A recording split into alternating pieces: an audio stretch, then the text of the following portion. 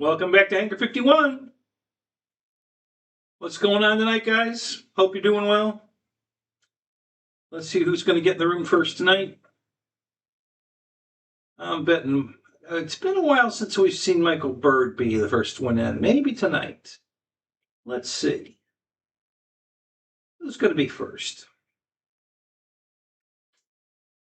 I think I'm even on time, ain't I? Yeah, 9 o'clock exactly. Wow. How about that? How about that? Wow.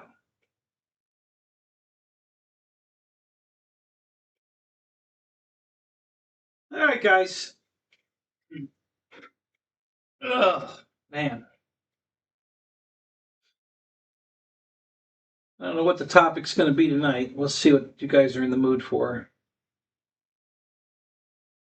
once some of you get here.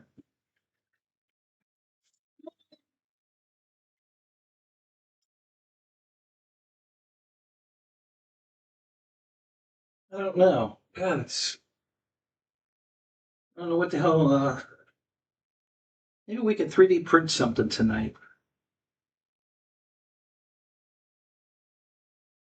I think I want to print another Pontiac standing on its nose.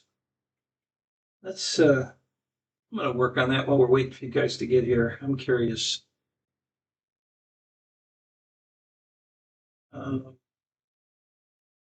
No, that's not what I want.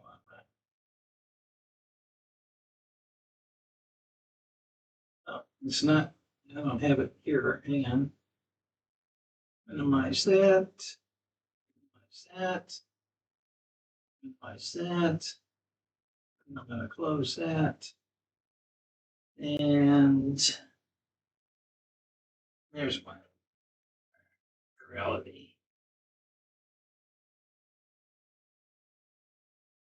Oh, let's do this. Okay, that'll work. Okay, now we can get back to here. Nobody here yet. Wow, you guys are late.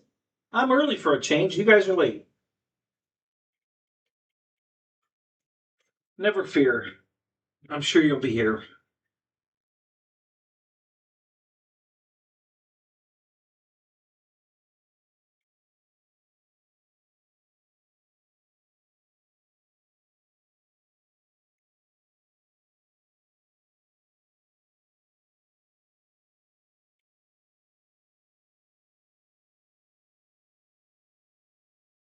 Let's see here.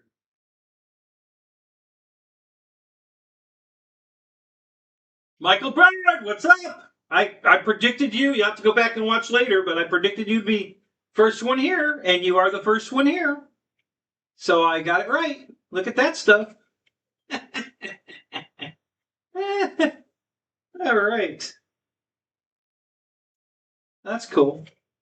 Welcome, welcome, welcome, sir. What's going on? Did you get your new car?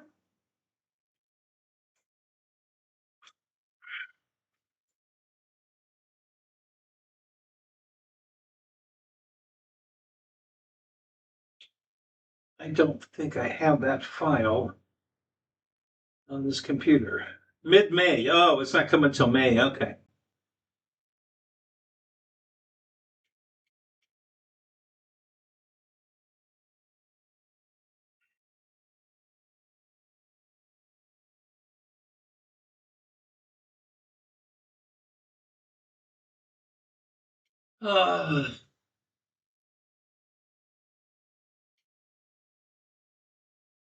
Oh, you sold the McLaren? Yeah? Did you make a buck on it or did you lose money on it?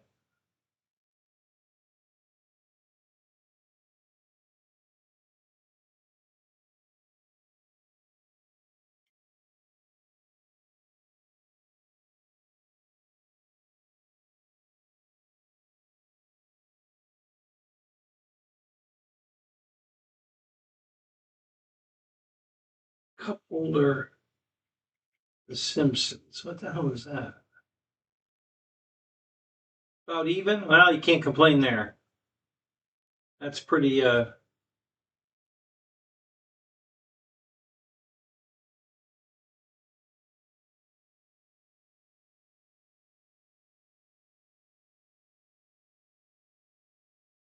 Yeah, it's hard to get upset about that. Jake in Lower Alabama, what's up? How you doing, man? Good to see you. Oh, it's a coaster. It's not a cup holder. Okay. I'm just looking at something I downloaded to print, but it was the wrong thing. So, but I wanted to see what the hell it was because I couldn't remember what it was. So, okay, no big deal. Only 9,000 miles on it. So you really didn't get to enjoy it very much.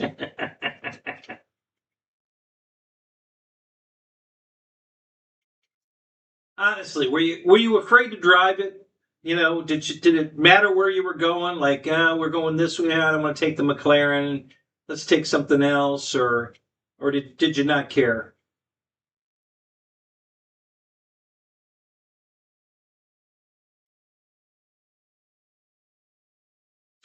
What's up? How you doing? Yeah, definitely. Yeah, yeah. See, that's why I wouldn't own a car like that. If I was a billionaire, I still wouldn't buy a car like that because I'd be worried the entire wherever we're going, it wouldn't matter. I'd be worried about the car the whole time. You know, my mind would be just focused on God. I hope there's nothing happening to the car. I hope nobody's trying to steal the car. I hope nobody hits the car. You know, I just couldn't enjoy it. You know, so I would never. If I had the money, I still wouldn't buy one. It just would drive me insane. You know, especially something like a McLaren. You know, it's not like you can just run down the store and get another one. So yeah, it's just not my wheelhouse. I'm not into those cars.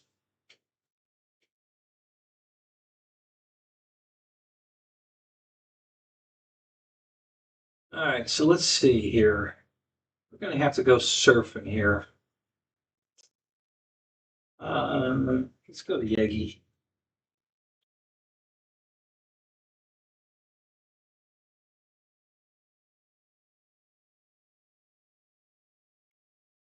Okay.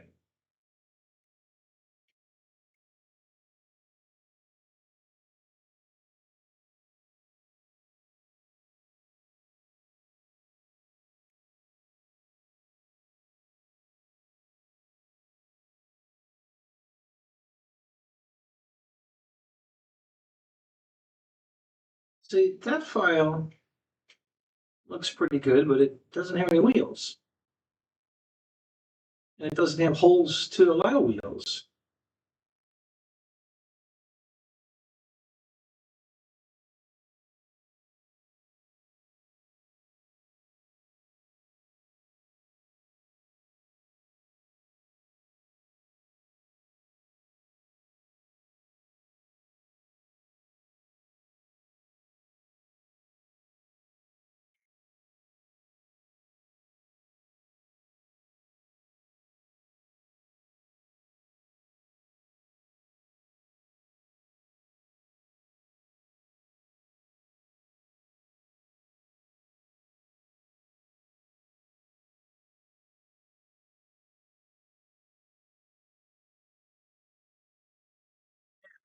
So that's a good looking print.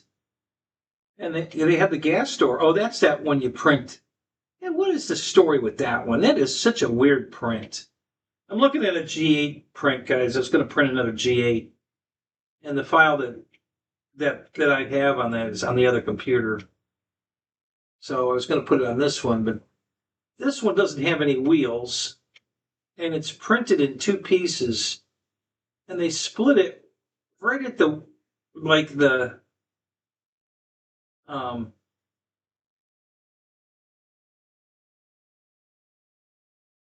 like right at the door line, the body line at the on the door, and I don't understand that. And then there's no wheels on it, so and there's no way to put wheels on it. You know, it doesn't have the holes, you know, in it, so you can slide the axle, you know, to slide an axle like this in. You know, it doesn't have. I don't know. I don't know what you're supposed to do with that file. That's weird. Yeah, that's not the one I want. That's a really goofy file. I still haven't figured that one out. the overall look of it looks pretty good, actually. The quality of the file, but yeah, it's just too goofy. I don't know why. I don't know what you would do with it. You know, if you can't put wheels on it, I can't imagine what good would it be. So just kind of strange. So, oh, I see what's going on here. We'll close that, and we'll go back here. See if they can find the other file that's got the G8 wheels. I think this is it here. It has the wrong wheels. Yeah, this is it. Yeah, wheels that don't print. Well, that's not true. They print, and here it is printed. You can't separate it. when you pull it off, it does this, and then you have, you know, the brake rotor still attached to the support, and then a rim with no axle. Yeah, so that's not very helpful. Well, I've tried every way there is known man. I've even tried gluing that, and it just doesn't work. So yeah, all right. So let me download this, and we might print this tonight. I even got the right filament in the printer, so we definitely could print this. We might just do that. All right, let me get back to the chat here. See what's everybody's up to tonight.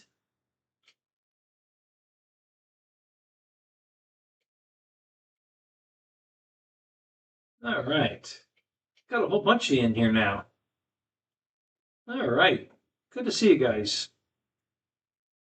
So Michael Bird and Jeff in Lower Alabama. We got Philip. And we've got, who else we got? Chuck. What's up, Chuck?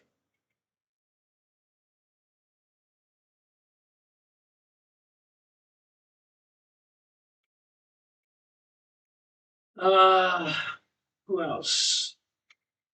Mike SSI. Well, good evening, sir. Good to see you.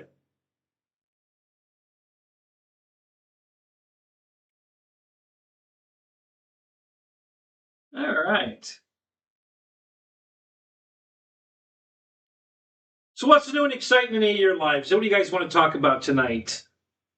I'm going to start, while you guys are deciding what you think you want to talk about, I'm going to start off with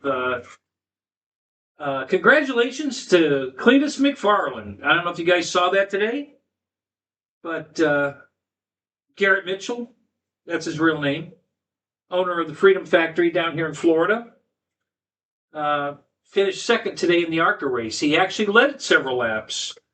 So good for him. That was a great day for him. I'm super happy for him. You know, he pretty much showed the doubters that he can do this. Came up a little bit short. It wasn't even a car length. I mean, he was side by side, I think, with the leader as they went across the finish line. So yeah, it was a very, very close race, very good race, and he did a great job. Didn't get to see the race, and I haven't watched the highlights yet, but from it, they had his in-car camera was live, so I was listening. As a matter of fact, I was listening to the MRN NASCAR radio broadcasts while they're calling the race, and I muted the in-car mic, and I watched the race from his car and listened to the race on the radio, and that was pretty cool. That's all they televised. But I'm sure there's going to be some highlight reel out on YouTube. There's Eric. What's up? How you doing? EQ, what's going on? So anyway, that's just a little shout out to Garrett, Cletus McFarland. Great day for him. I know he's celebrating.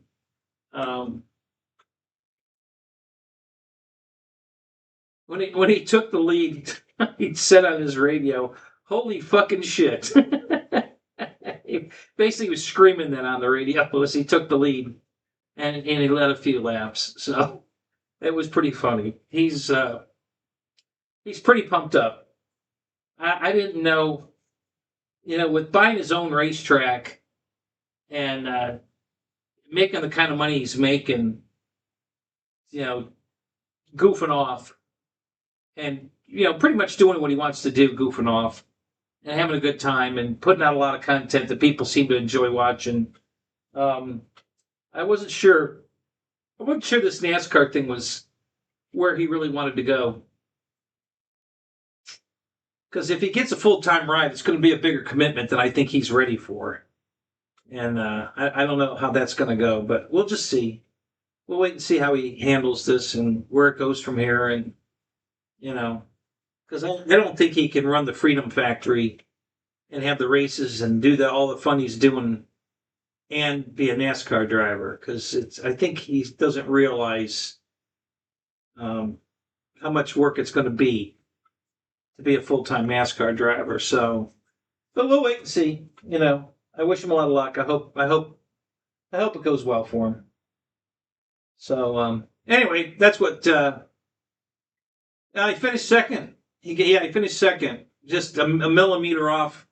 They were all racing for the lead at the end. There was 3 or 4 car abreast as they went across the line. Yeah, he almost won it. He led a few laps. I think maybe 3 or 4 laps. It was at the end of one of the runs. And then, it was close to the end of the run. There was a caution that came out. And then he lost the lead when they restarted. And then there was only 2 laps left. But I think he finished second in that. And one of the, I don't know if it was the first segment or the second. I don't remember. I think it was the second segment.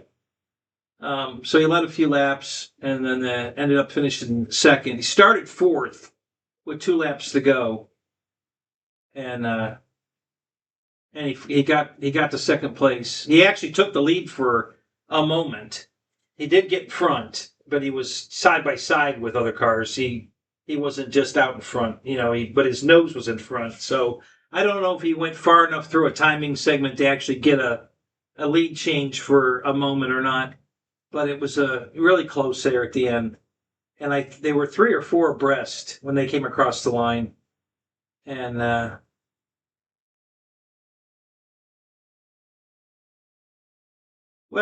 that's true, Chuck. You're right. It takes a lot of money, but Cletus has a lot of money, but he's not using his money. I mean, he's a paid driver already.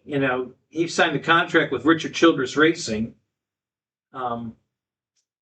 And then I don't know what his contract is with the ARCA car. I believe, I'm not positive, but his best friend George is racing also. And I think Cletus is sponsoring George's car. So that's how George got a ride, is because Cletus, I believe, could be wrong, but I think Cletus is sponsoring George's car. And that's how George got a ride. And so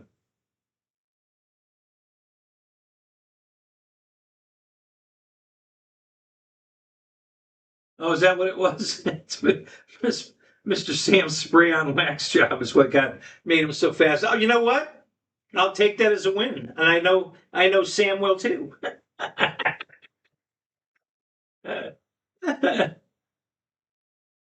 So sponsor himself and George. Well, maybe in the ARCA race.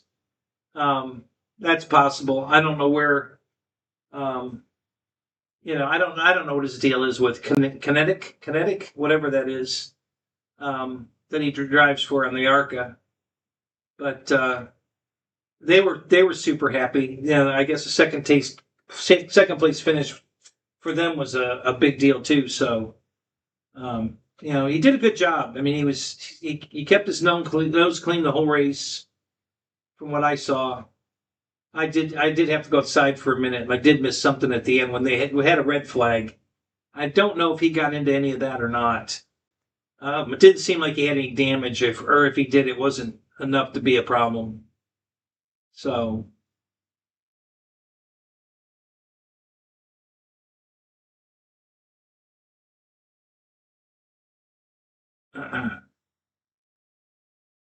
Okay, so where are you guys getting your information, Jeff? Where did you get your information that Clayton's is sponsoring his own himself? Because I haven't heard that anywhere. Hey Matt, what's up? Good to see you, man.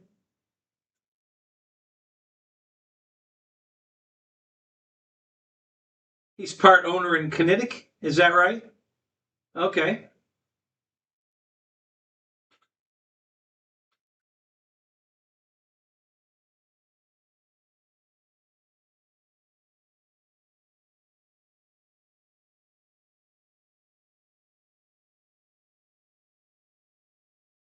Am I building anything new? No, just my garage right now.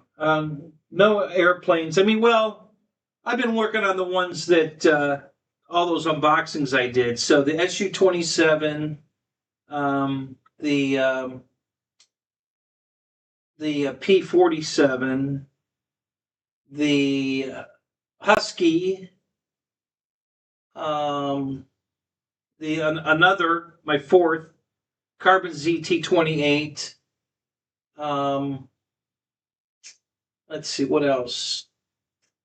I finished building. I haven't flown it yet. The Corsair, the 1400 size Corsair from FMS.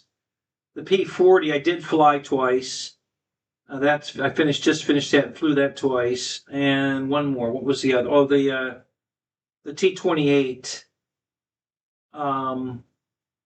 The 14 size T28. God, I don't remember if I even built that one. Did I build that one?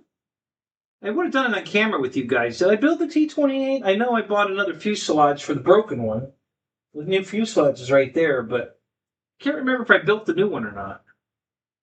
I can't remember. So yeah, I bought these planes quite a while ago, Chuck. Last year, before Christmas, I think. FMS had a big sale. Every plane was $100 off. So I bought the P40, the P47, and the T28. They were all 1400 size, 1450, whatever, and because they were all $100 off. So I grabbed those, and then the SU-27 was almost $100 off. I think it was $90 off. That's the best price I'd seen on that one, so I bought that one. And the Carbon Z was like $200 off. I think it was. So I bought that one. So yeah, but they're mostly built. I'm still looking for. I can't find the hardware bag for the Husky, so I haven't finished building that. And I had a decal issue with the Carbon Z, and I can't find. So part of the decal sheet is this. Okay, so this red stripe here, and there's one on the left and one on the left side, right side, so a mirror image of this. And I had a problem. It wouldn't separate from the cut line, okay? And I didn't know that it wasn't going to separate, so I went to put it on the plane, and it wouldn't separate. So I started pulling, and I ended up stretching the decal, which distorted it, so it wouldn't lay down right. So I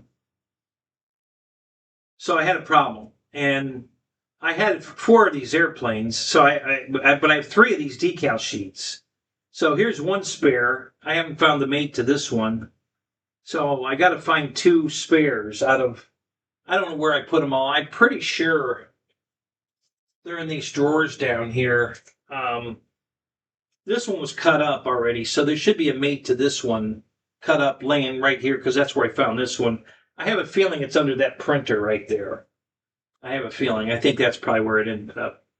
So I got to fix that, and that's the last 2 decals I have to put on the Carbon Z fuselage, and then I can paint it. I've got all the rest of the decals on it. So just these 2 red stripes and then I can clear coat it and then put that one together. And I do have the hardware bag for that one. So and then I can finish that one up.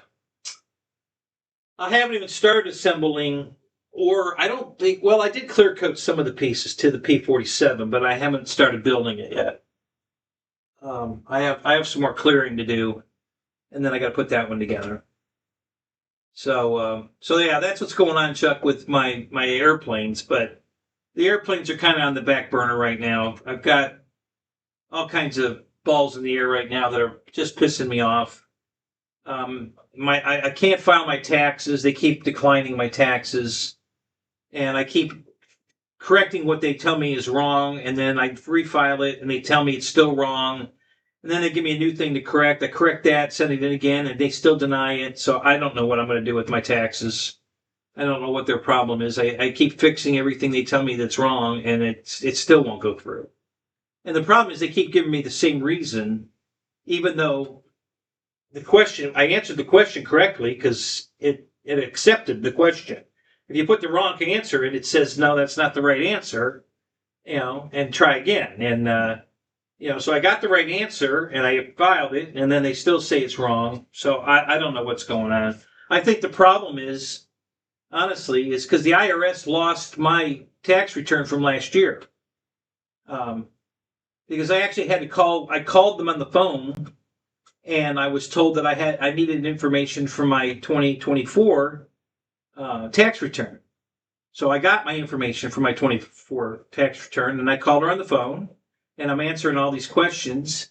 And then the questions that come up on the 2024, she doesn't have any, it's not on file. I said, yeah, no. I went there to download it, and it's not there. I don't know why it's not there. You tell me why it's not there. It's, you're the IRS. How come you don't have my 2024 tax return? Accepted it. I paid you $1,900 last year. So I don't know why you don't have it. So she defers to my 2023, and she wants me to give her answers to that one. And I said, well, I don't have that information in front of me. And she said, well, you have 2 minutes to get it. Well, I can't get the information in 2 minutes. I'm sorry. Well, I'm sorry, but that's the rules. And I'm like, fine. So what do I do? And she said, well, you can file it, you can mail it in. And so I was all prepared to mail it in. I got it downloaded and everything. I was ready to mail it in. And I thought, let me try one more time. So I tried another time. And I went through again. I got it through again. It went up. And then I got it. Then I got an email from the IRS that they rejected it again. So that's been driving me crazy. Yeah, I'm thinking about doing that, Jeff. I've got a guy to call actually, and I think I'm going to give him a call next week and see. I don't know what to do. I'm just at a loss. So I've always filed my own taxes and never had a problem, but last year and this year have been a nightmare.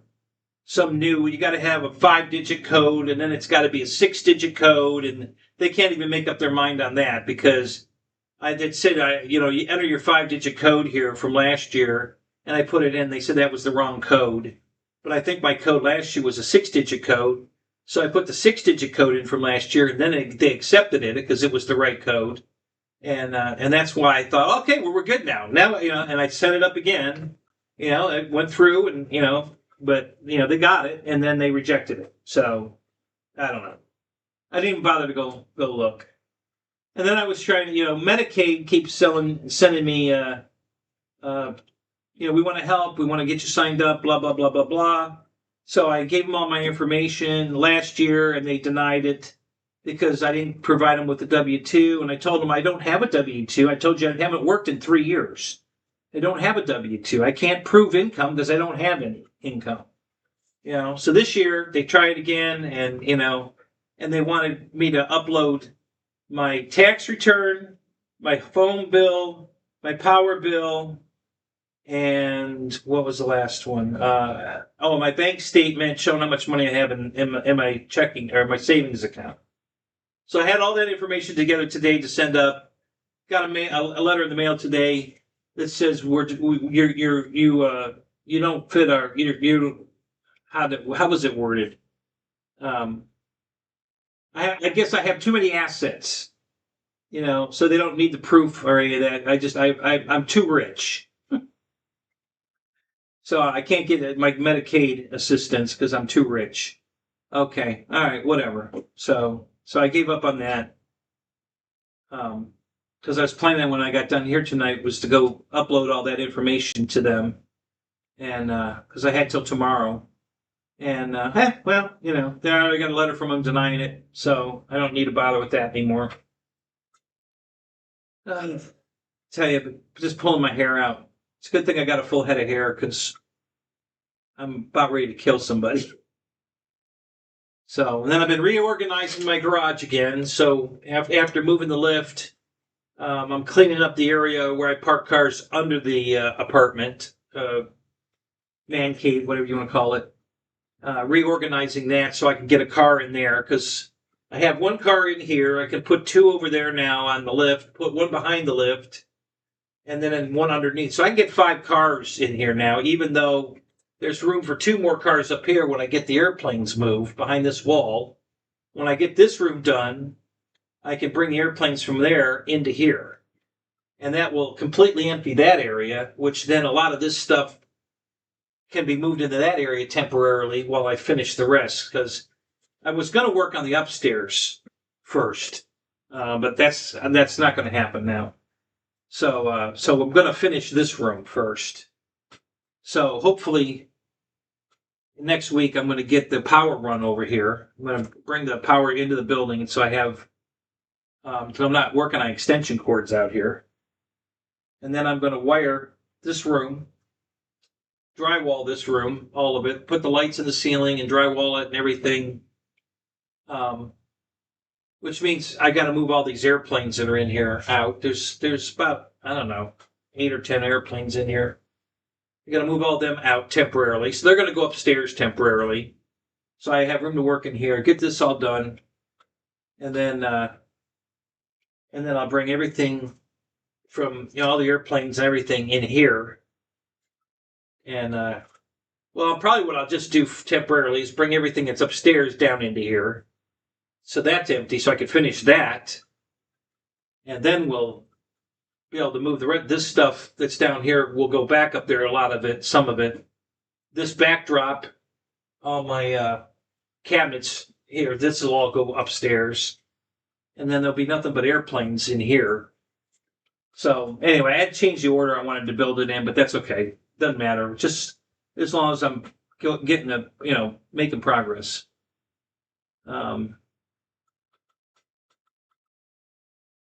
Yeah, I like Chuck. I'm right where with you. I like Dynam stuff too. I know they're cheap, but they fly well, and they just require a little more,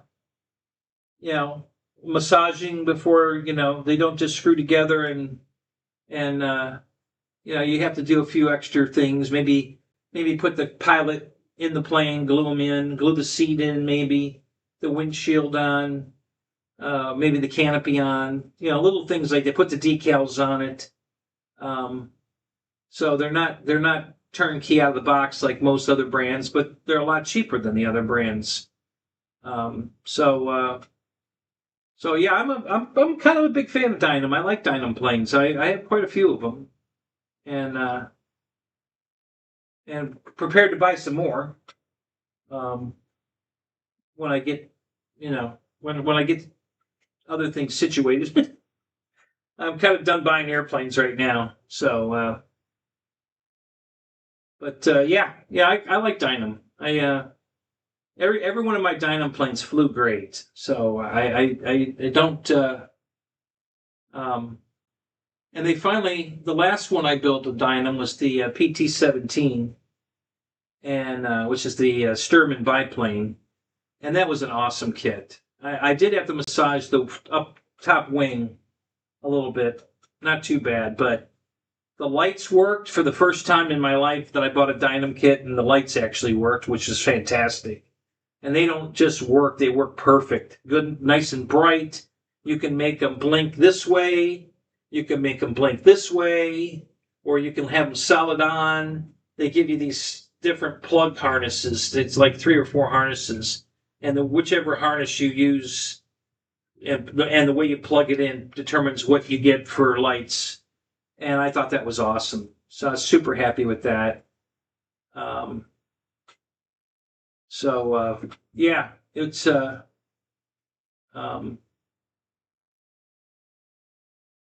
that's the last Dynam kit I bought. I want to buy. I'm going to buy the. I had a Focke-Wulf 190, and I sold it to a guy that couldn't live without it. And now I'm sorry, sold it, so I'm gonna buy another one. So that'll be one of the kits and they don't get rid of any of their kits. It's one thing I love about Dynam. They don't quit. Whatever they've ever come out with, I think they still sell. They don't like discontinue it because nobody's ordering it anymore. They just keep it there, and I guess they can, inject it on demand. All they got to do is, take the molds and, put them in a machine and run off 10, 12, 15, whatever. And then they box one up and send it to you, So I love the fact that they don't discontinue airplanes.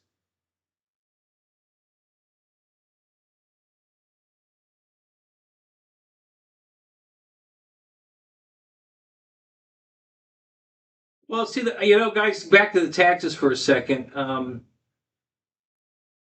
If you don't have any income, you don't have any W-2s, you don't have, how hard is it to do your own taxes? I mean, if you don't have any money, because you didn't make any money, there's really not much to claim. All I had to do is claim the rent that I get from Deb, and I only had to do that to keep my insurance going. And that was it. So it shouldn't have been that difficult, And I checked all the boxes, and yet they still denied it. And I went through a tax service, one of these online tax services, they just and they accepted it, no problem. We got through their little thing. They did all their checks, and everything was great. You're all set. Great, good job. And we sent it, and they'll send you an email. To let you know, and then I get the email that says it was rejected. And, and they're rejecting it for that code, and I gave them the code, and they still rejected it for the code. So, I don't know. I'm so tired of fighting with the IRS. Somebody put their tax write-off, or their credit card write-off on my account, under my Social Security number, and they told me I had to fix it. The IRS told me I have to fix it. Well, how am I going to fix it? I don't know who this guy is. I don't know where he is. I never had an account with that particular credit card company. So how do you want me to fix it? And the only words that kept coming out of her mouth is, you have to file your taxes. You have to file your taxes. That's all she would say. Every time I asked her a question, the same answer. You have to file your taxes. So I paid thousands of dollars over 10 years for a credit card write-off that was not mine. And there wasn't a damn thing I could do about it. And I did hire a lawyer to try to fix it, and that didn't work either. So yeah, I'm out thousands of dollars for somebody else's, credit card write-off.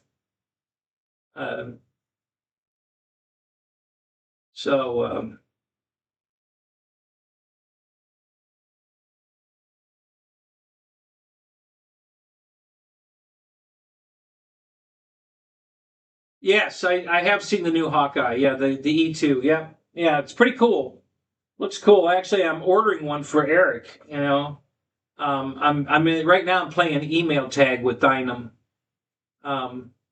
because Eric, buddy, I love you to death, but you didn't tell me you wanted a bind and fly airplane.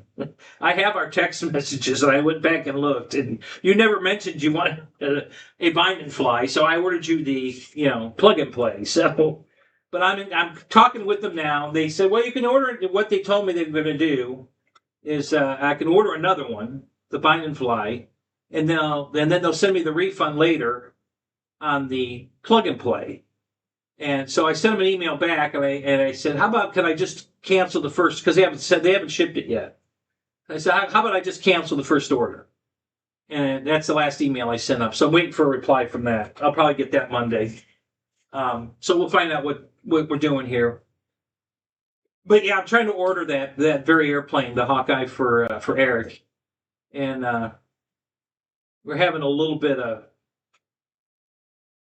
They're being very nice, no problem there. You know, they're returning emails, and so we are in communication, and um, so. But yeah, I did see it. It's a pretty cool airplane. A little, I think it's a little pricey. For a Dynam airplane over $400. Holy crap! That seems we're getting into Horizon Hobby, prices now here. And, I'm not sure I want to buy a Dynam airplane where I have to put my own decals on and glue the pilot in and glue the windshield on and, whatever.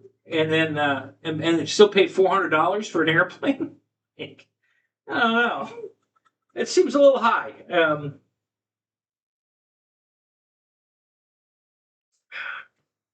Well, the disc revolves. Okay. Well, that's all well and good, but I guarantee you, you're gonna have to install the motor, and that's going to be part of your Dynam build. Would be to install the motor and hook it up, and I don't know if you remember the old days. You had the lights that came with the Dynam kit didn't even come with plugs on them. It was an LED that you had no idea what voltage it was supposed to be burnt at, and it had no plug on it. It was like an afterthought. Well, here are the lights. Have at it, all things, And so every time I plugged the lights in, they immediately just blew like a flash bulb. Come to find out that the lights are rated at like 2.5 volts, and they're all different too. Depends on what color it is. The white light, the red light, and the green light are all different voltages. And I finally got somewhere. I found some literature online that actually finally tells you that, and I'm like, oh. So knowing that now, I went out and I think it was the red light was 2.4 volts or something. So I got a cell that was discharged down to 2.4 volts, and I plugged in and I hooked it up to the red light, and it was so dim, it was barely on. Like, okay. So, and then of course I upped the voltage to see if it got brighter, and it did, and then it popped. I'm like, okay, well, So I don't know what you're going to have to do to that motor to get it working to make the disc revolve, but we'll see. But yeah, it's I know it's a twin motor, and it's got reed tracks and flaps and lights and. I didn't say it was bad. I just, Philip, I just said that it's, way higher than anything else that Dynam's ever sold in the past that I've ever bought.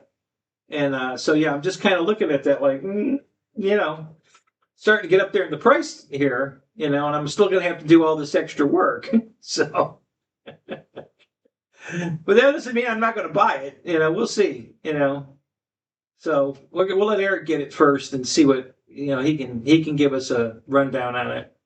So when they email me back about canceling the first order, and then I'll put in another order for the Vine and Fly version, and we'll get it for Eric here, and we'll see what happens. So, but yeah, I'm glad. I'm upset that nobody carries Dynam anymore.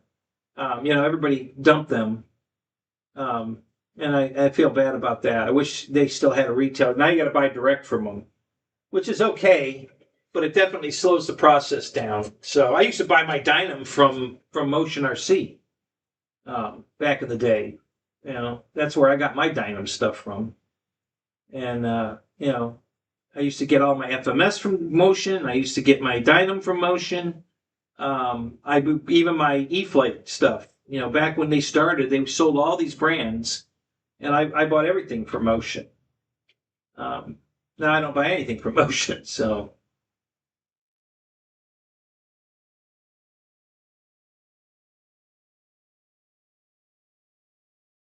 Oh, so somebody did an unboxing and assembly video, and it doesn't look too bad. Okay, cool. That's good to know. Yeah. You just bought a truck from Motion. Yeah. They did have something priced pretty decent that I was looking at. It was a surface vehicle. I don't remember what it was at the moment. Um, that I, was considering buying, actually. I don't remember what it was at the moment now, but it sparked my interest when I saw it. Um, so,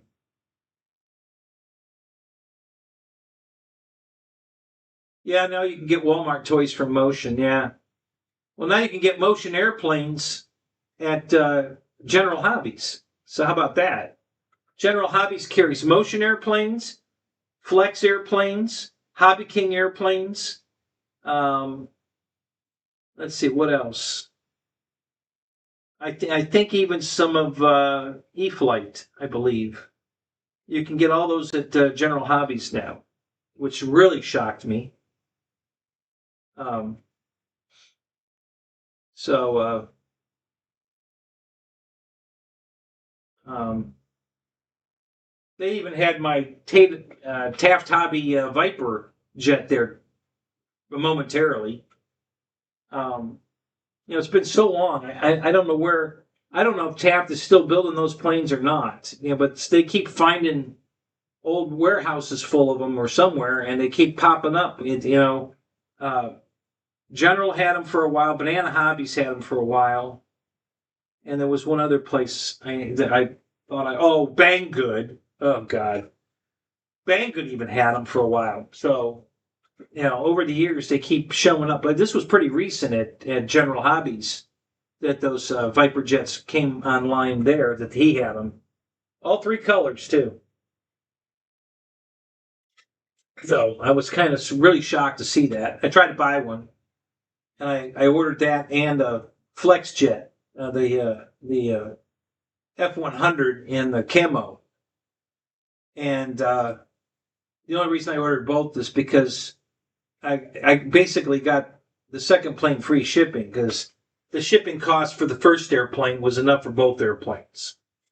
And I thought, well, fuck, if I'm going to pay that much in shipping and I can get both airplanes for that shipping, well, I'll just do that. So that's what I did. And then they told me they don't have the Viper. And I said, well, then cancel the order on the 100 because that's the only reason I bought the 100 to go with the Viper. So just cancel the whole thing. So I don't know what the hell that was. It just landed on me. Anyway,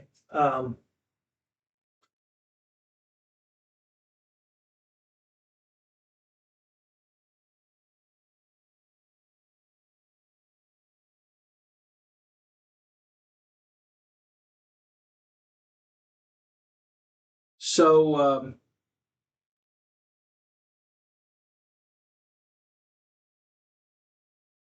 Aviator did a review on a bush plane that you never heard of. Oh, really? All right, Brian. Well, let us know when you figure out what that was, because now I'm interested. That'd be cool.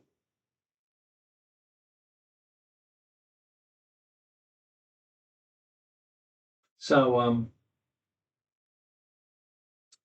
I didn't know. I think his name's Adam, isn't it? Does he review Dynam airplanes? Was it a Dynam airplane that he reviewed? Um,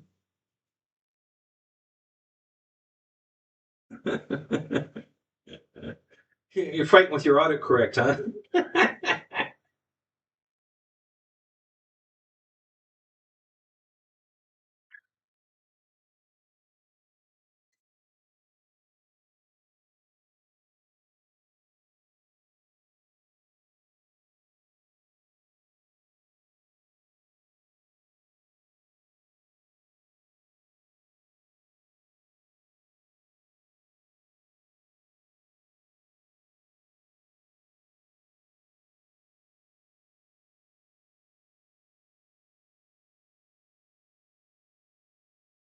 Okay, all right, go check. We're not going anywhere. We'll be right here. No problem. You take your time. We're not going anywhere. So yeah. So anyway, um, yeah, yeah. I like Dynam airplanes. Always have. I started buying them right away because they were much cheaper, and like I said, they flew so good. I'm like, well, why don't more people buy these things? These things fly great. And they're good looking planes, and I don't mind putting decals on and maybe having to glue this, that, or the other thing on. That's okay. I'm okay. I'm a hobbyist. I'm a modeler. I can work a glue, a little bit of glue, and So yeah, I was pretty excited when I first found Dynam, and I started buying a bunch of their planes. And I've got the 262. I've got the mesh, the 109. I've got the PT-17. I've got the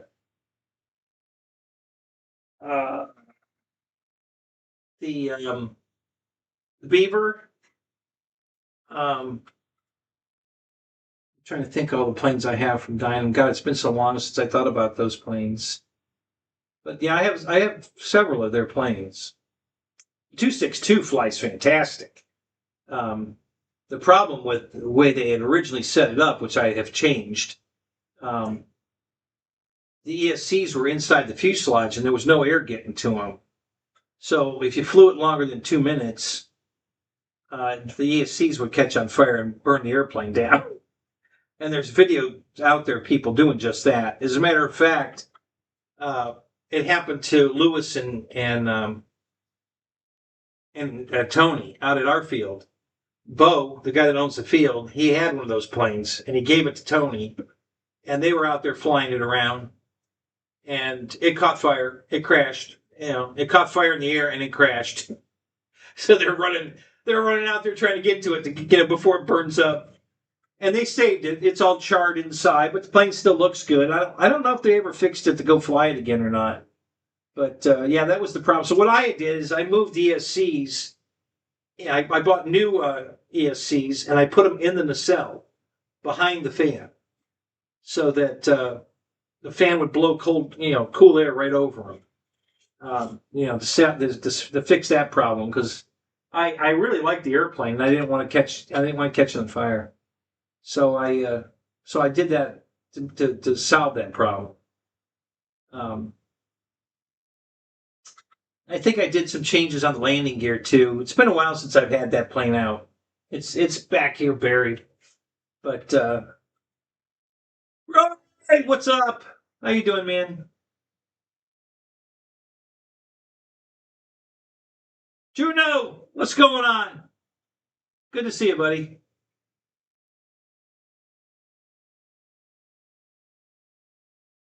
Yeah. So anyway, and I got an update on my Octopus. Okay, so he's doing much better now. He's still not 100%, but I think I'm going to quit. He seems to hold together pretty good. Now I still have had one tentacle fall off.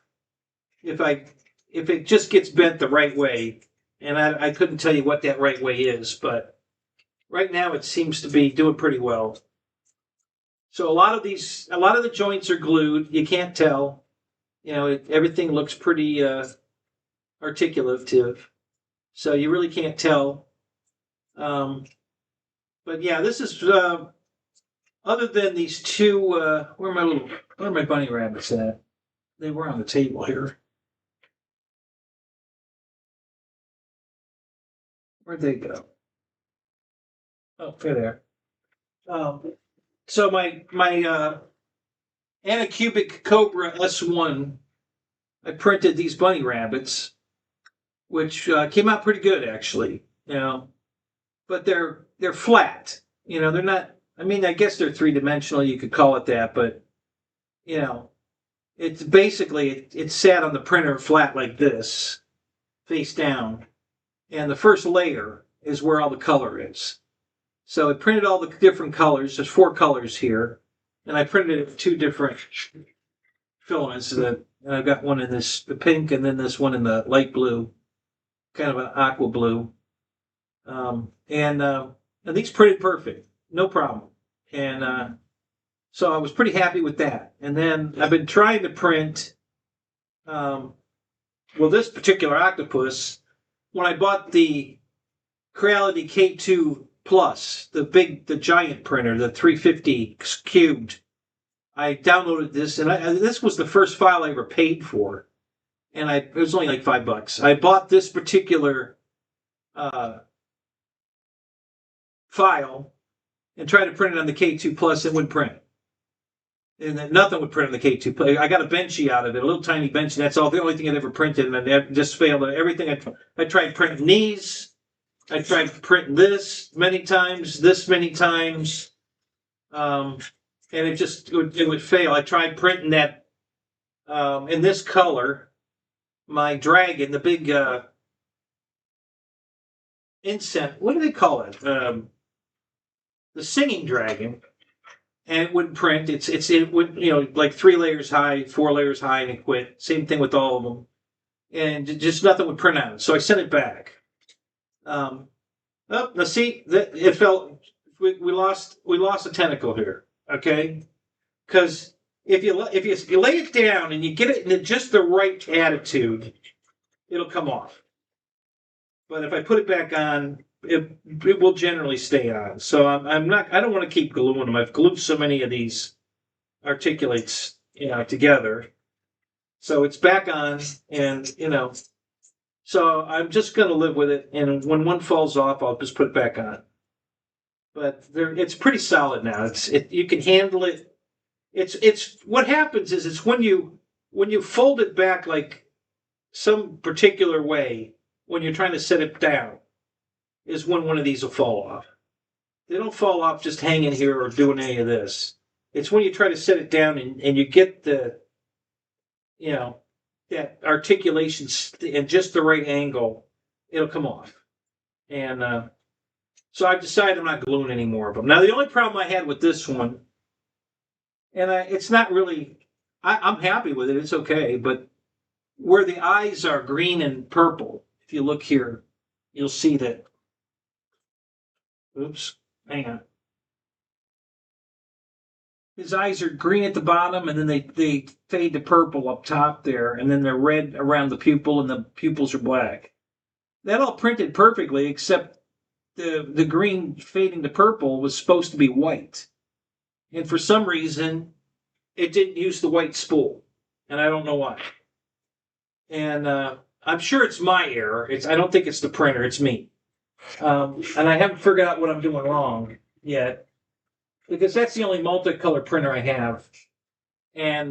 But I'm following the directions when it says when you line up the colors in the ACE, the dryer and multicolor unit thing, it tells you to put it red, white, black, and then the odd color out, the green or whatever you want the tentacles, the bottoms to be, in that order. That's how they tell you to line it up. But then if you look at the usage of material, obviously the highest use is going to be the red, and that's in the first slot. The next highest usage of color is the tentacles, the bottom of the tentacles, which was in the 4th spot. But if you go by usage of how much filament you're using, it should be in the 2nd spot. And then the 3rd spot's the black, the eyes, and the 4th spot is the pupils of the eye. And then the 4th spot was the whites of the eyes by usage, by the how much color you're going to use, looking at the usage. So I tried printing it the first time, and it immediately started printing with the wrong color. So I'm like, okay, so this isn't right. So I stopped the print, and that's when I looked at the actual numbers to see how much, and I readjusted the filaments, and then it was working great until it got to the white. And I wasn't in here when it got to the white. I was in the house sleeping. And instead of going to the white spool to use the white, it went back to the number 2 spool, which were the tentacles. And that was multicolor, filament. So that's why the eyes changed from green to purple, because the roll of the multicolor filament, that's where the color change happened, right there when the eyes came in. So that's why the eyes are different colors. So I don't know why I didn't use the white. I pretty much honestly gave up Because right after I bought this machine, Snapmaker came out with that new one that doesn't have any poop. You know, it's a 4-tool head printer. So I can print that Dragon now, or sorry, the Octopus now with no poop. And I've got more poop than I have. There's more waste material in my tub over there than what it took to print the actual Octopus. So I wasted 1.5 octopuses in throwaway filament to print the Octopus. And with the new multi-head units, there's no waste. So you won't have that problem anymore. So when that happened, I kind of gave up on even trying to print multicolor. It prints great. I mean, the quality's great. So I'll print single color stuff in that machine, no problem. But I don't think I'm going to do any multicolor because it's just too much waste. Everybody's going to come out with a new multi-head unit this year. Everybody. Elegoo, Creality, maybe even Bamboo, although they've got their own nozzle change thing. But I don't think people like that as much as actually having, 4 or 5 tool heads or 6 or whatever. So, yeah, so I think it's going to be everybody, all the major companies are going to release a multi-tool changer this year. And that's what I'm waiting for. I'm waiting for a 300, 350, 400 be awesome. Multi-head, multi-tool head machine, and at a reasonable price. And then I'm going to buy that for doing the multicolor stuff. So now I did spend some money. I don't know if you guys remember when I bought the K2 Plus, and it failed, and I sent it back. I bought it on Amazon, and I think back then, I want to say that machine was $1,800 with the being that big and with the multi-head. Maybe it was $1,200. I don't know. It was pretty high. It was over $1,000. Maybe it was $1,200. I don't remember. And it didn't work. And I wasn't gonna. I don't have time to rebuild a printer right now. I just want one that prints. I'm not gonna get into upgrading it or repairing it so I just sent it back. Well, that was over a year ago. Well over a year ago. So I was surfing around on eBay for a different printer, and this one came, the K2 Plus came back up from a company in Japan, but not Creality. But that doesn't bother me. It's if it's so I used my PayPal, so I have a guarantee, because it says right on the ad too that your PayPal guarantee is it doesn't, they don't take returns, but but PayPal will guarantee it. So I ordered it because it was $250. K2 Plus brand, it said new, not refurbished, not used. It said new, condition new. It had everything listed the way the first one came. It comes with 4 half rolls of filament, so 500 kilograms of 4 different colors, which I got. What I got was blue, black, red, and white is what came last time. Those are the 4 colors it came with. And the full machine, everything with the multicolored unit and all that. And it was so for at $250 versus the $1,200 I paid for it. And by now, I'm sure they fixed whatever was wrong with it. A year and a half later. So fingers crossed. We'll see. It sounds, a $1,200 machine for $250 sounds too good to be true. So we'll see if I get it or not. Just like the lift I bought that I never got, because that sounded too good to be true, and it was, but I got my money back. So I ordered the K2 Plus.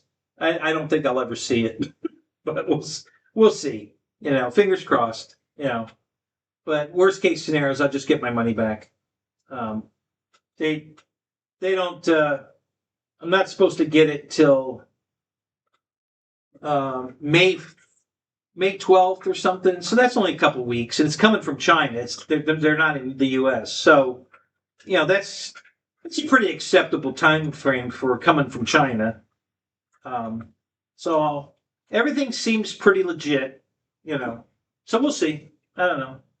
Like I said, I'll just file a claim with PayPal and get my money back, and we will, and they can worry about it. But, but it was only $250, and I didn't really want another one of those machines because it's another waste machine. But it's 350 cube.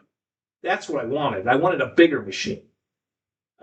This is 300. This is the K1 Max, and it's 300.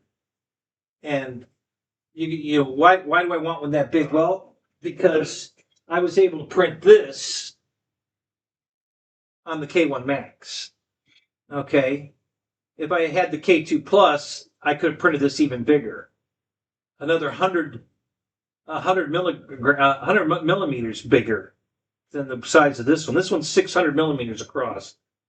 With the K2 Plus, I could have printed it 700 millimeters across. So, and that's what I want. I wanted to be able to, between this and then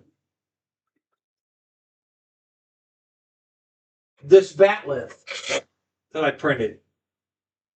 And this is the multicolor roll. This is the same color that was in the roll that printed the eyes on the octopus. So you see where the color change right here, from the green to purple. It's right here. So that's why his eyes went from green to purple. It's because of the color shift right here where the green and meets the purple. So that's why it was the roll that printed this. And I accidentally ordered like 5 rolls of this. So I use it on something I'm going to paint. So this will get painted, similar to this. I printed 2 of these. This one broke. I got to fix it. No big deal. But I started painting this. So the hand grips here are brown. And then this is gray primer. But it's going to be printed in that silver, super shiny silver, to look like metal. So I'm going to go ahead and paint this one. But the point I was getting at is this could be another probably 100 millimeters bigger also if I had the K2 Plus, the 350 machine, instead of the 300. So that's why I want a bigger machine. And at 250, $250, if I get it, it'll be well worth it. Even if it doesn't work and I have to repair it at $250. And that's if Creality doesn't stand behind it, which I think they would. So if I, because it's a new machine, I would think, and I can prove I just bought it, so I would think they would stand behind it if it came and it doesn't work. So,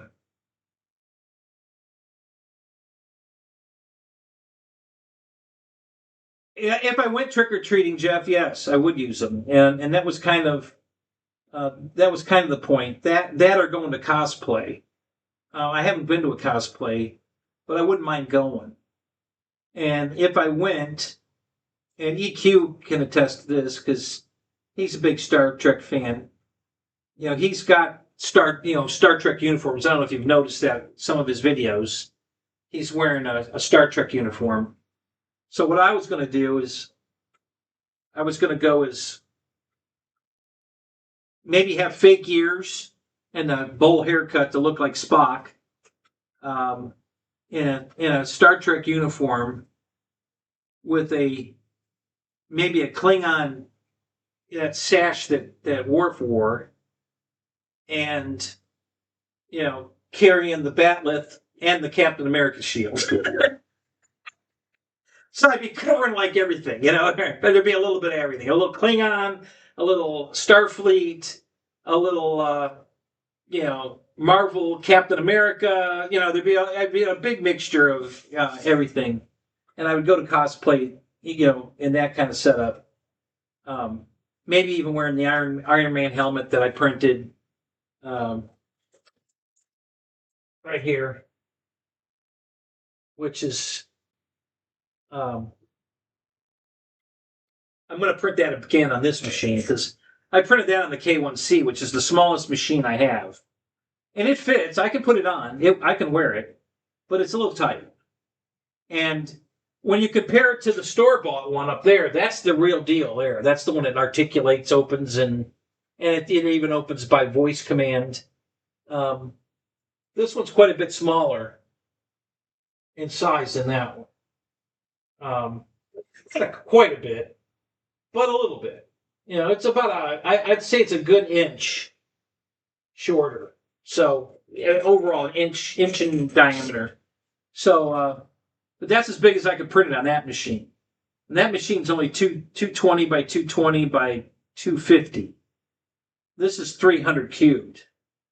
So this will print a lot bigger. So I can blow that helmet up and reprint it on this machine. So I think that's what I'm going to do.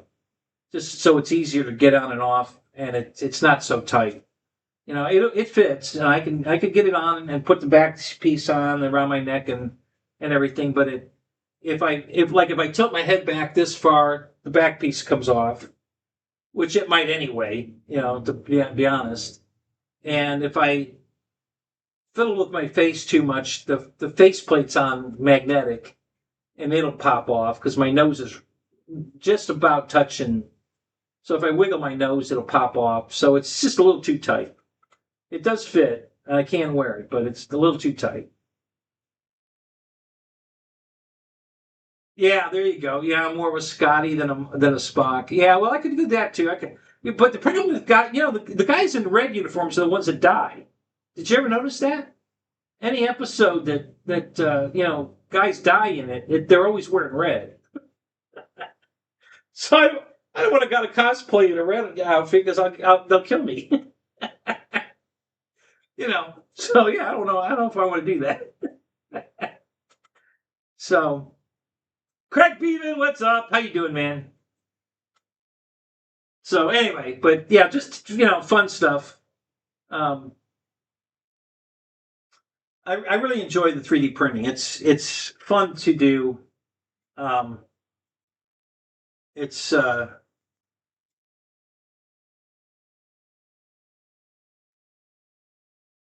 don't know if I could do this or not.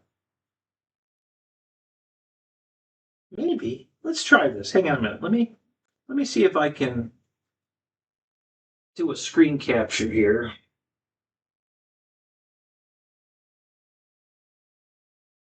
This might be kind of interesting if I can get this to work. Let's see. Let's go to a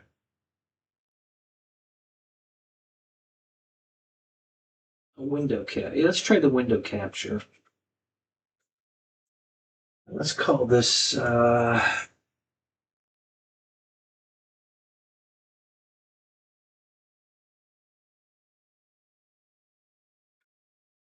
and then let's go find and to see if we can put that on here. Yeah. Well, sort of. I wonder why it doesn't put the grid on. Hang on a minute. All right, just give me a minute here. I'm gonna unzip this file and I'm gonna load it on the print, and then I'm gonna show you what it looks like. For you guys that don't have 3D printers, never saw a 3D printer, don't know what it looks like, I'm gonna show you how this works. So let's see if I can. No, you can go here. Oh, I think I already had that window open. That's all right. Never mind. And let's go to downloads.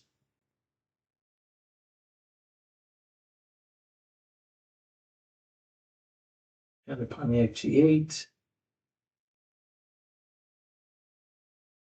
And extract all.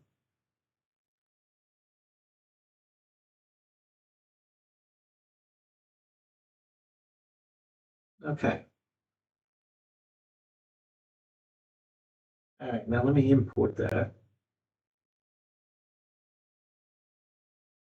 Yeah, you guys are going to get a little lesson in 3D printing here. This is going to be interesting, I think. I think you're going to like this.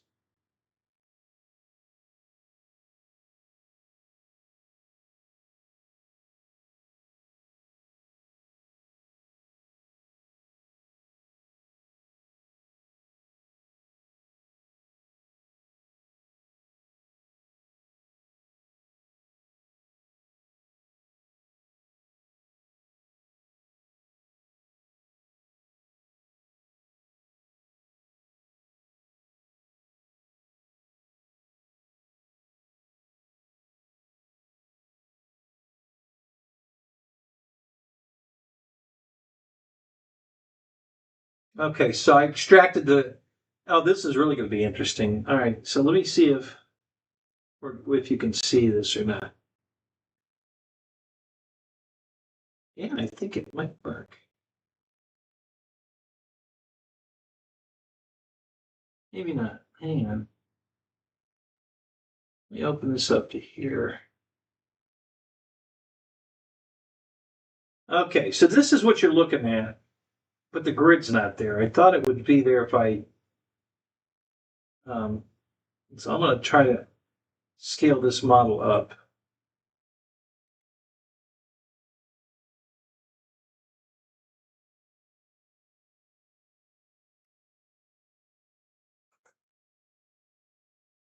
Oh, that's interesting.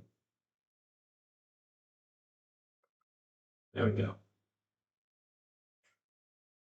And where's my scale up?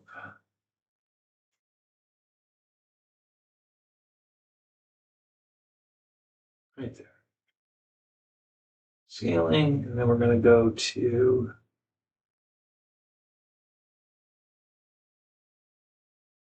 300.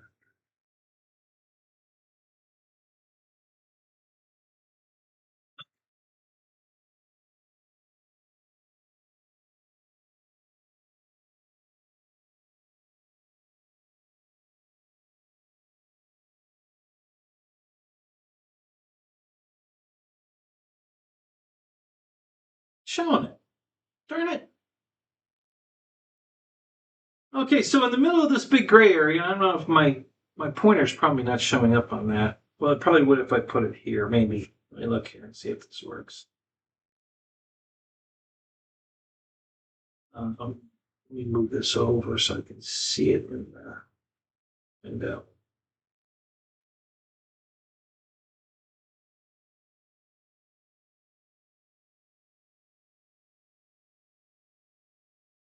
Okay. Yeah. All right, you can see my pointer moving around. Okay. So right here is a car on a grid, on a plate, on a grid that you can't see. I don't know why it's not showing up. My pointer's showing up, and all the settings over here are there, but it's not showing you the car. Let me slice it real quick to see if it shows you that. Maybe after I slice it, it'll show up. I don't know. I don't know why it's not showing up. It's weird. It should show up. I don't know why it's not showing up. Yeah, it's not there. It's weird. I could, because my point, I know you can see my pointer, but you can't see the car. That's weird. Oh well, I tried. But these are some of the settings. So if I go back to prepare here, and we got the PET G is in the number 1 slot here. That's the kind of filament we're using for this. And that's if you want to, just tell it for your own, that's only for your own review. That doesn't change the color in the printer. It's just so you know what it looks like when you're playing with it. And then basically, all right, so the first one here, you can't see this either. Well, you probably will see in the window though. Okay.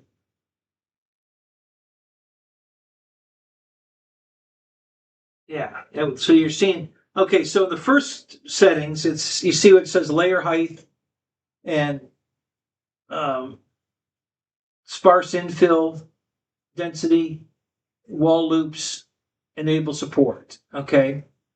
And then the next one setting down, I think this is the speed quality, I think, or no, this is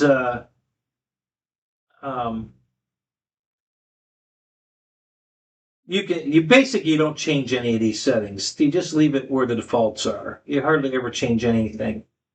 But these are the settings for the wall thickness and the overrun, overlap.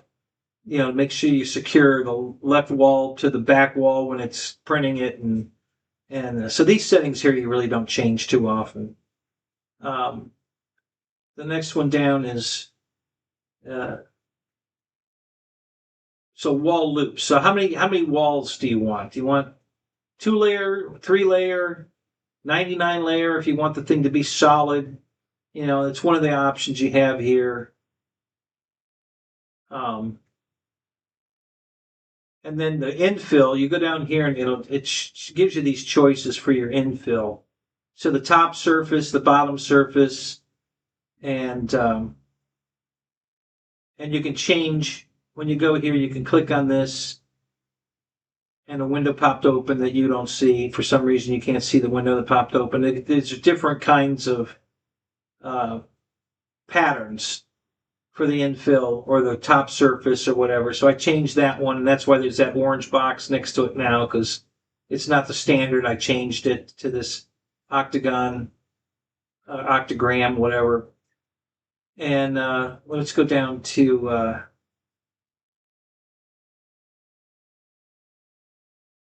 so this infill density.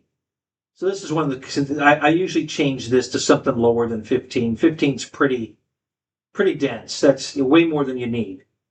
Yeah, at 15, and I'll show you on camera here when I come back. I'll show you what 15 looks like. And you can, if you wanted to make a car, say a car ramp, 15 infill would be plenty to hold a car up. It's way too much infill. You know, you don't need that kind of infill. So I usually cut that down to like 6. And then I always change the pattern here from grid. And the one I'm going to show you is grid, but I usually change it to cubic. I think that's what I change it to. Hang on a minute, let me look again.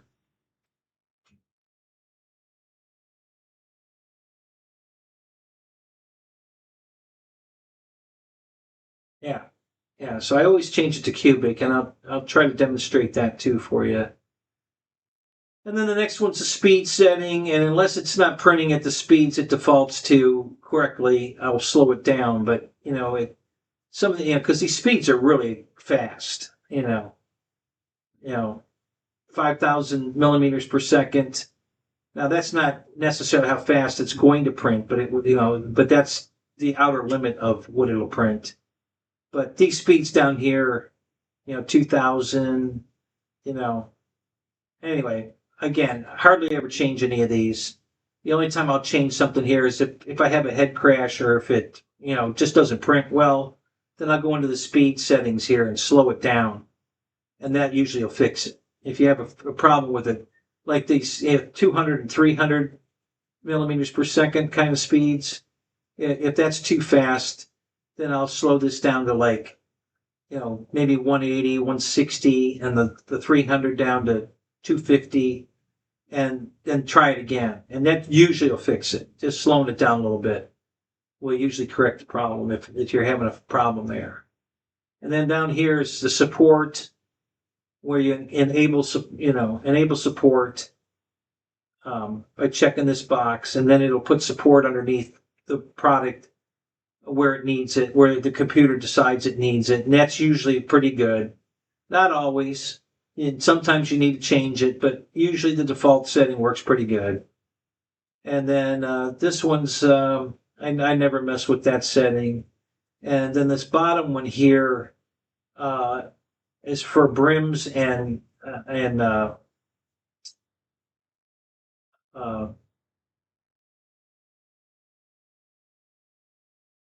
skirts. But usually there's a setting in here for a spiral base mode. It's usually in here. Here's a fuzzy print, fuzzy skin setting. Okay, so if you click on the fuzzy skin, what you get there is a textured outside. I can show you that too. I've got examples of that to show you. So you can play with those settings too if you want. I don't see the vase one, so the vase one they might have moved to here. Let's look here and see if the vase mode's in here.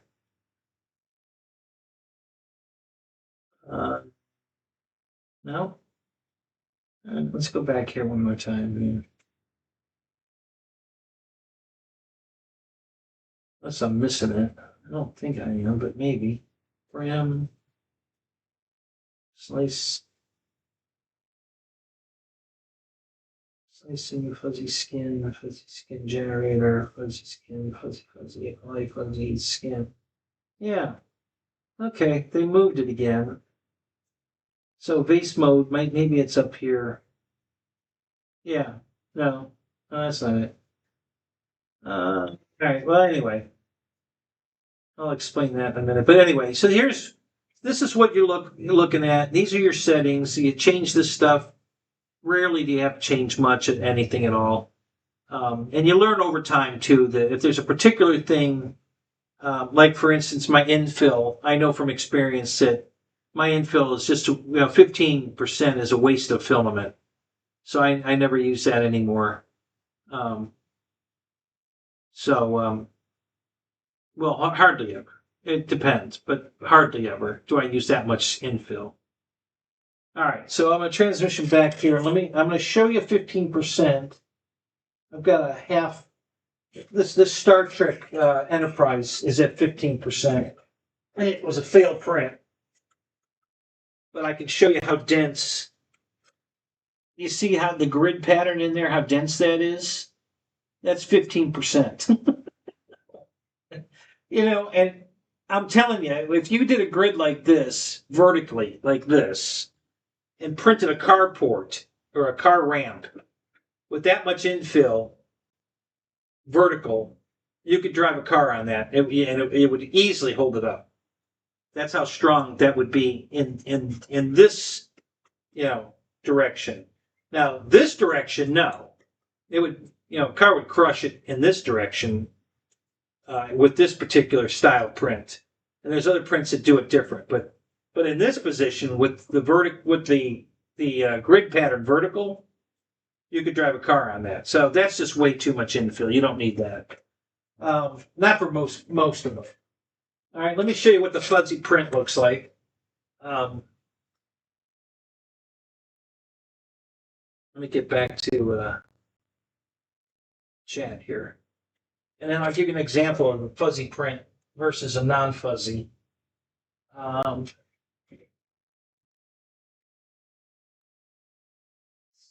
get this out of here.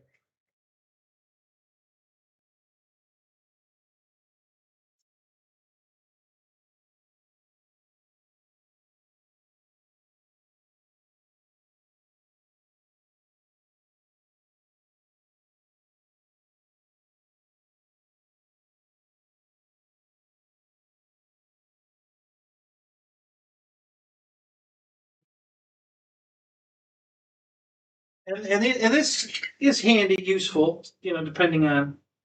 So this is this particular vase.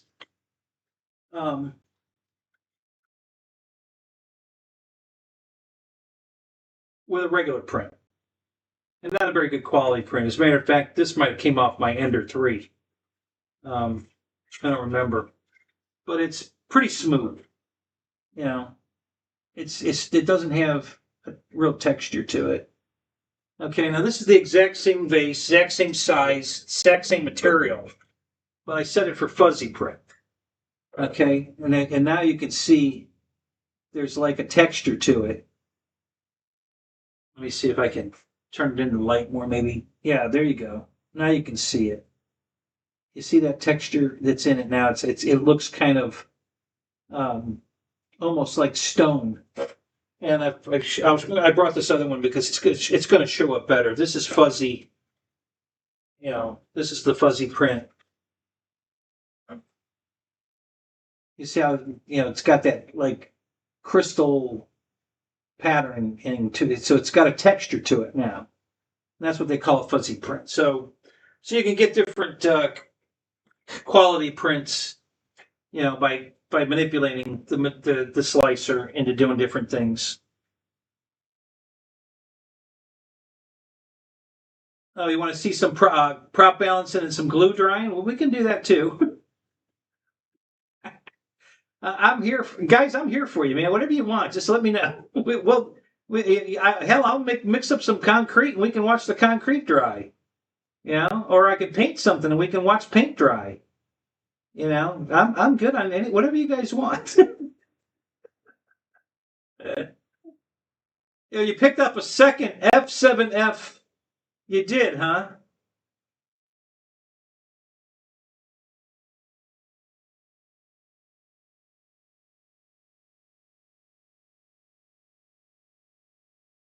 Yeah. Did you ever get that apart? I know you were having trouble getting that connection apart. Did you ever get that apart?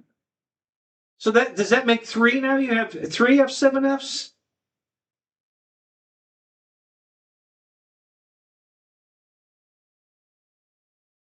Michael Bear, what's up? Yeah, it's okay. You can be late. We go all night, so you're fine. You haven't missed anything. Just me babbling. Nothing real, exciting too much. Um, I guess Phil wants me to balance a prop or do some gluing so we can watch it dry. uh,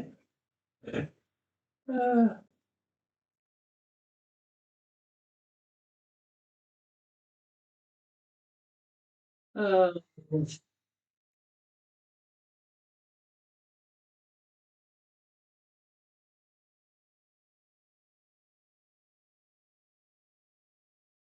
yeah, I'm going to print another Easter bunny, but I was going to print another G8, and I was actually going to let you guys watch me manipulate the slicer and then show you what I do, and then I was going to put it in the machine and print it, but it won't let me show you. I can bring the slicer up, but it won't display um, what I'm working on. So this is what the slicer looks like, but so you can see the settings and stuff, but it won't put the plate on there with the car on it to show you what it looks like while I'm slicing it. And for some reason, it's just not displaying the area, that big gray area that's so empty is where the plate is, and you can manipulate the plate, turn it upside down, around, spin it around, whatever, so you get different angles to look at it. And that's helpful if you want to see how your support is attaching to the plate to make sure you're getting good coverage, because it'll show you in different colors all the different things that are going on. So you can decide if you want more or less whatever. But yeah, it's not showing any of it, so I can't demo what I was going to do because I was going to print another Chrysler, my Pontiac G8, but standing on end this time instead of flat. And but I can't I can't show you how I'm going to manipulate it because it won't show up on the. It's not showing up on the camera, so I don't know why. Weird. Um,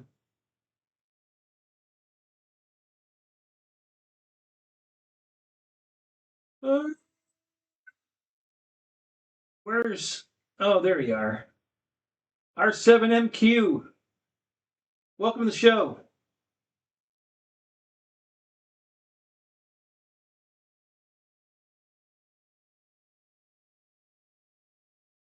Is 1050 grams too heavy for a 1.2 high wing plane? Good question. I don't know. Anybody got any advice on that one? I can't. Offhand I can't answer that.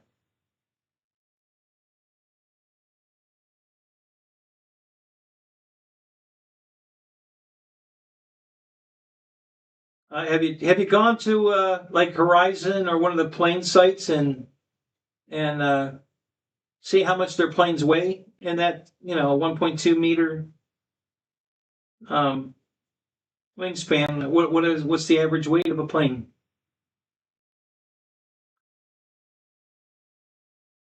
I'm gonna go to Motion real quick and just pick something because I know Motion sells. I know they give the weight.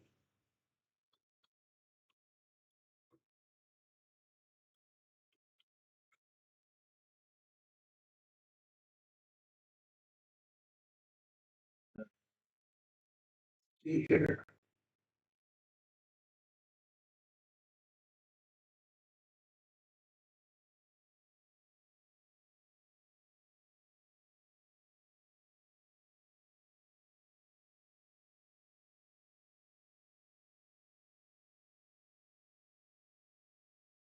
Let's go to a beginner airplane.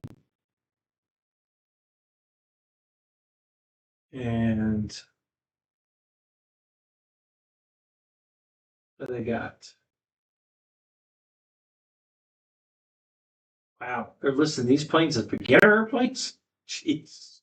I don't think a Pitts is a good beginner airplane. I'm sorry, I don't see that happening.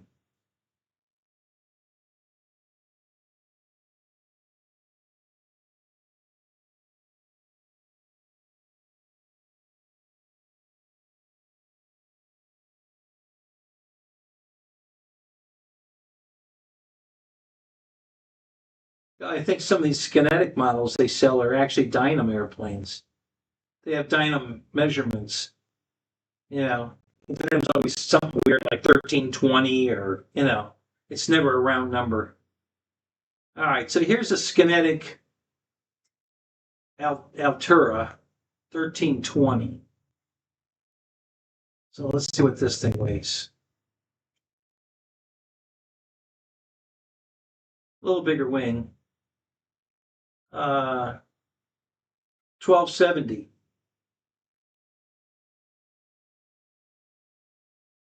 Without the battery.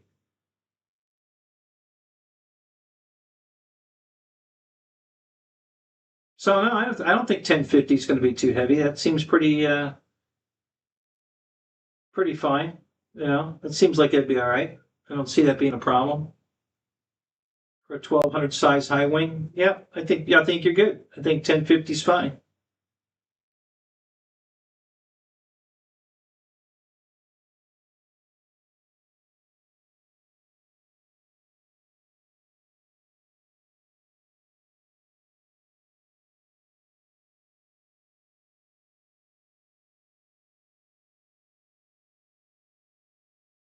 Oh, so you only have two F7Fs. Okay. All right. Yeah, you already told us you bought a replacement one. Um,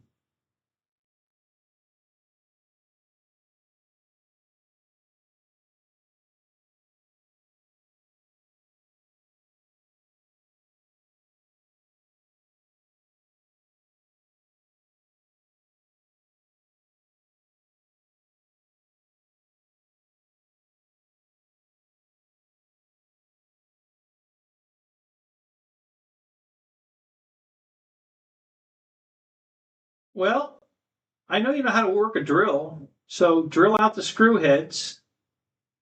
You know, to get the wing off. And then once you've got the wing clear, you can, whatever you need to do to get the rest of the screw out of the mount inside. I mean, that's your last resort at that point, but that's what I would do. I'd just drill a hole through it to get get the wing off, drill through the screw, so that the head pops off. So you can get the wing off, and then if you have to put a brass insert in there or replace the brass insert, I think there is a brass insert in there, I believe. So if you can't get the screw out of the brass insert, then replace it. I don't really see that being a big problem. I know it's a pain in the butt, but I see that definitely fixable. So that's what I would do. I'd just drill the screw head where you screwed up the screw head and just drill it out so that the head pops off and that you can get the wing off, and then you can go inside and work that plastic mount area with the bronze insert in it and get it out. and you'll be. I think you'll be good.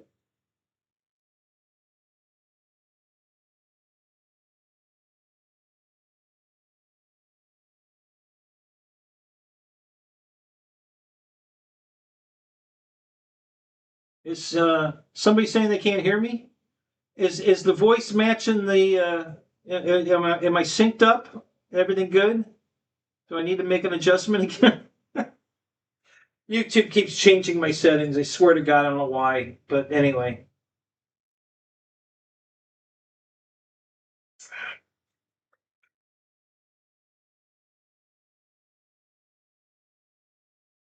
Uh-oh.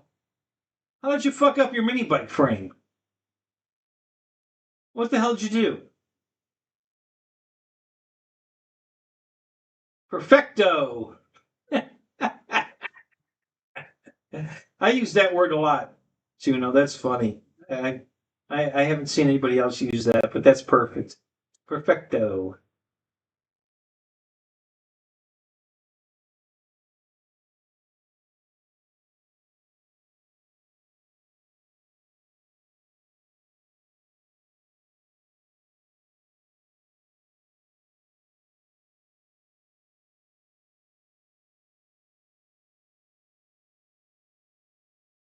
Oh, so Eric lost the sound, but you rebooted and now he's got the sound. Good. Okay. All right. So, I assume since nobody's made a comment about it that we're synced up. It doesn't look like a Godzilla movie.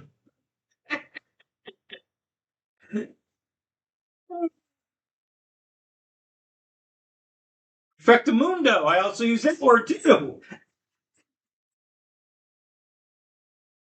That's hilarious. Oh my God, that's so funny. I have used those words in my life many times. That's hilarious. I didn't think anybody else used those. Hey, what's up? How you doing, man?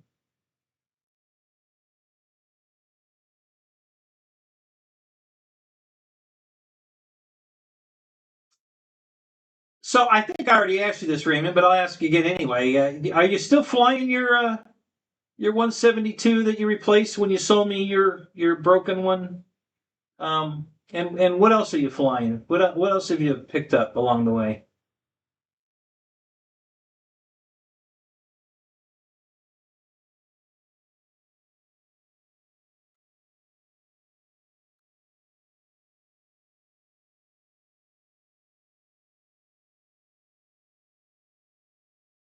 You know, it's so similar to the 150, the Carbon Z 150 or 152 or whatever, from Horizon, but it's such a better quality. The lights are better. It's the same size and even the wing hold down things are identical, but um, it's just a better quality airplane. You know, I really, it's just it looks nicer. The lights are much better. It's just a cool airplane.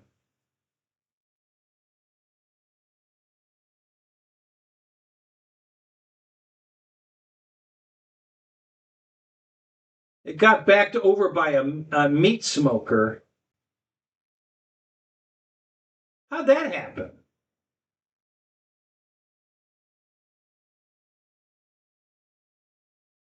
Oh, you have the airliner.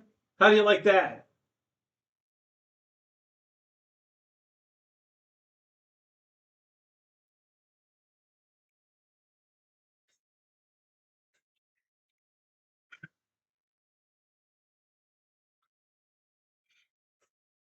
Now, I bought mine and I put it together and I flew it, but it's just plain white. I didn't put any of the decals on it. Didn't do anything because I didn't know what livery I wanted to put on it, and I still kind of don't know what livery I want to put on it. Um,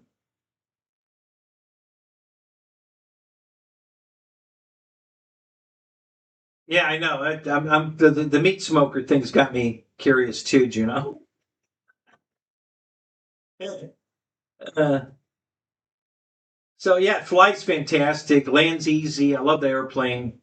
But I took the wings off of it and it's standing behind my bedroom door and it's been there for years because I couldn't decide what livery to put on it. I want to put I have mixed emotions about what I want to put on it. I think I want to do the DHL. DHL, is that what because it's yellow and red, and that's going to show up really well. But I have another livery for Shell Oil. It's also yellow and red.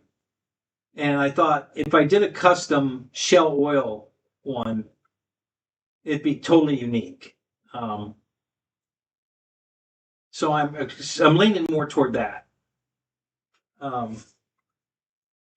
So I got to get with Jimmy and have him. I show him what I want and see if he can cut me the decal or print the decal for me, and we'll wrap the plane.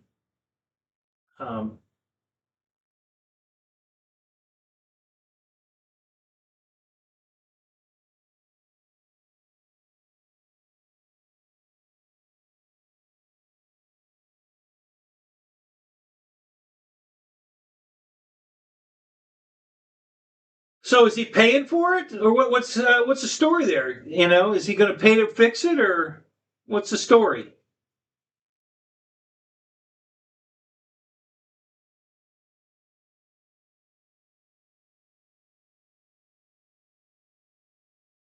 Yeah.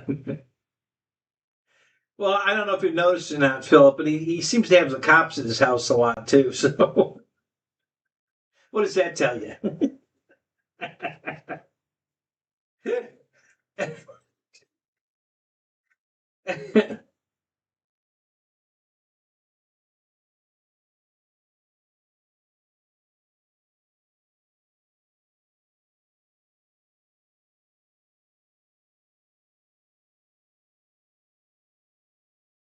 So this little gem here is the purge tower. Okay. So when you're going to say, what's a purge tower? All right. So this sits on the plate next to the octopus. Okay.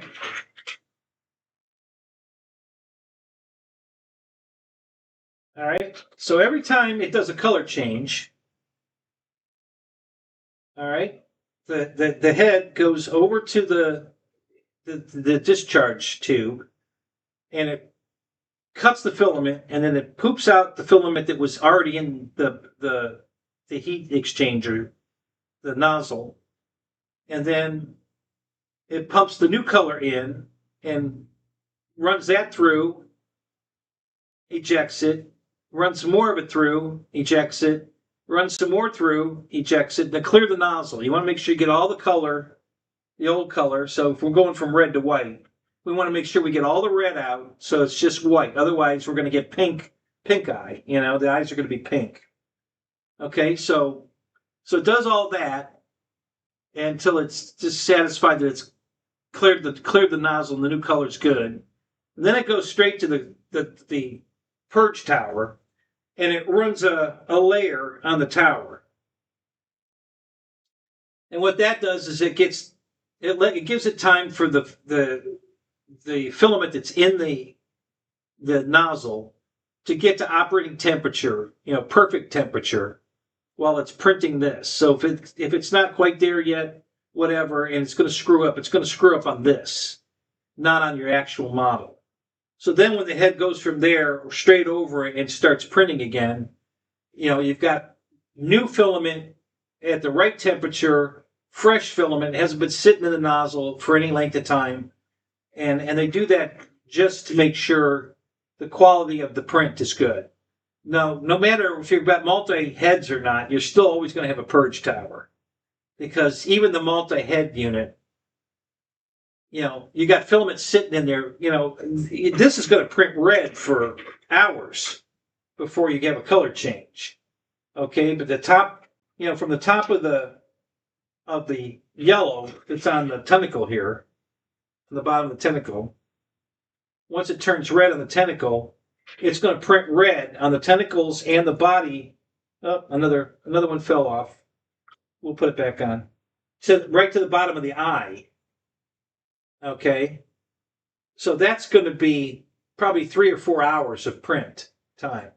So while you're printing red, there's filament sitting on the other 3 nozzles, heating up, cooking, literally cooking in the nozzle for 3 hours before one of them gets used. Okay? So that's what the purge tower is for. It's going to go to the purge tower and it's going to print off that baked, overcooked filament on the purge tower, and then take the new fresh at the correct temperature, right pressure filament and start back on your print again. So there will always be a purge tower on a multicolor. It's all that poop is what we're going to eliminate with the multi-head. When you get the multi-head unit, it's going to eliminate the poop, not the purge tower. But this is peanuts. This is nothing. This isn't even probably a gram, per layer you're putting on here. I mean, it's like nothing. And that's what's going to make your print come out a lot better is the use of that purge tower. So I don't have a problem with that. That's fine. They could just turn the heater off and the nozzle and then turn it back on, and that would work too. But that would slow the print down. And it's hard to please everybody. Everybody has different wants in a 3D printer. I don't. I just want it to make a good print. I don't care if it takes a week. Okay? As long as I get a good print. I don't care how long it takes.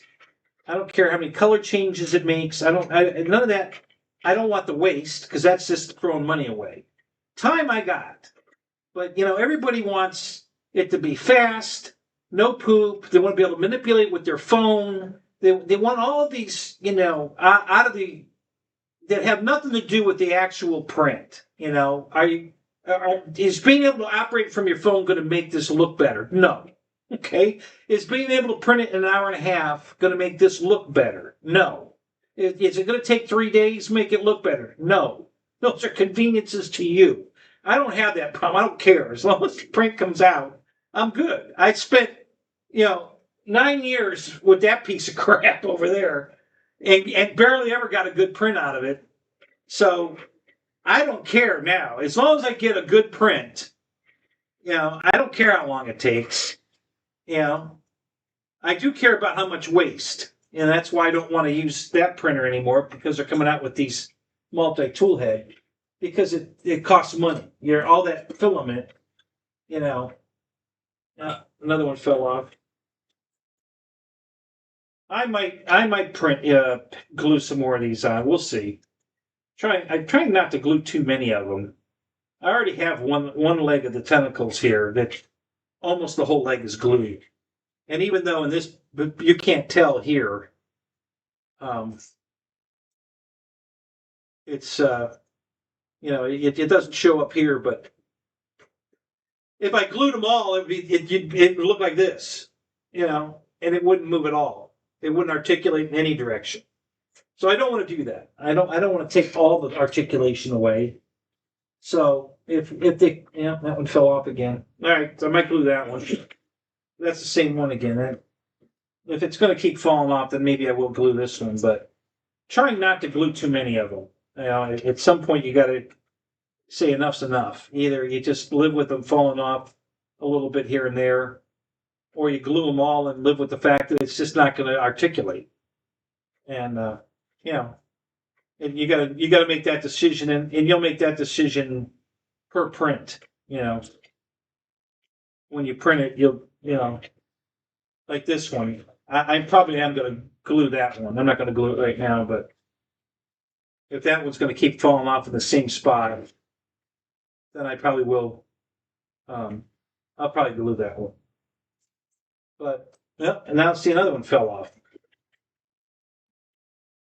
It's the whole leg here. See there, and the whole and then that one, another one fell off. Yeah, so we're not there yet. We're gonna all right. We're gonna be gluing some more. We're gonna have to glue a few more tentacles back on because we're not gonna live with that. I'm not gonna, And that's why I keep playing with it to see if it's going to hold up or not. Because this you can do anything with, and it doesn't come apart. Yeah, I could tie it in a knot. I've never had one of these break, except when I broke it taking it off the build plate. But I can do anything I want with this, and it doesn't break. It just I've dropped it on the floor. It just won't break. It's the way this is designed. Like I said, it's an interlock like this, which, you can manipulate all this, and you got some twist, but not a lot. And that works perfect. That one is a pin with a head on it, like a nail head, just a head. And then this is when it printed, it closed around the head. And so it goes in and out and it spins around, but it's not supposed to come off. And what happens is you get it, angled just the right way, and the head comes out. I guess the head's not big enough. The design's wrong. It's a bad design, and that's why the tentacles keep falling on. But it's not, it's not a deal breaker, but it's a little aggravating. I'll be honest, it's a little aggravating. They could have if they could have just used this system, it would have been fine. Because this will it lays down just as much as that one does. The only thing is the and this will rotate if it's long enough. You can get it upside down, but I don't know why they would want that much. Why do you want that much articulation? Why would you want? The only reason to print it that way is so that the tentacles can turn around, spin upside down. And it's not alive. It's not gonna, you would have to turn it upside down if you're trying to display it some way. It's not going to do it on its own. I don't know. I fail to see the logic in the way he printed that, but that's the way he designed it. So I may actually redesign that myself and put this setup on it and reprint it, because that's just kind of stupid. I don't care for that, the way he did that at all. It just seems stupid. I don't know why he did it that way.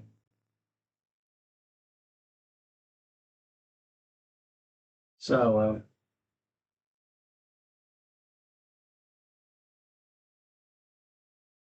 yeah, Michael Bear, that you're right. That's way more way more intense than the Easter Bunny, for sure. Um,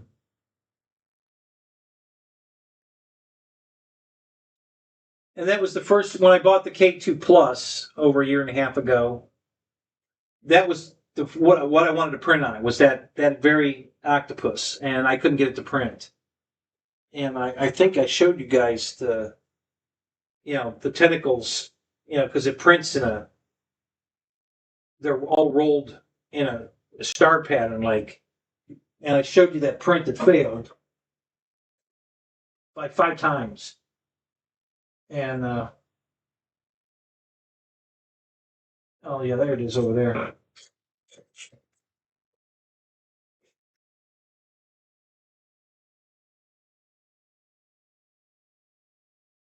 Let me see if I can get that.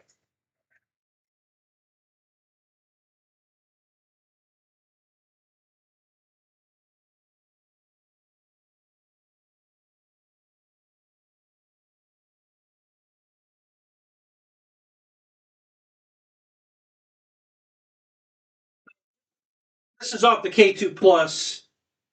This is the same octopus. Okay.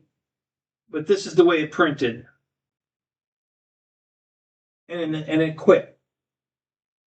And this is all waste. What you're seeing here is a brim around it. The little dots in the middle that are missing.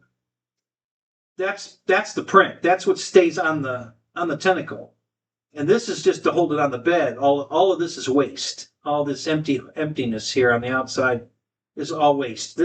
That's supposed to tear off after you print it.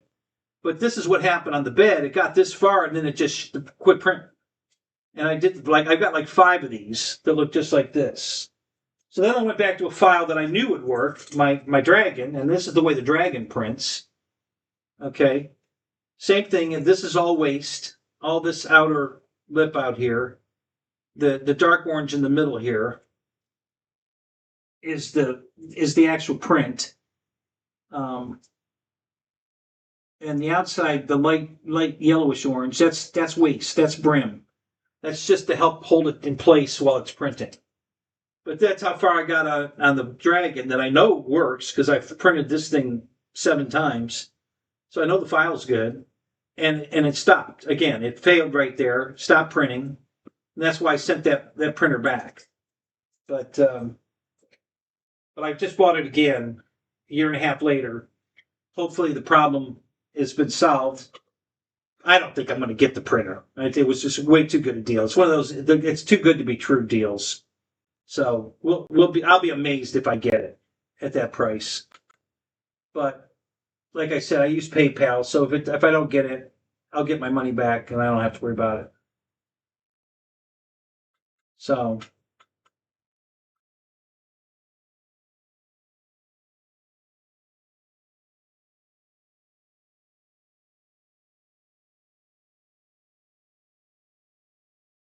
you went from a new Ferrari to a mini bike. Is that right? So the mini bike frame is only $52, and you're looking and you're looking for a used one? Are you serious? You're looking for a bargain on one if you can buy one for 52 bucks. Michael, you're hilarious.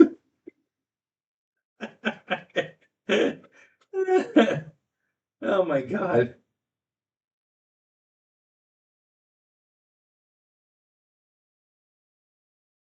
Have I seen the new parachute guy RC? I've seen parachute guys. I don't know if there's a new one out that's better than the old one, but yeah, I've seen the parachute guys, and that's pretty cool. And I also bought the paramotor, the original paramotor from Hobby King. Never put it together, never flew it. It's still in the box. I keep forgetting I even have that damn thing. I don't even know where it is at the moment. I'm sure it's over there in the pile where all the other airplanes are, but yeah, I haven't even looked at that thing. Um, oh, this is better than prop balancing. There you go. um,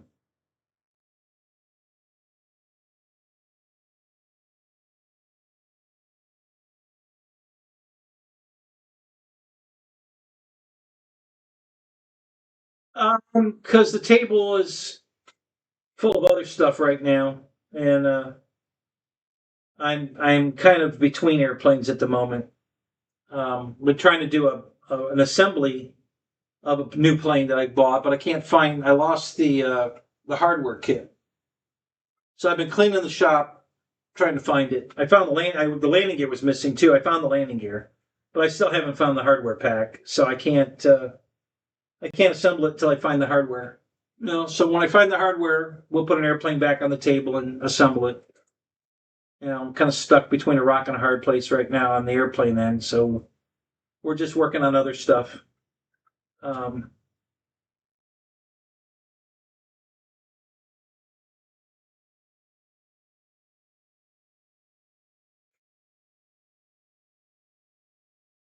we desperately need more transport at the farm.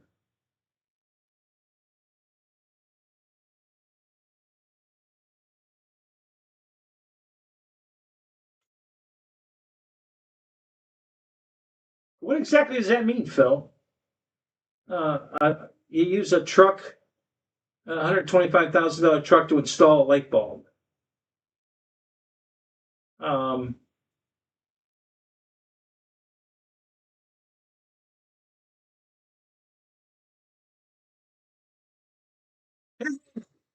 what's up?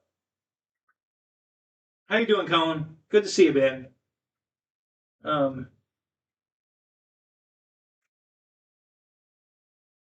oh, then we could ask what airplanes. Well, you would probably know what airplanes on the table if there was an airplane on the table. I probably wouldn't have to. There's an airplane. I got an airplane cowl on the table. There you go. Okay. So now I'm going to ask you, what airplane is this off of? Anybody want to guess what airplane this is off of? How about that? We'll play a little game here. So we got a cowling here for an airplane, and I don't want to know just the kind of airplane. I want the specifics. Who makes it? What model? How big? Give me some detail here. Yeah, that doesn't count. T-28. Anybody could have figured that one out. Tell me which one, what size, what color scheme, and where do you get it?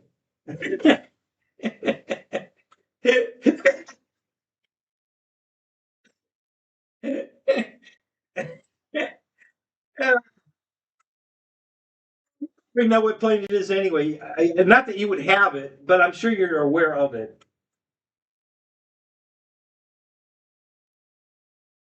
That's funny. Harbor, yeah, that's it. It's the Harbor Freight Sky Prancer.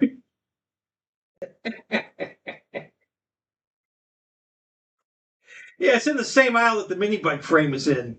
So you go there, pick up your Sky Prancer and the mini bike frame at the same time to save a trip. There you go. The one I crashed. Actually,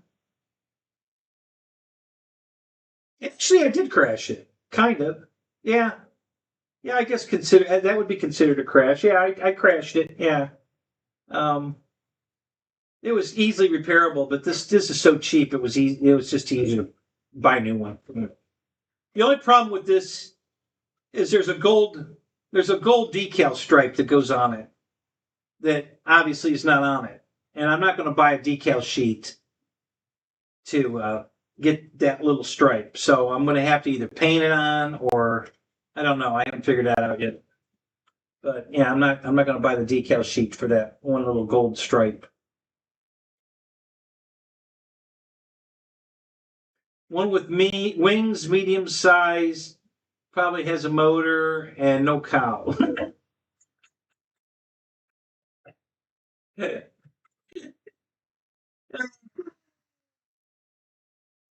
And you knew all along. You just said exactly what it is. So you knew all along which one it was.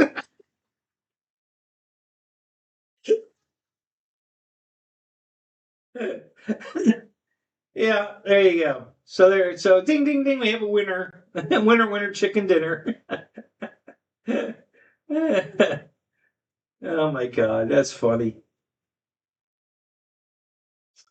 Let's see, do I have any more airplane parts on the table here that we can stump the crowd with?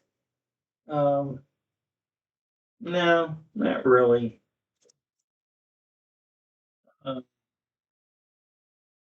yeah, nothing really. Anyway,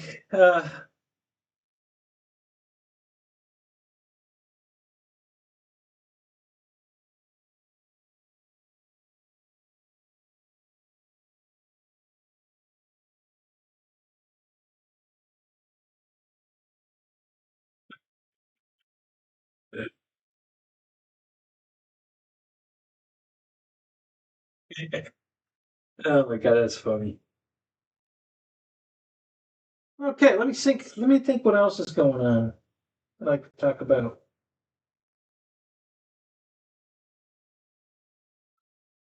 What do you guys want to talk about? You got any questions or new products, new purchases? Anything new come out that I don't know about? Did Horizon release anything Thursday that I didn't catch? Another redo of the same old airplane again. They still haven't done the plane I want.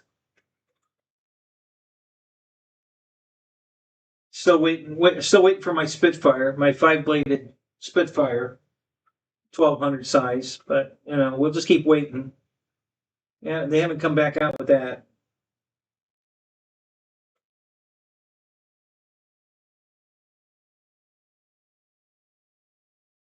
Yeah, yeah, it's been pretty windy here. Most of the guys at my field aren't flying. Um,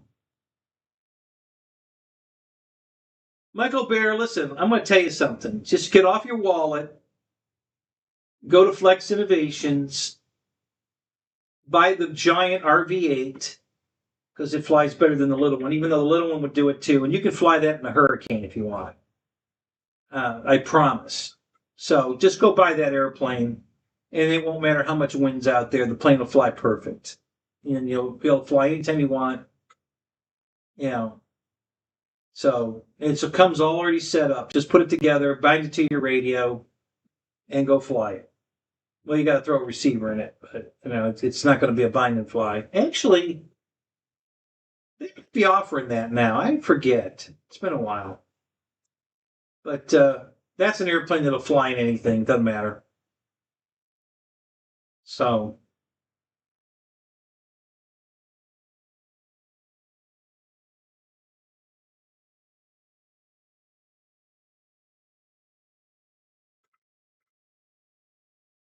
oh, you're Raymond. You're up in New York. Okay, yeah. It's probably still cold up there. Didn't it just snow up there like recently?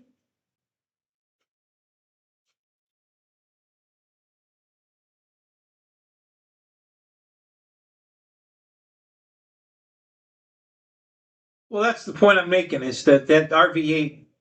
Well, it doesn't care about the wind. It ignores the wind. It doesn't matter how windy it is. It flies exactly like it does, windy or not. The stabilizer that's in that thing is so good that you just go out there and fly it like nothing. It's the wind's not going to disturb the airplane at all. I was flying mine in a hurricane. I'm not kidding.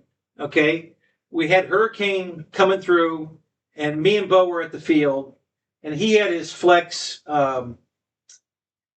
this Cessna 170, the big one, and I had my RV8, and we were flying right next to each other in a hover in the 50, 60 mile an hour winds we had that at the moment, and we were hovering right next to each other, 5 feet apart, and just they were just sitting there. I mean, the wind didn't care.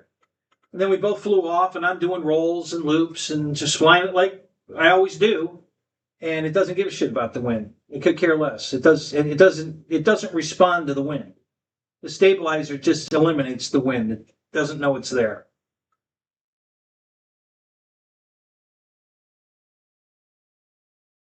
That doesn't seem like a really nice model. In what way? What do you mean when you say it doesn't look like a? It doesn't seem like a very nice model.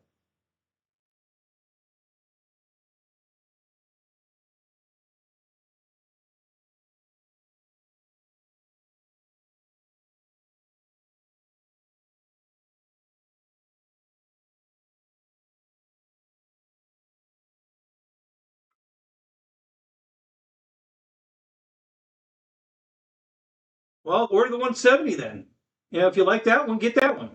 But just buy a flex plane, the 170 or the RV8, and you'll never worry about wind again. That's your windy day airplane. No matter what the wind's doing, you've got a plane you can fly, and it absolutely won't give a shit how windy it is. It will have zero effect on the way that airplane flies.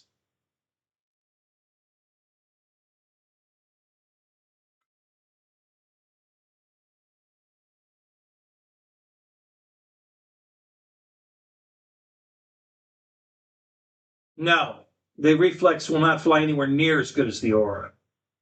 It flies like the safe in a E-flight plane.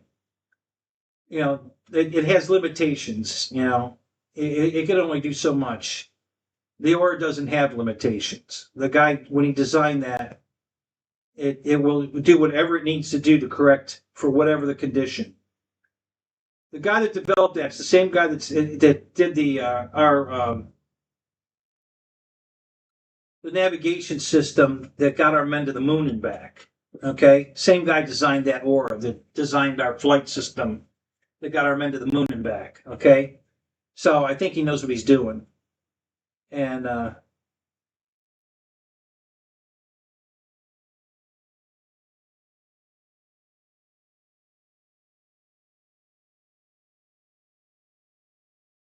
yeah, that's cool. How was that? Did you have a good time flying that? Probably been a while since you've been in a 170. 170 is a tail dragger, isn't it?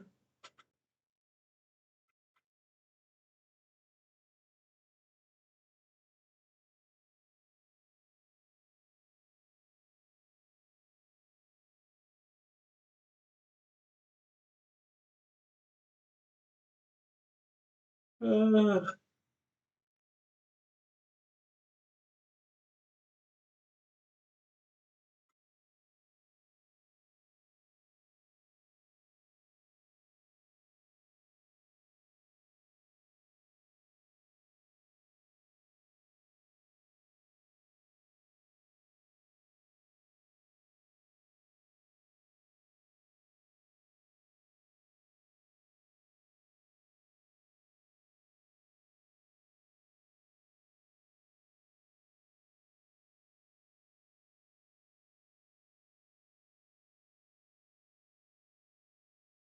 oh yeah, a guy had a bird dog out there. That's hilarious. Wow, nice.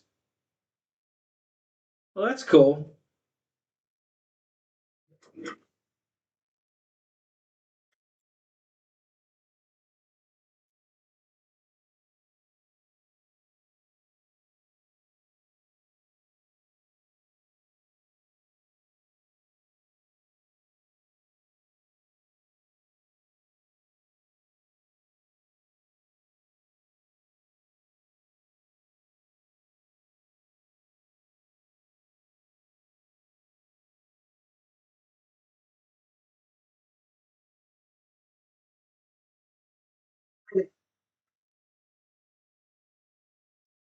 All three of my printers have dark tinted glass on them, so you can see inside them, but not clearly. I mean, the tinted glass definitely, you know, it's like looking at it with sunglasses on. It's not as bright visible, even though there's a light in the cabinet. It's with the dark glass, it definitely makes it harder to see, what you're printing. So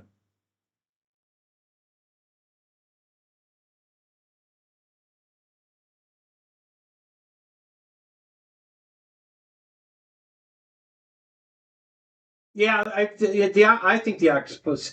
These dragons I've printed in all different colors, a bunch of different colors: bronze, copper, gold, the same blue, that aqua blue, um, different materials, and these are just really cool. They're almost like a what do they call those things? The fidget. Uh, it's supposed to help you calm down your nerves and stuff. This would be perfect for that because this thing is so fun to play with, and it feels like jewelry. It feels just like a bead of pearls. The way it articulates and the way when it rolls through your hand, it just feels like a thing of pearls. And so this is very calming to play with this. Um, and it's rugged enough that you can play with it and you're not going to break it. Now, the octopus is cool, but it's delicate. It just doesn't have this kind of structural integrity that this has. This thing's fantastic. Um, I got overzealous one time pulling it off the bed, and I was just kind of like ripping it off because I was so used to how durable this is, and the head was still pretty secured. So I did break this first joint on one of them.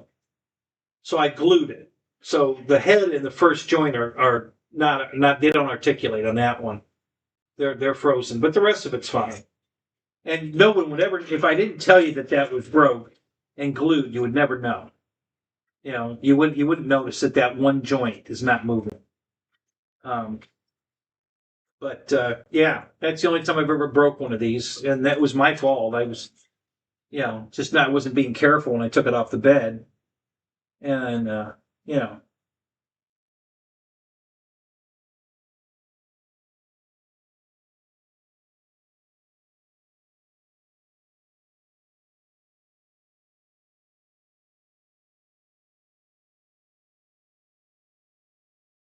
Yeah, exactly. Why for $52? Why would you bother? Why would you even want to bother with the trailer trash that's on marketplace? Just go buy a new frame. I mean, I wouldn't even think twice about that for $52.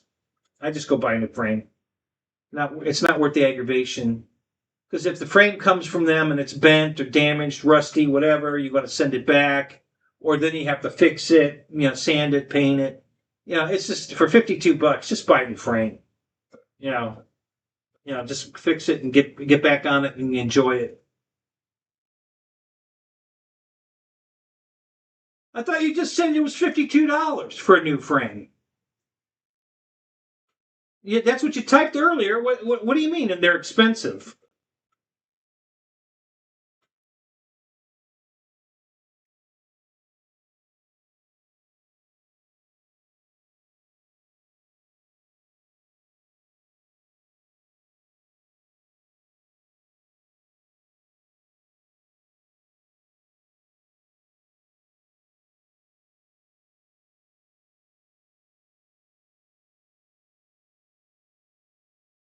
Was the guy that owns the smoker truck going to pay you or fix it or what?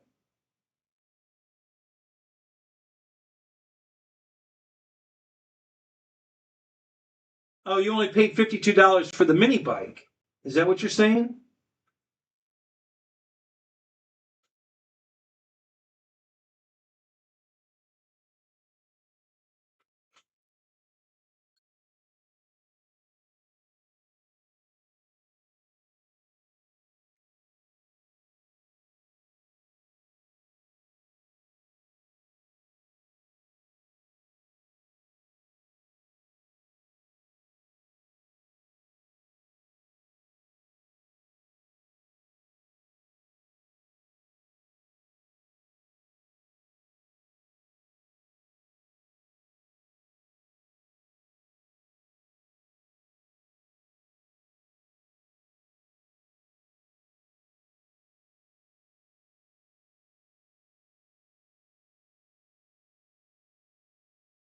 All right, Mike.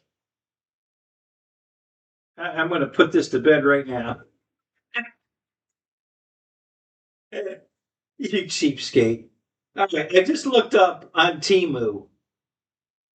I can buy that. It's the exact same bike you have. It's $103 for the whole bike with the motor, wheels, tires, seat, ready to ride. $103, 103.36.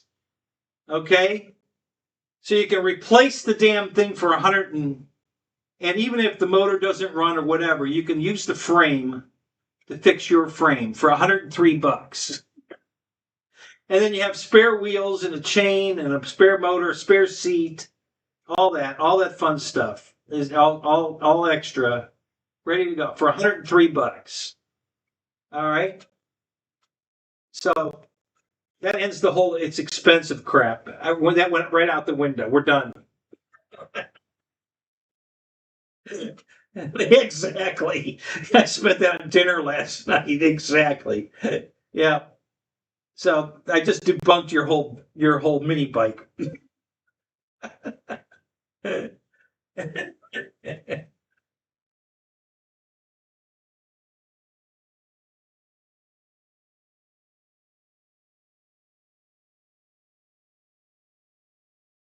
Right. R7's got it. Just buy a new one for $103. Timu.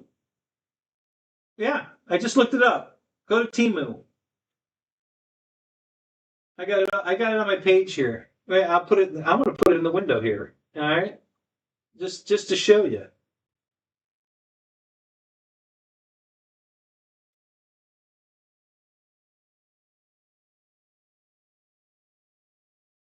Hang on. Let me get a better picture of it.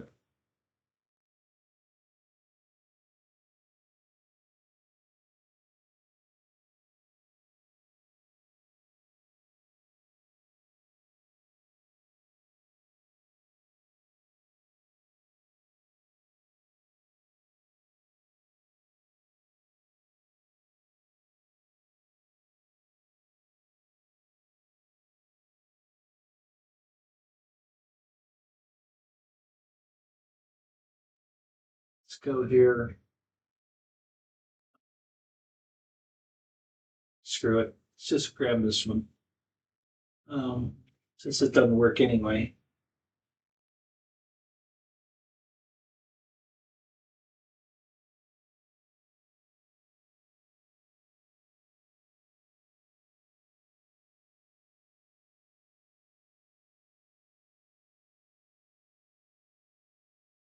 I'm gonna even blow it up.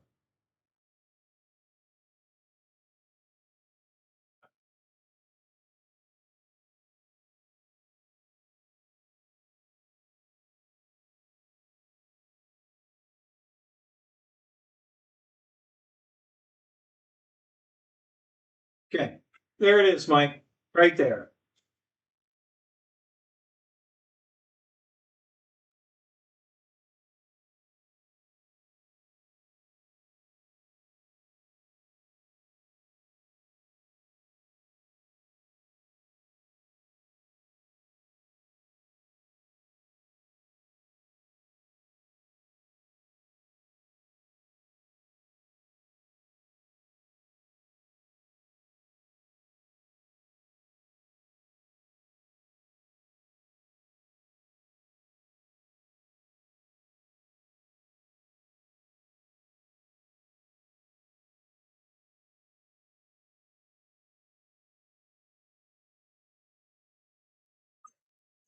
It's for free.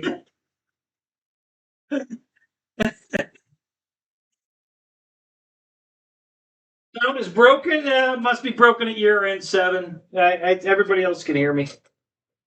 Yeah, reboot your computer because Eric had the same problem earlier and he rebooted and it was fine.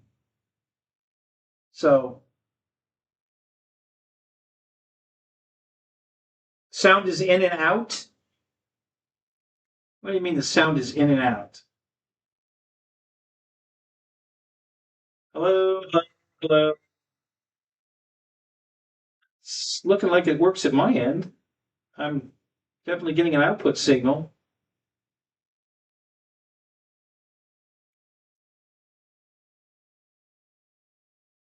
Intermittent sound. Losing sound there too. Okay, all right. Let me look. I'm seeing it working at this end, but hang on a minute. I don't know if I can do anything to fix this. Let me. How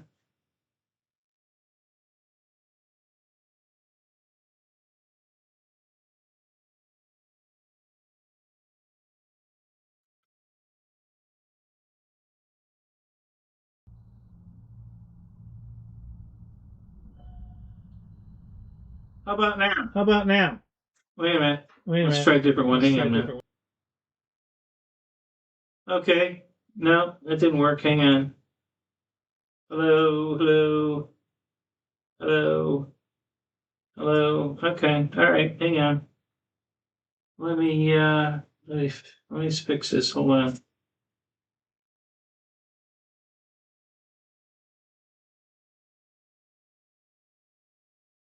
Okay. There we go. Is that better? Can you hear me now? Can you hear me now? Japanese, is it still Japanese sync or are we fixed? Now it's perfect. Okay. All right. It was I know what happened. It switched the camera to the other window where the mini bike was in, and there was no sound on that one, so that's why that happened. So all right, we're back. So thank you for pointing that out, so I could fix it.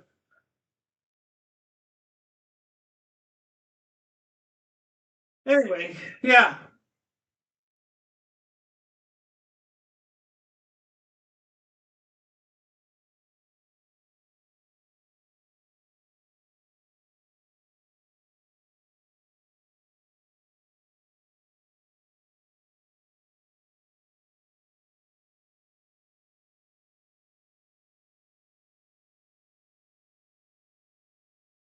So that should let me fix this.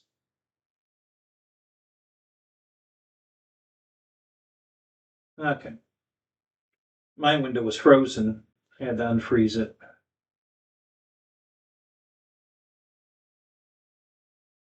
All right, guys, I gotta go pee. So give me a few minutes here. Talk amongst yourselves.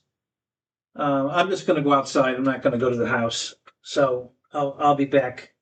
It's a long. Listen, I gotta go walk all the way around the car now because I rearranged the garage. So now I can't go straight out like I used to. Now I gotta go out the door, go all the way around the car, over the lift because I moved the lift over there, and all the way back. So I almost doubled the distance I have to walk.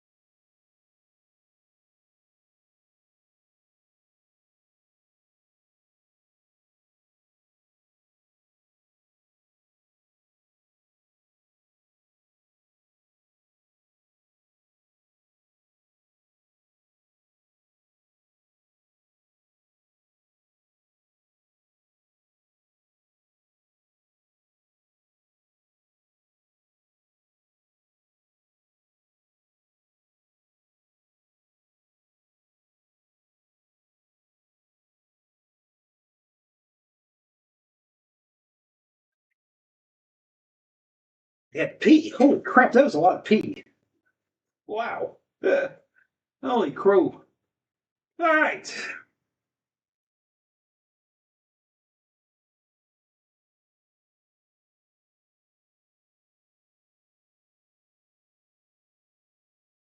I sound like Dolly Parton. I wish I did. I'd be making millions.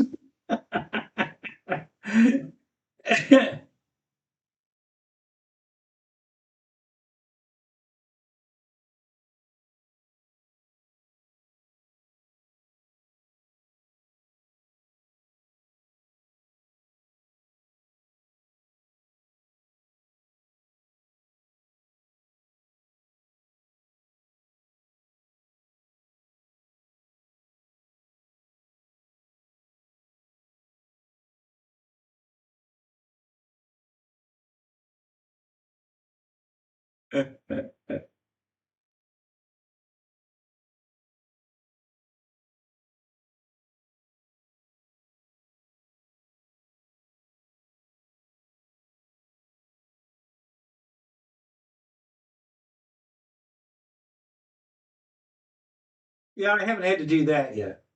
Not while I'm flying. Yeah, not in flight. I land the plane and then I go pee. That's that's too many moving parts. I couldn't. I don't think I could handle that. uh, all right, so let's see. What else you guys want to talk about? Anything?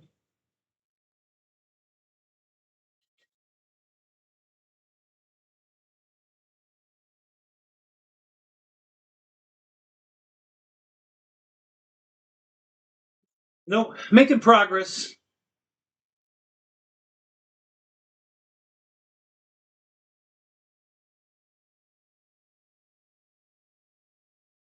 I replaced my broken foam hinges with a nylon hinge, a Dubro nylon hinge.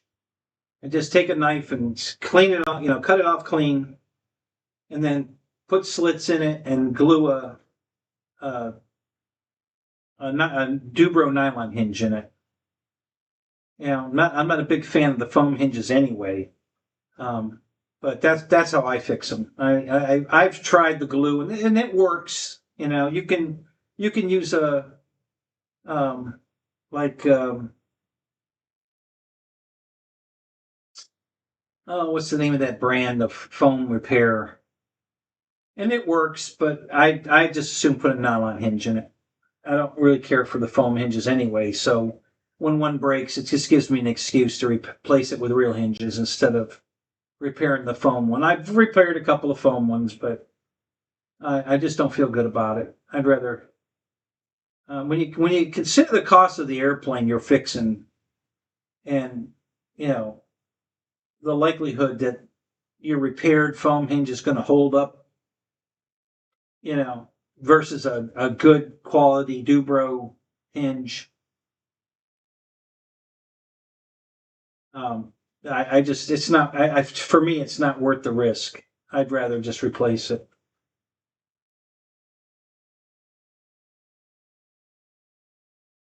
So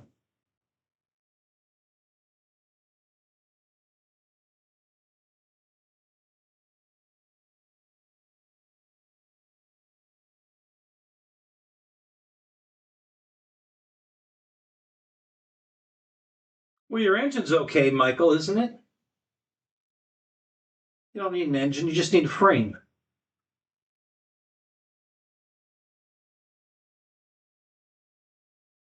And they're called mini bikes for a reason, Michael. They're not made for adults. That's why it's called a mini bike. If you want an adult size one, they call that a motorcycle. That's the differentiation there. Okay.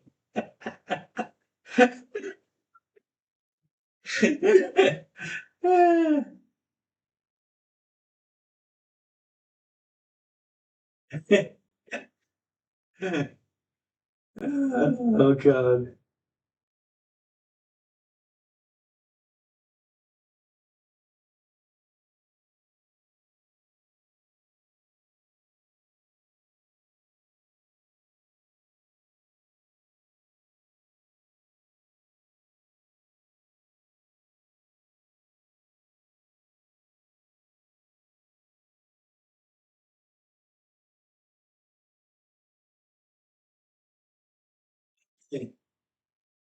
So here's one from Walmart.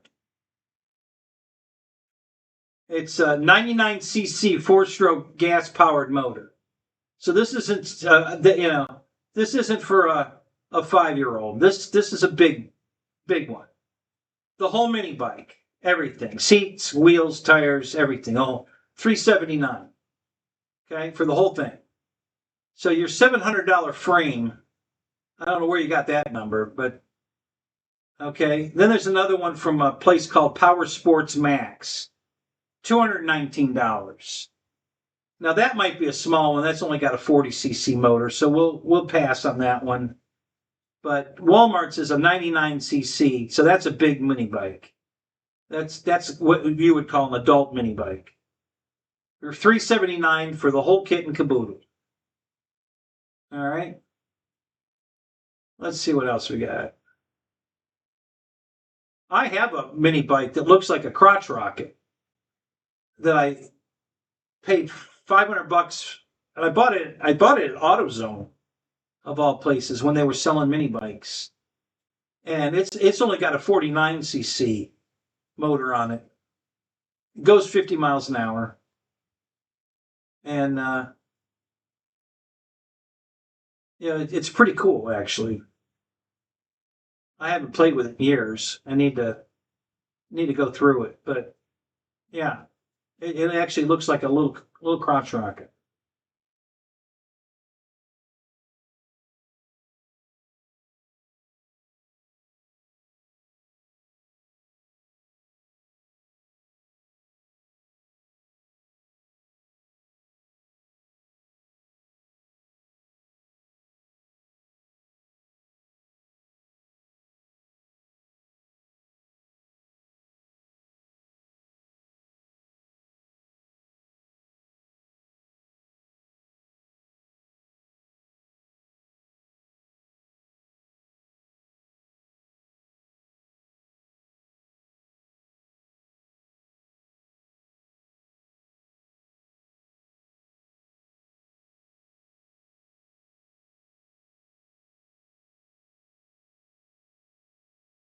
There's a place called Bikeberry.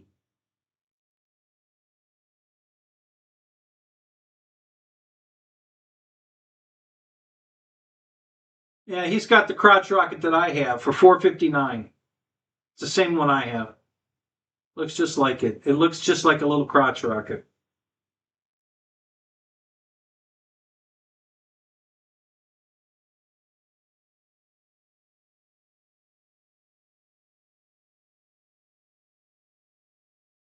Yeah, let me put this page up.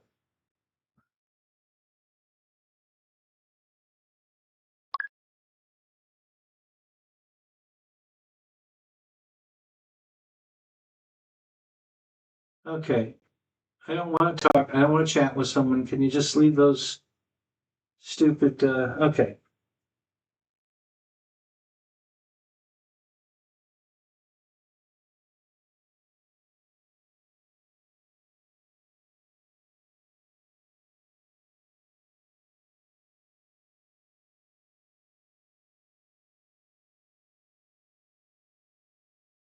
Well, that sucks. They have color choices here. I'm trying to change the color just for effect, but it's not letting me change the color. Okay. Oh, there you go.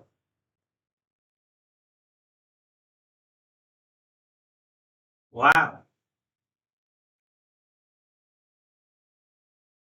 Okay, we'll just leave it like that. Let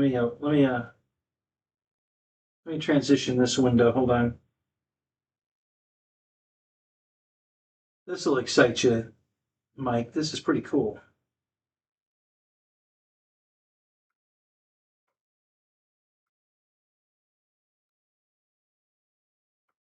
Okay, I'm gonna shrink the page down a little bit too.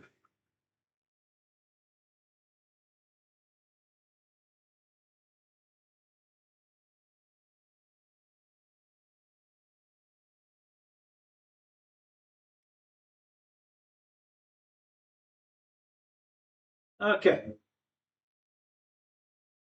how about these?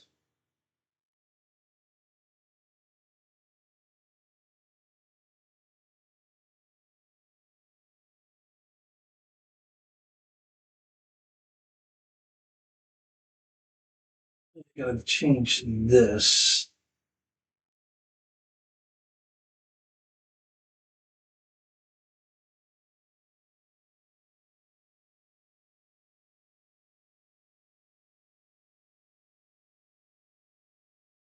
Should still be working. Okay. All right. So, Michael, what do you think of those?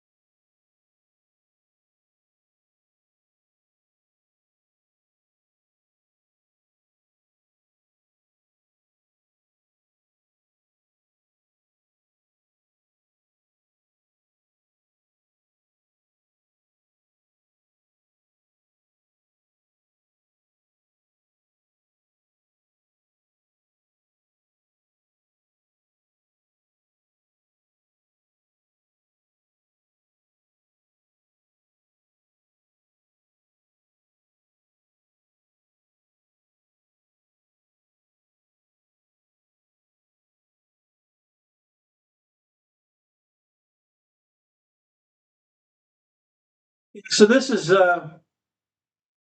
these are what mine looks like. The one I bought from AutoZone. So, like I said, it looks just like a little crotch rocket, and I can ride it. It's it's of course it's small, but it'll haul my ass down the road 50 miles an hour. So it's pretty cool, and it's a 49cc motor. So, all right. So you're still looking for a frame. All right. Let me see if I can find you a frame. Let's go take a look here. We're gonna.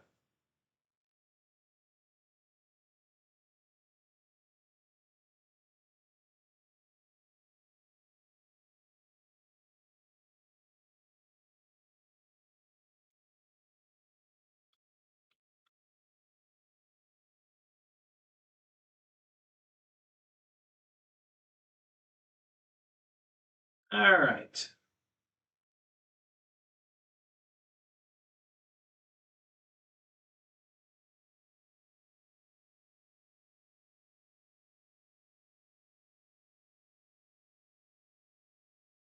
$59.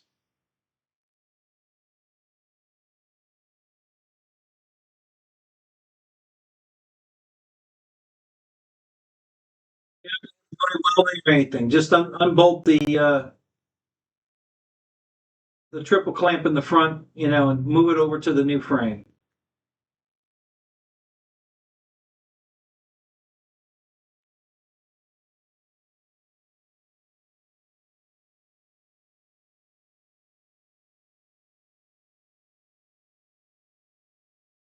Let me see if that'll work. Yeah, it's already in there. Let me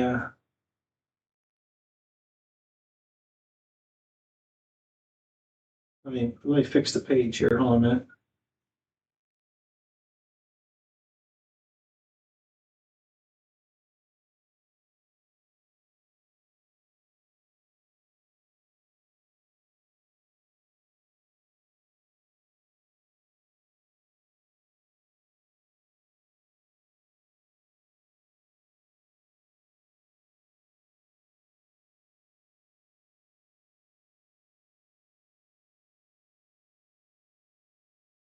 Does that look? Does that work for you, Mike?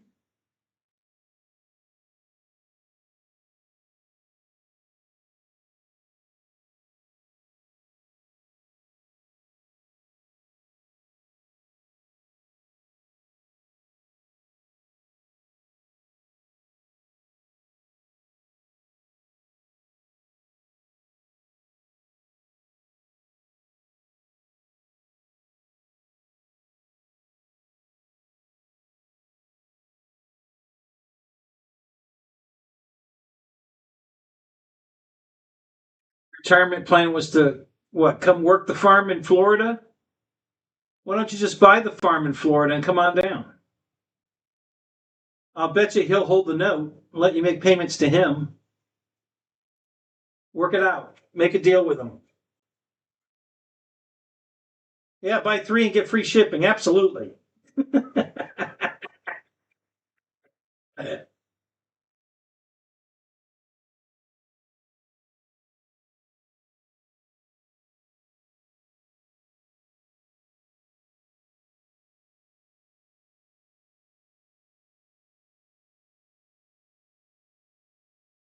Don't you think that'd work, Phil? I'll bet he'll sell it to you and hold the note. That's how I bought this property. The guy that I bought the property from, he held the note for 5 years.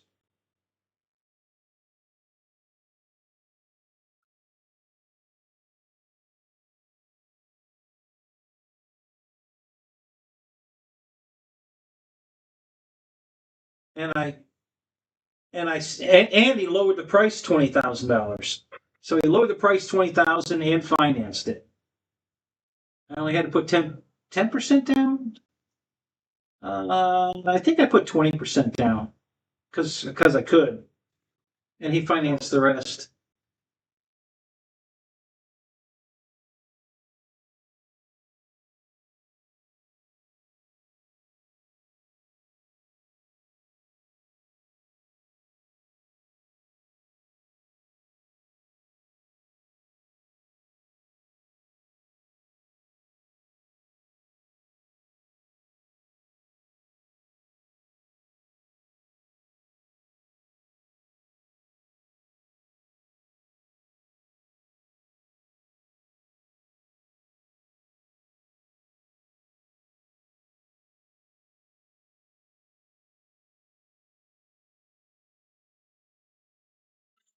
Golly, golly, golly, golly, golly.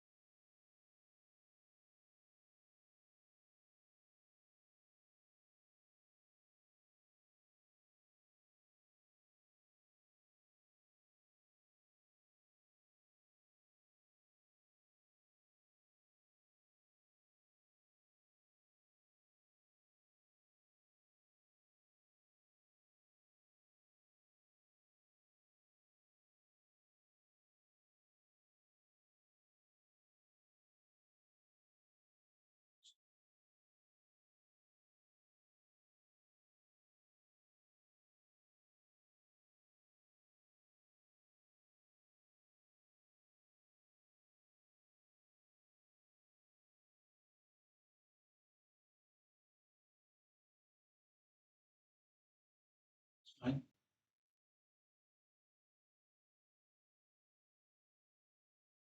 Scoot it over here just a little bit. So I'm go ahead and I'm slicing the model. I'm going to print this while we're chit chatting. Maybe I might be able to get the camera pointed at it. We'll see.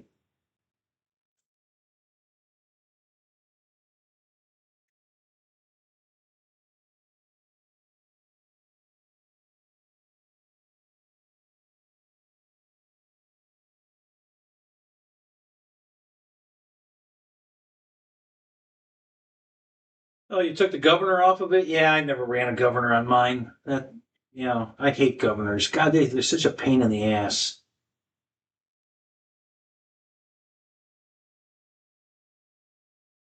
I had a mini bike just like the one you have, Mike, when I was a kid. I brought it home in a basket for 25 bucks. And my dad and I put it back together. Just needed gaskets. I don't know why the guy took it apart in the first place. Um, I don't think it needed anything. I think we just bought a gasket set and put it back together, and it worked fine.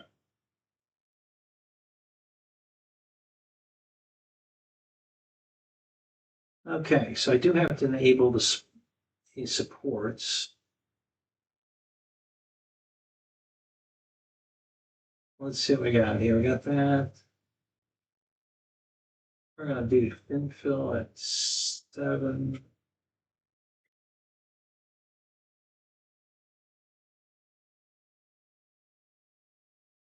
I think the layer height is fine and the wall. You know, we could do the layer height. I think we're gonna do a layer height of 1. Make it a little cleaner. I'm gonna enable support. I think the speed will be okay. And I don't think I'm gonna need a brim. I wonder,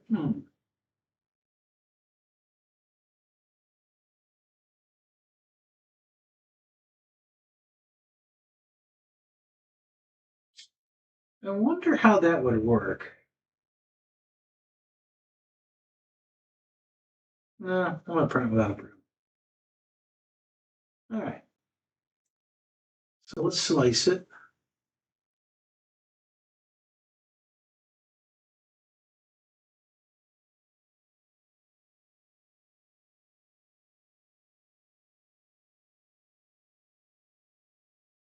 See what we get.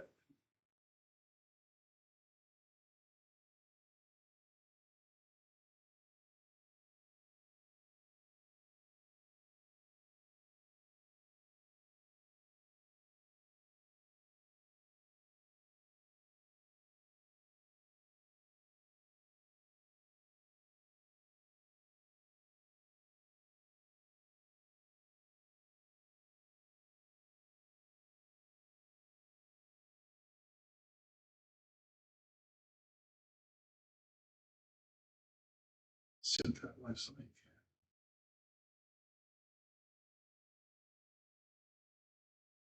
like.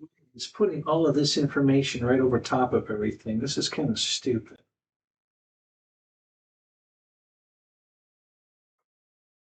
Unless it's doing it because how small this window is. I don't think so.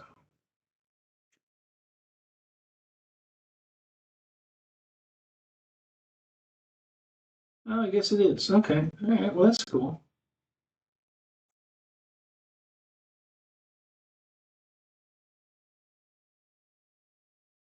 All right. Let's. How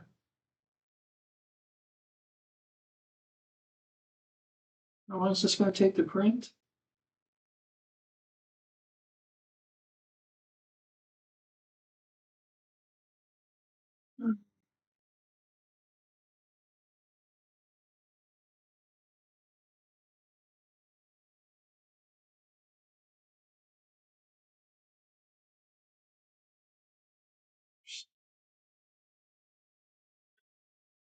think I've got the.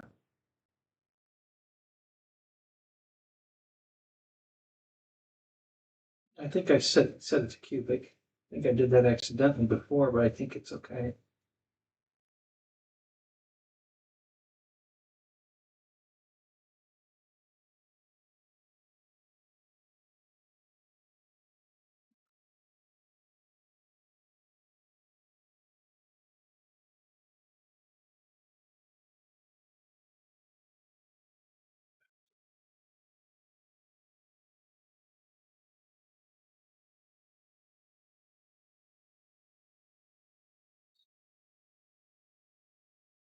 It's already set to cubic. Goes at 7.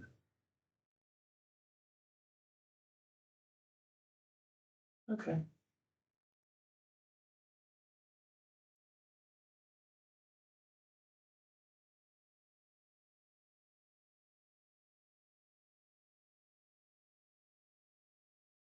Screw it. Let's print it. Let's print it. What the hell? Why not? Can't dance. What the hell? We got the right material in the machine anyway. So let's give it a whirl.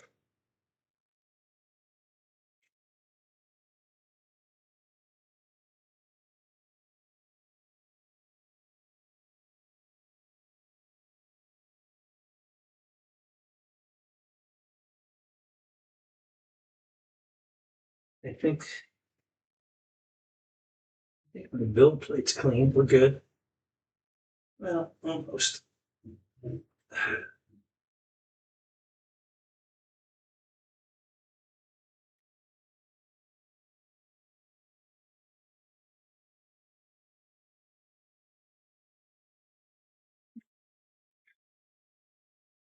Should work okay.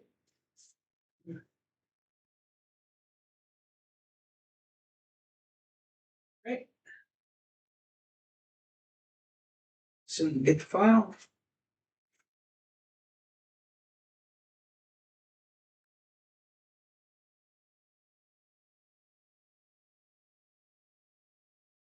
It's plugged in. Good.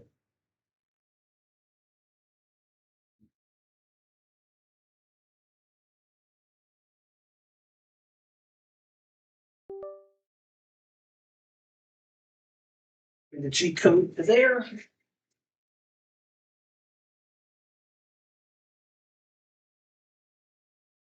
All right. I think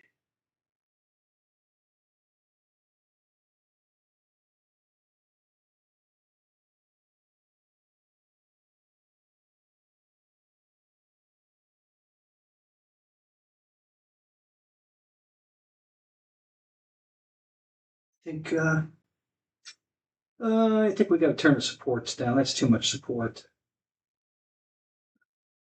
Let's see here.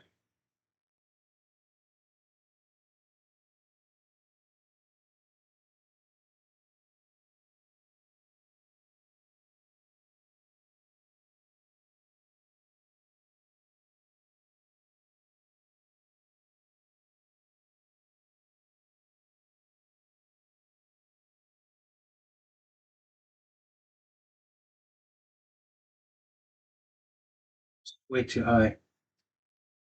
Let's go. Let's see what that does.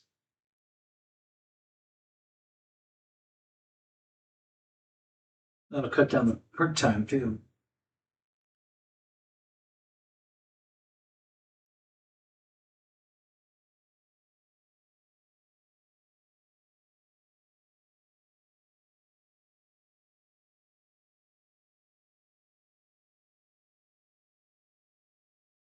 Oh, I thought you were complaining that you had to fix yours. Now you're telling me you like basket case ones so so you can fix it. I thought you were complaining that you had to weld on it and fix some rust and yeah. You're sending us mixed signals here, Mike. do you want a good one or do you what's the story here? Not totally following you here. Slice it again. Yeah, some of the things, the amount of support you put on it makes a difference too. So you gotta cut that down. They put way too much support on it. You end up putting, oh yeah, I got it off the base plate only. I don't want support anywhere else. Where's that at? Build plate only. And we're going to cut that down some more because 5's still too big. Let's try 3. So the support density, they wanted it 30%. And I've kicked it down to 3. Let's see if that's going to work. Because they're putting support in areas that don't need it. These printers work so well that you don't need that. I may want to do that though. Okay, that looks pretty good there, but we're going to have to unclick the build plate only off. Because otherwise I'm not going to have the front wheel wells will be bad. So let's slice it one more time, and I think we're going to print it.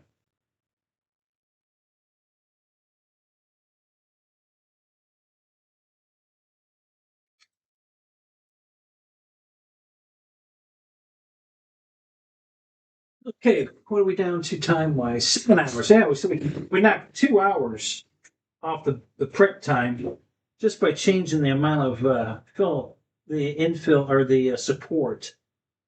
They had way too much support on it.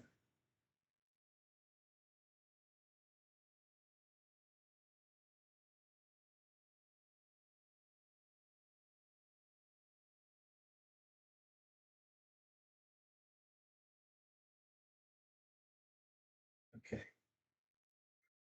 All right, now we got it on.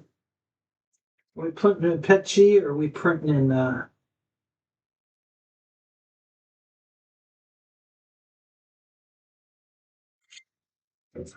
we printing in PLA? What are we printing in?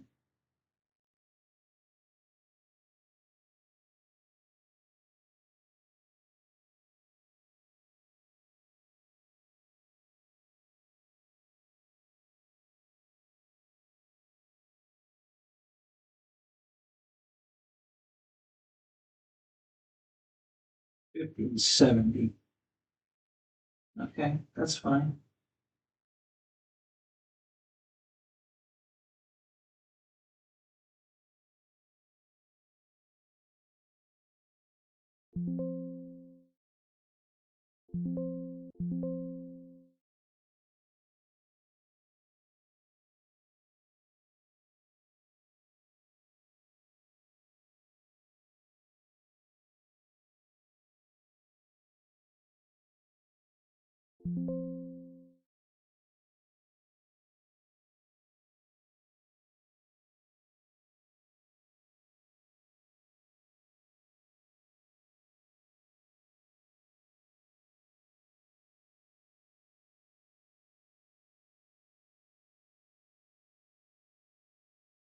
Place it one more time. Just make sure we're printing in the right material, right temperatures, everything's right.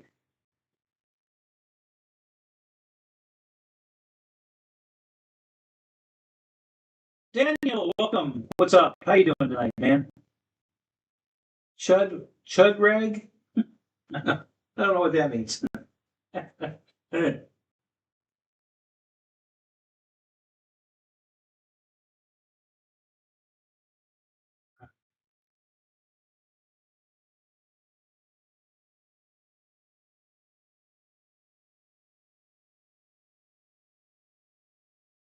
The guys are all giving up on me tonight early. The chat went to nothing. Nobody's talking. It's an interactive show. The audience has to participate. Okay. All right, let's send this to the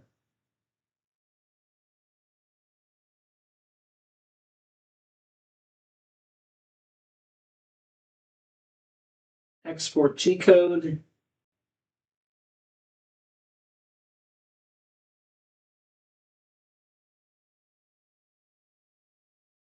And we're going to take it to the D drive, and that's good. Okay. I'm just going to save it. All right.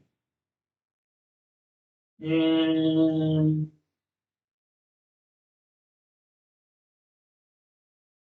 exported successfully. Okay. All righty. Let's put the printer and start printing.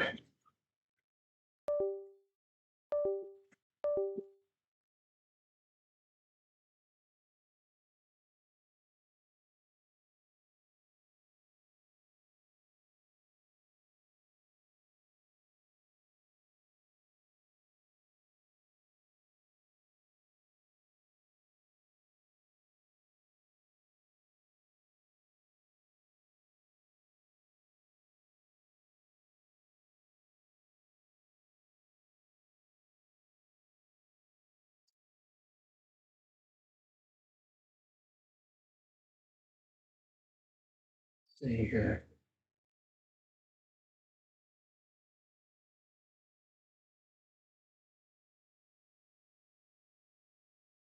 There.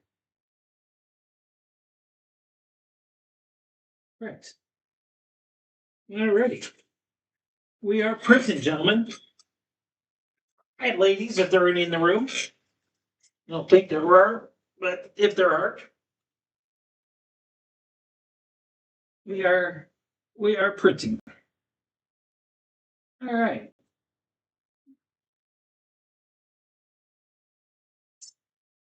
So Daniel, what brings you here tonight? Are you still here? You got some questions, comments? Other than your first one, because I don't understand it.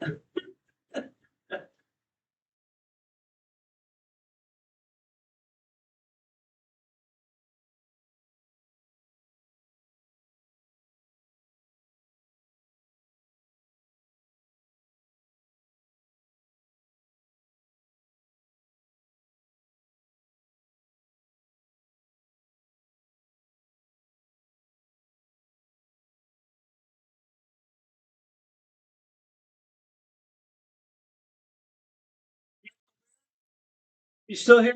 Philip? You still here? Who else is here? EQ? Raymond? Anybody? Did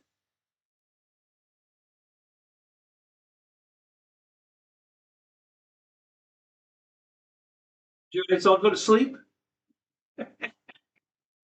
Juno's here. I knew you'd be here. I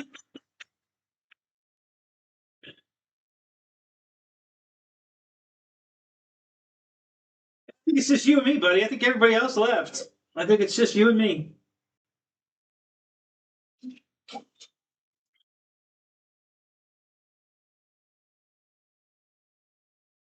Have you been flying?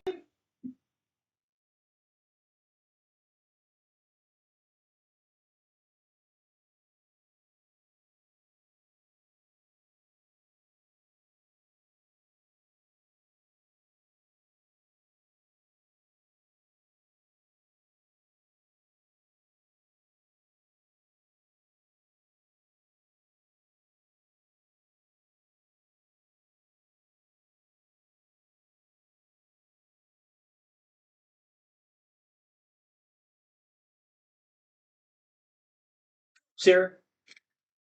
All right, good. That's the two of you now. Yep. So we got Philip and Juno. That's about it. I guess everybody else is gone because there's a bunch of lurkers here, which is okay.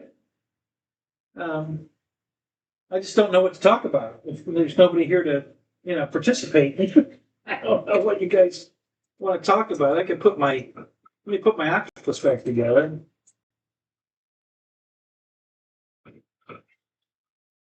I don't think this will be too difficult. So we can put him back together. Oh, just lost another tentacle.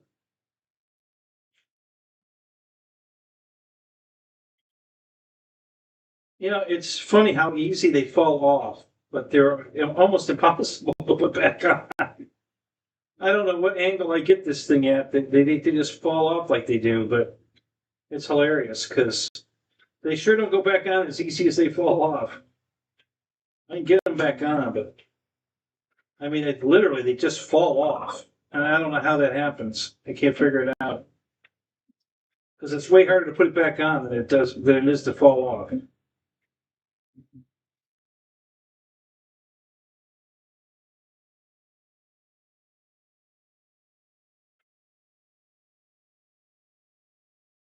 Like this one, man, this one doesn't want to go back on at all. So I don't even know how it came off because like, it doesn't want to go back on. That's just so weird.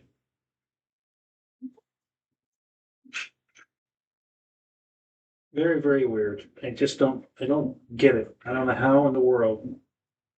The problem is, you know, I've been telling you it's a pin with a head on it. Well, it's not a round head. The head's football shaped. Now, why it's football shaped, I don't understand. Why didn't he just make it round? If it was round, this stuff wouldn't be falling off. But because the head's football shaped, the stuff falls off. And I just don't get it.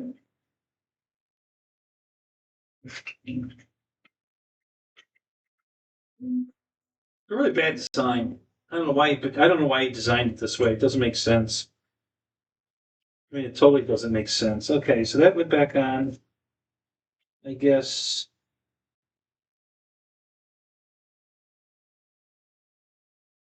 Right, and this is 1, 2, 3, 4, 6, 7, 8. Okay, so that didn't fall off of there. That's got to go.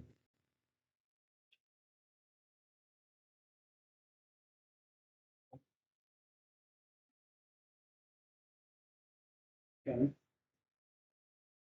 Got to be another piece over here. Oh, here it is. Well, they're just end pieces. I'm still missing a piece. 2, 3, 4, 5, 6, 7, 8, 9. Okay. And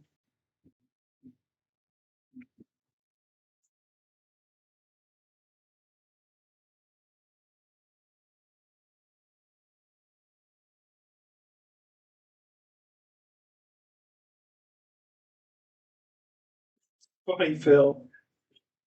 If your typing hand's busy or is slow and your other hand's busy on the guitar, so you're playing the guitar one-handed while you're typing. Yeah, that's fun. It's okay, as long as you're here. That's all that matters. All right, so then he's back together. And see, this is I can move it around like this and nothing falls off. But as soon as I try to put it down, oh, well, that one did fall off. Okay, maybe we're going to glue that one. That one did fall off. Maybe we will glue that one. Or swap it with, maybe we'll swap it with this one. Maybe I can get this one to come off easy. You know, they don't want to go on or off by themselves, but all you got to do is flip it around and they fall off. I just don't get it. I just don't get it. Yeah.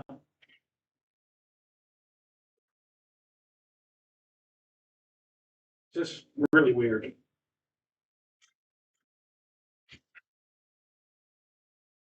They're just not that easy to put back on. But they sure fall off easy. I mean, literally, they just fall off. But boy, you got to put it back on. You got to work it to get it back on. Anyway, it's a cute 3D print. I like it. I've been wanting this one for quite a while.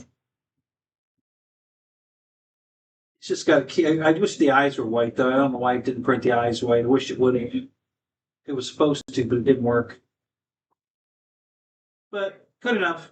Not bad. I'm not going to print another one. Too much waste. I'll wait till I get the new machine. It doesn't the multi tool changer so it doesn't have to waste filament. And then I'll print them again then. I just don't want to print them. If we're going to waste all this filament, I don't want to print it.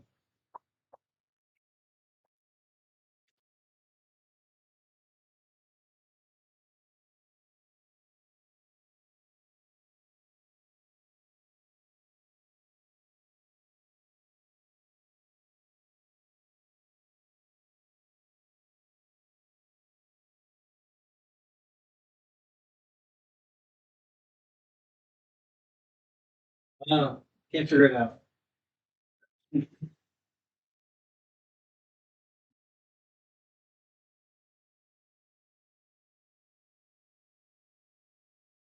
Octopi.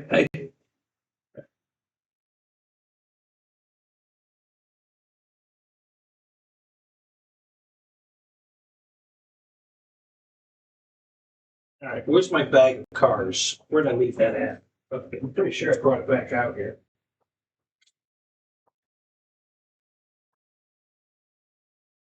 I don't think it's still in my mouth. I'm pretty sure it should. I try to.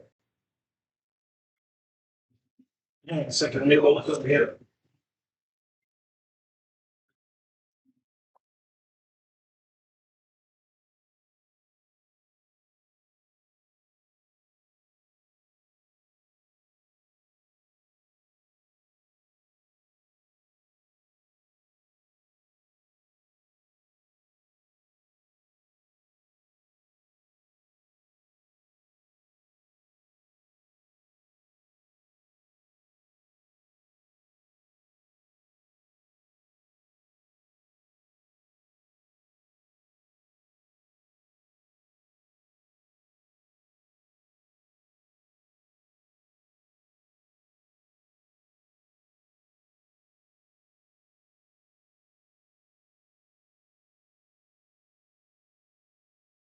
So the house. I sworn I brought them back out here.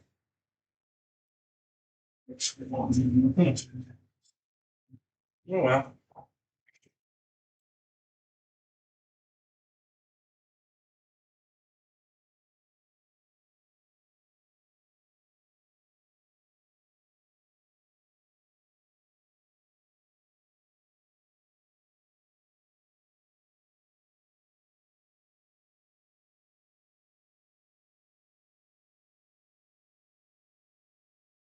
Yeah, so the big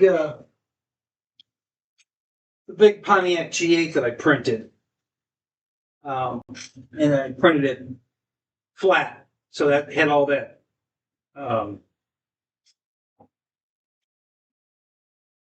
round wood grain looking top on the hood on the roof. Okay, so I shrunk it down to 300 instead of 340, so I can print it straight up. And now I'm going to print it straight up and see what it looks like. So we'll see how that comes out. And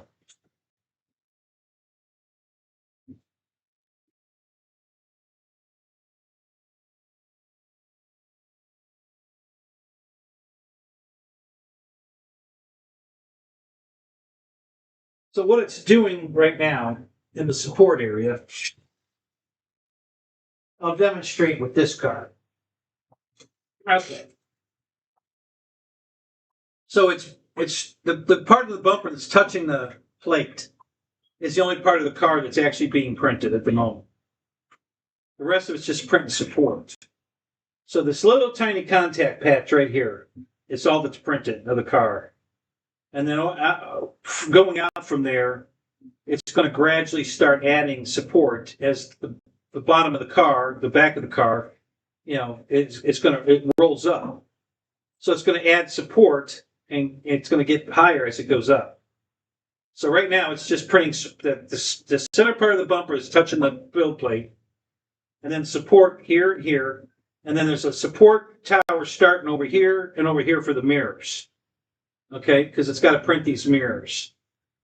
When it gets to the mirrors, it's got to have something to lay the print on.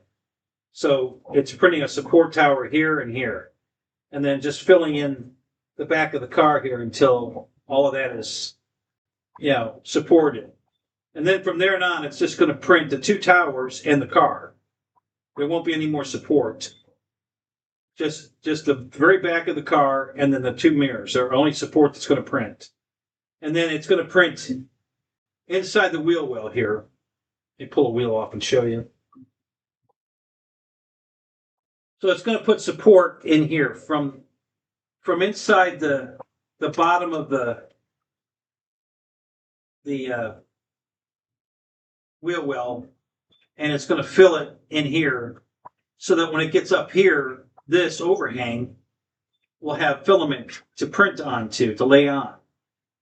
You know, I've printed without, and it works. But what happens is this is all like hollow, and it just kind of looks crappy.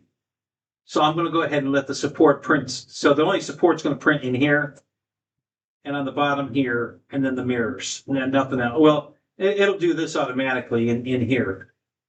Same thing, same as here. It's got to fill that wheel well so that it makes a nice smooth wheel well on the fender. So that's the only support. The rest of there's the quality of this printer, because I know the printer can handle this kind of overlap. This overlay here, the angle of the back window, no problem. It'll just keep building the window out as it goes. So I don't need any support here holding, you know, it'll print just fine. And the same thing when it gets here, it'll start shrinking back down on the window, no problem. There might be a slight problem with the lip on the hood. The back of the hood here, maybe, but probably not. Nothing that would be much problem. So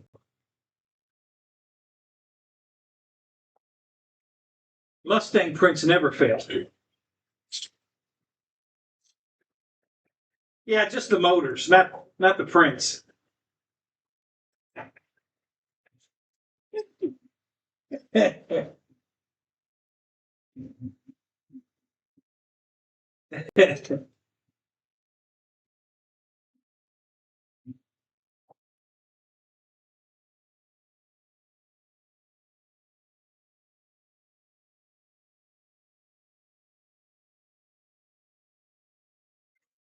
Yeah, I know. You say you can. I get 9 minutes easy on mine, and I know you were saying you only get like 4 minutes. That's what everybody else told me too. Go watch the video. Go look a video up on my channel. There's a video out there of me flying it for 7 minutes, 7, 8 minutes, 9 minutes. I don't remember, but yeah, the video's out on my channel. Go look for it.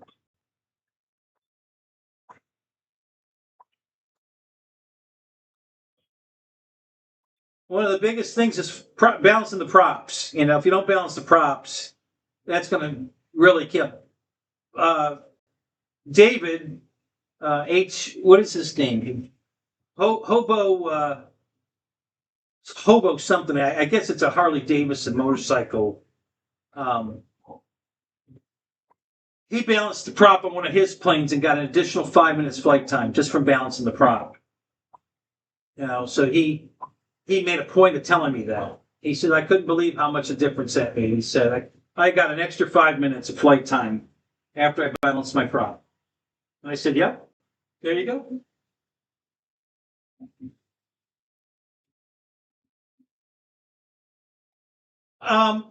It depends on, I really enjoy flying off the water. I think it's a lot of fun to fly off the water. So it's a different challenge for sure. And you need a recovery boat of some kind, either radio controlled, that you can go out with like a string in the water with, some kind of a hook on it, so you can like circle the airplane enough to get it, snug against the rope so you can drag it back to shore, or you need a raft or a canoe to paddle out to it. So, because if you flip it over, you got to be able to get it back. So, but you can use a radio controlled boat with some kind of a grappling hook on it, and I don't mean like, don't take me literal. I'm not talking about the Batman grappling hook that he threw up on the roof to climb a building. I'm just something that will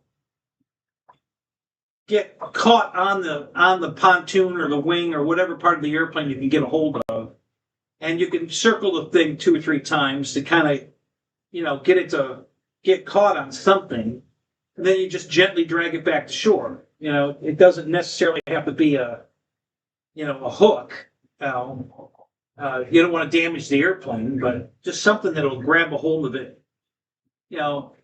Probably it could even be a ball, maybe. Like a ping pong ball. That once you go around it a couple times, the ball will get probably pulled into some kind of cavity that will get stuck there, and then you can drag it back to shore. So, but yeah, either you have to be prepared that way, or if you have access to the entire perimeter of the lake, the wind will blow it to shore. So as long as you can get to all the points of the shore, you can just wait for the wind to blow it to shore and just go over on that side wherever it's going and pick it up that way. But yeah, I enjoy flying off the water. It's a lot of fun. I've got quite a few either amphibious or float planes. So, and more to come, as a matter of fact, because this Husky I'm putting together came with floats. Probably put the floats on that. Maybe, I don't know, it depends. And then I've got floats for my Cessna 150, 152, whatever they call it. I got a float set for that. I've got two Albatross, amphibious planes. I've got two the Havilland Beavers on floats. I've got my Twin Otter. I've got four otters. I have 3 otters that all came with floats. So I'm going to put one of those on floats, maybe 2, because 2 of them are the same size. And I actually have 3 otters that size, and then another one. So I have 3 regular size, the E-Flght otter. So I'll probably put one of those on floats, and then I have a bigger one that I got from X-Fly, and that came with floats. So yeah, I've got a lot of float planes, and it's fun. I enjoy flying off the water.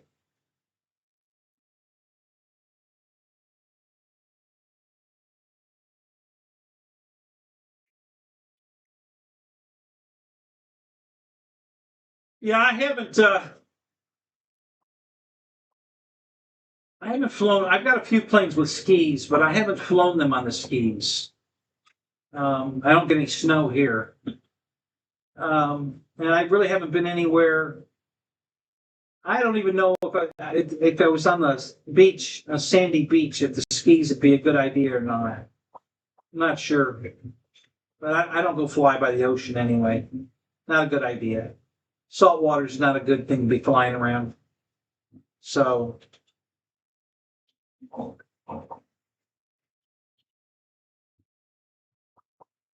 yeah, it just depends. If you've got water available to you, yeah, float flying is a lot of fun. But it can be challenging too.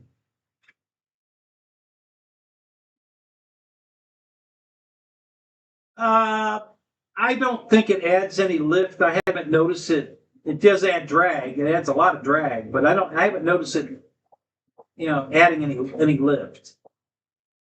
It's just drag. It adds a lot of drag. Just like putting armament on a plane. Missiles and bombs and drop tanks. If you put those on the airplane, it adds a lot of drag. Your flight times will go way down. But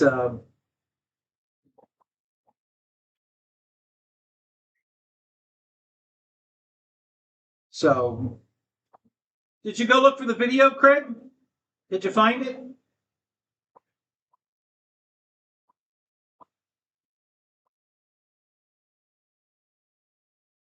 I can put it up on here. I think I can. I haven't tried that, but I think I can.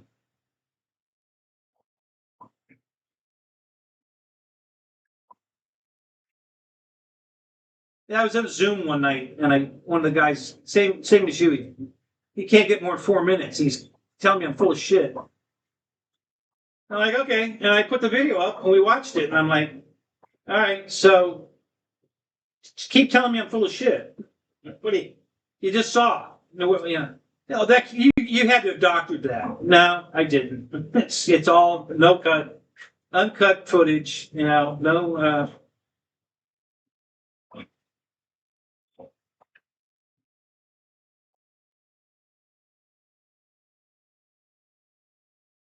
Yeah, it's extra weight, and drag. Not a lot of weight. I mean, the foam. I don't think they add that much weight. Um, you know, because they're pretty lightweight. You know, the foam. I think I can actually put my hands on a float here. What do you think of them?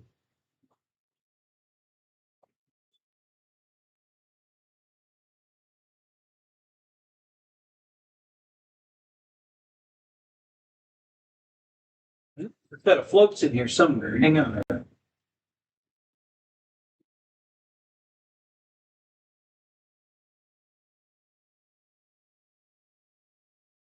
Oh, uh,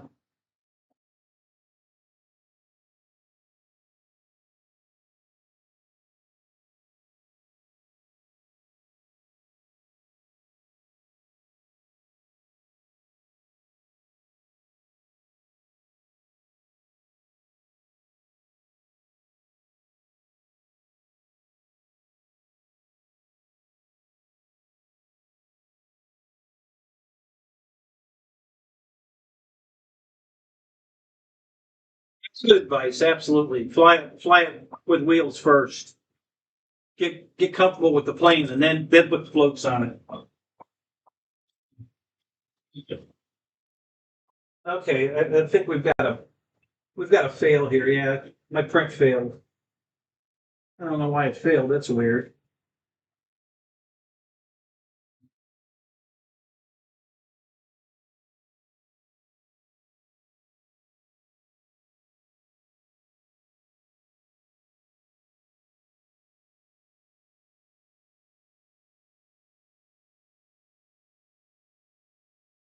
So now you're gonna get to see what a failed print looks like.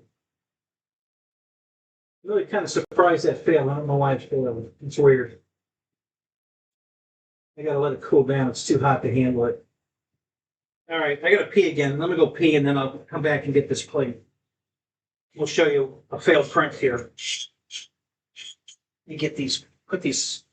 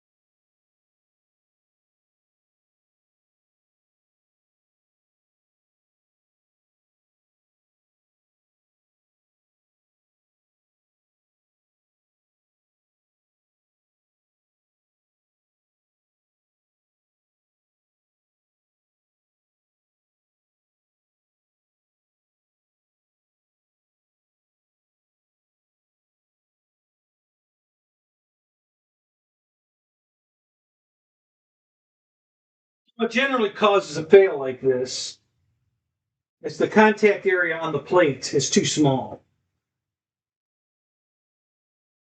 Okay, so if you look here,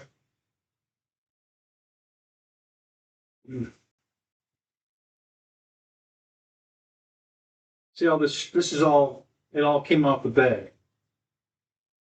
This was now here and here are the mirror. That's where the mirrors are going to be. Well, that one fell off too. So this is the only one that's still stuck to the bed right here. The rest, everything else failed.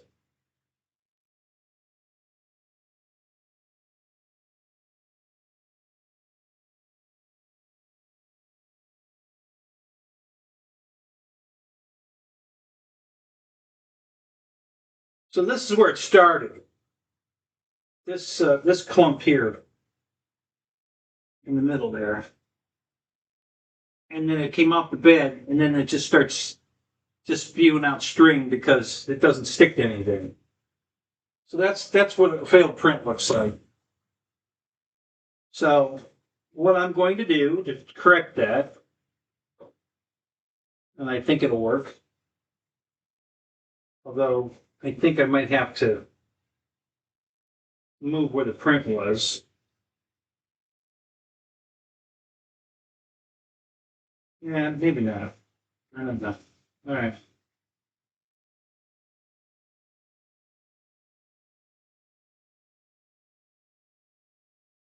So I'm going to put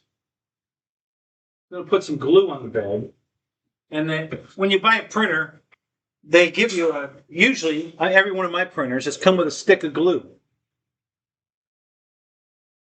It's a glue stick like this.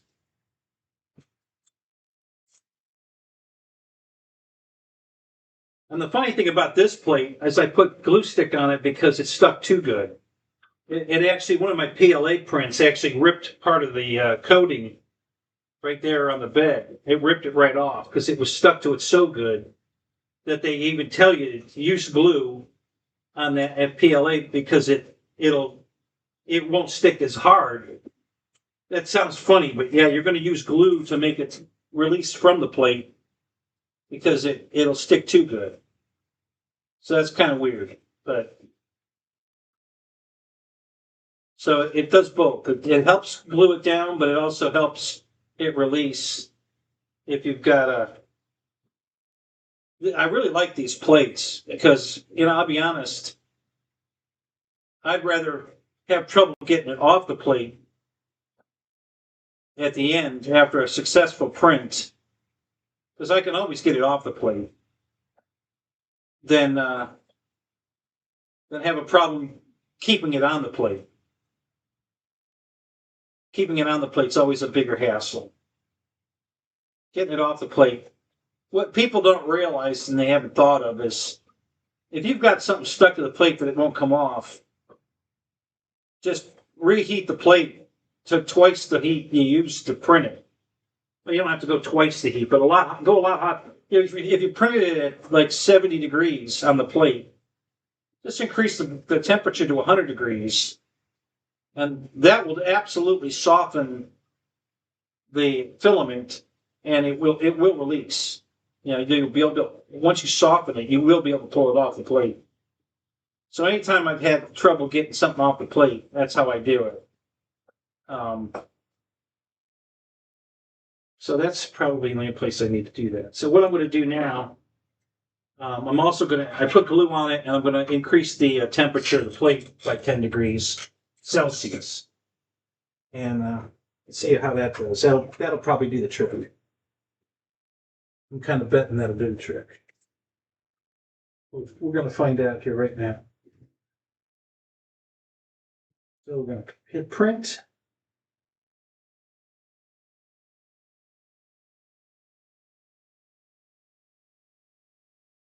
And let that warm up. And then I'll increase the temperature on the plate.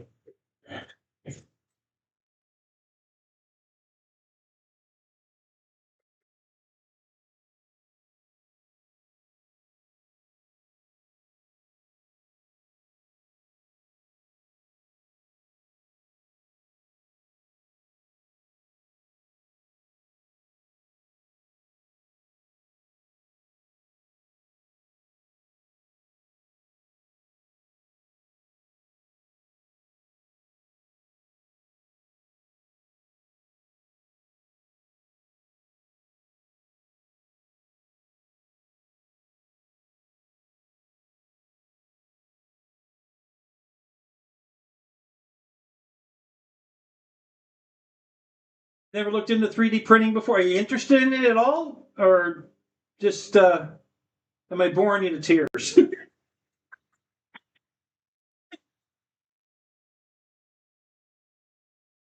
I just find it fascinating that you can take a roll of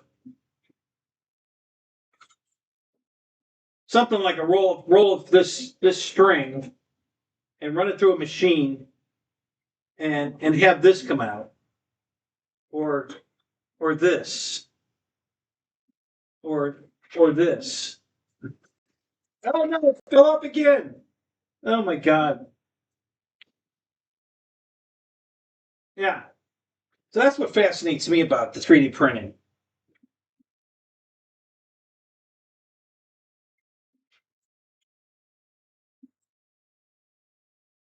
That you can actually take a roll of plastic string and put it, program the machine, and then it'll print whatever you tell it to print. You go pick a file you want to print, and then you print it. And, at the end, you get whatever it was you want to print: an airplane, a car, a robot, whatever you put in there, it comes out the other end. It's fascinating to me. I just, and I've decided I'm gonna buy that. Well, we are gonna have to glue that one. Um, I am gonna download that file for the F-86 jet, and I am gonna print it. I'm not gonna fly it, but I'm gonna print it just to do it. And it's going to be an 80 millimeter size jet, so it's going to be pretty big. And I'm going to print it in gold because when it's done, I'm just going to hang it up in the garage as a display piece. I don't want to fly it. It's just too expensive after you print it and spend that much money printing it to outfit it with servos and landing gear and wiring and retracts, and it's just too expensive. It's not. I originally thought it was going to be cheap. A cheap way to print airplanes, but it's not.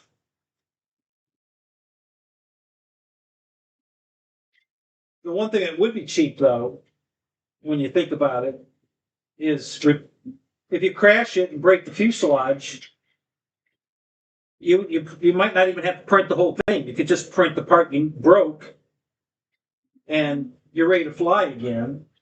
And even if you had to print the whole fuselage, it'd be cheaper than buying a foam fuselage off of Horizon Hobby or wherever. So the replacement after you put your initial investment into it would be a lot cheaper to repair it.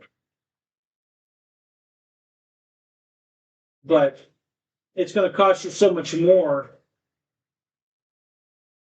to print in the first place, that what's the what's the trade-off? It just doesn't pay, I don't think.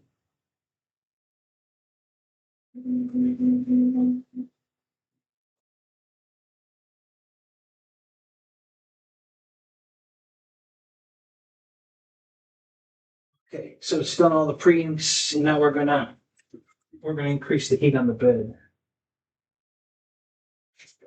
Probably gonna have to do it twice.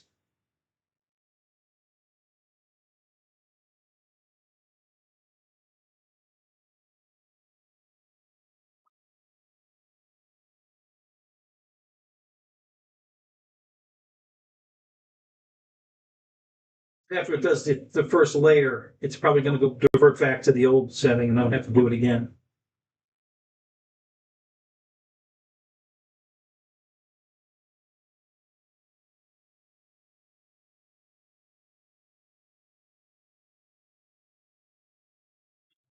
I got the glue in the right place. I had to guess because it was completely off the bed, so I didn't know where it was. I think we got it. I think we're all right.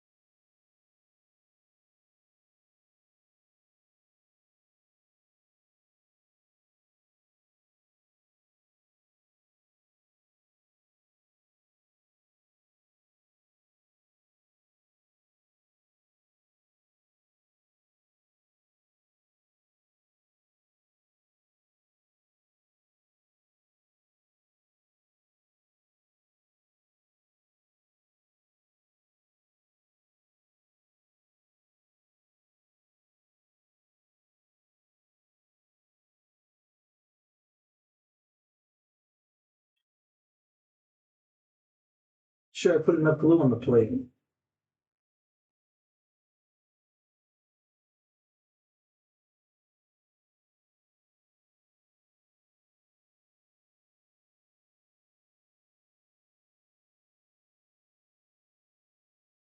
put it down.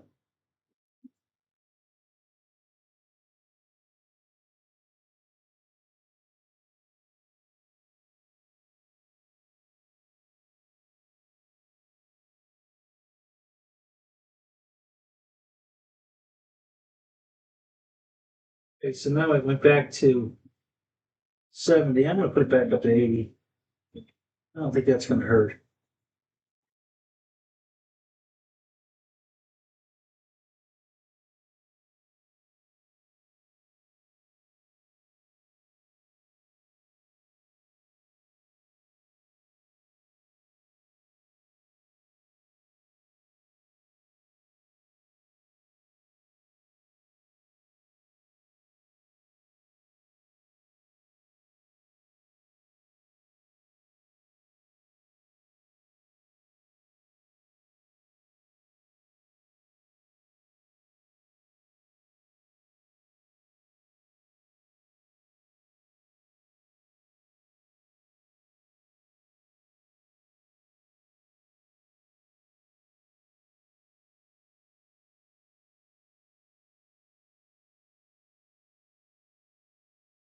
So far, so good.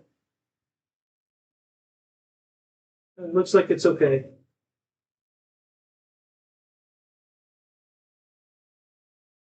So the extra heat and the glue looks like it did the trick. It's looking like it's all right. So we'll let it run for a little while and see if it stays on. But it looks like it's going to be all right. The other one failed right away. I just didn't notice it. Yeah, there was nothing left of it. I mean, it only went. It didn't even go the first layer and failed. Because this is paper thin here. So yeah, it failed immediately. So we're already way ahead of that game already. So that's good. Pretty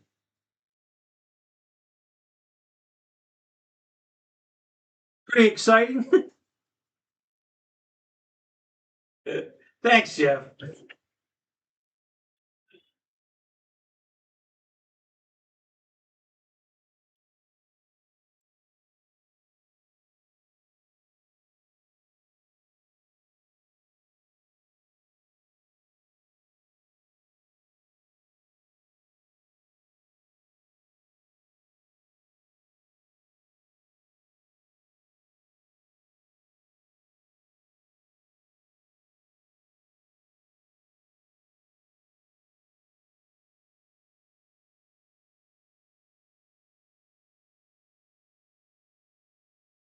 You can print TP and P bases. Yeah. Uh, no, it's TPU, and what that is it's a rubbery. You can actually print, and that machine's big enough to do it. I can literally print a regulation size basketball out of this TPU filament I have that will bounce just like a real basketball, and it's airless. It's not even whole. I mean, you can see through it. It's a web of print web that's got holes through it. And so it's airless, but it's made out of this material that is rubbery, and it'll bounce just like a real basketball. I am going to print one, but I'm not going to do it full size because it takes 2 rolls of filament to do a full size basketball, and I don't want to do that. So,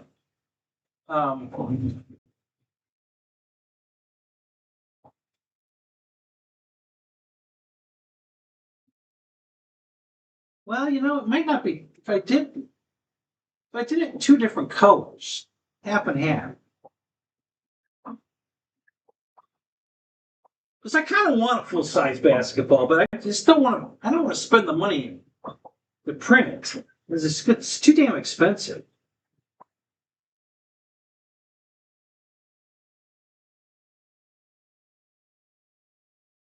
I don't know. I'll have to download the file and then slice it and see exactly how much filament it is going to use. I know it takes like a day and a half, 2 days to print it because it's a full size basketball, So and you have a shitload of wasted support because you have to support the whole bottom half, almost right out to the edge. Once the at the bottom, it's near this, so you have to support that, and then it starts going up the sides of the wall, and as it gets more vertical, you don't need the support anymore. So it's just depending how far do you want to go, and think it'll continue on by itself. I don't know. I've never printed anything in the TPU yet, so I don't know how. I don't know how that works. I bought a shitload of it because I wanted to print this in the TPU. I thought this guy'd be really cool to be not only flexible the way he is, but rubbery flexible.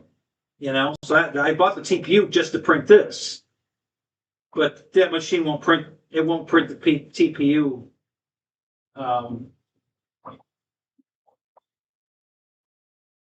In the multicolors the way it is. Basically, the problem is when you're trying to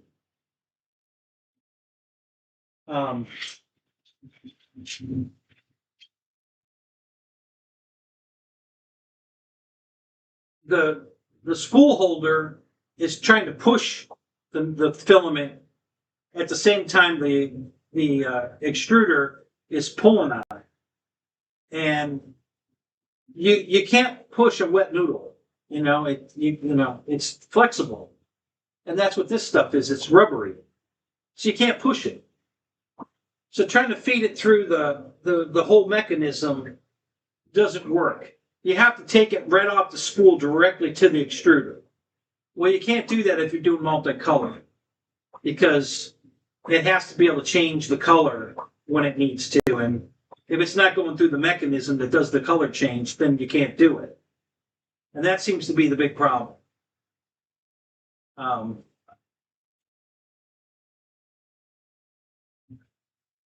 You heard they still sell basketballs? Do they?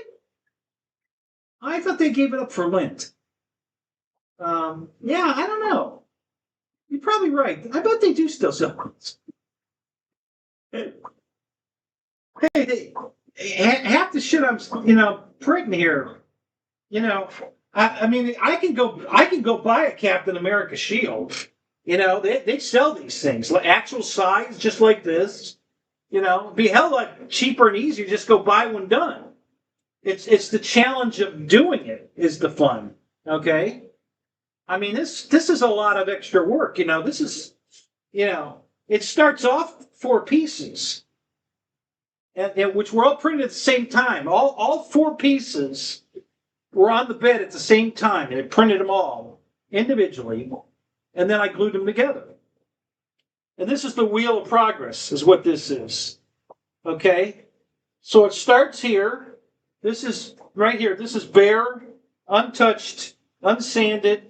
This triangle piece here. This is bare filament. Didn't do anything to it.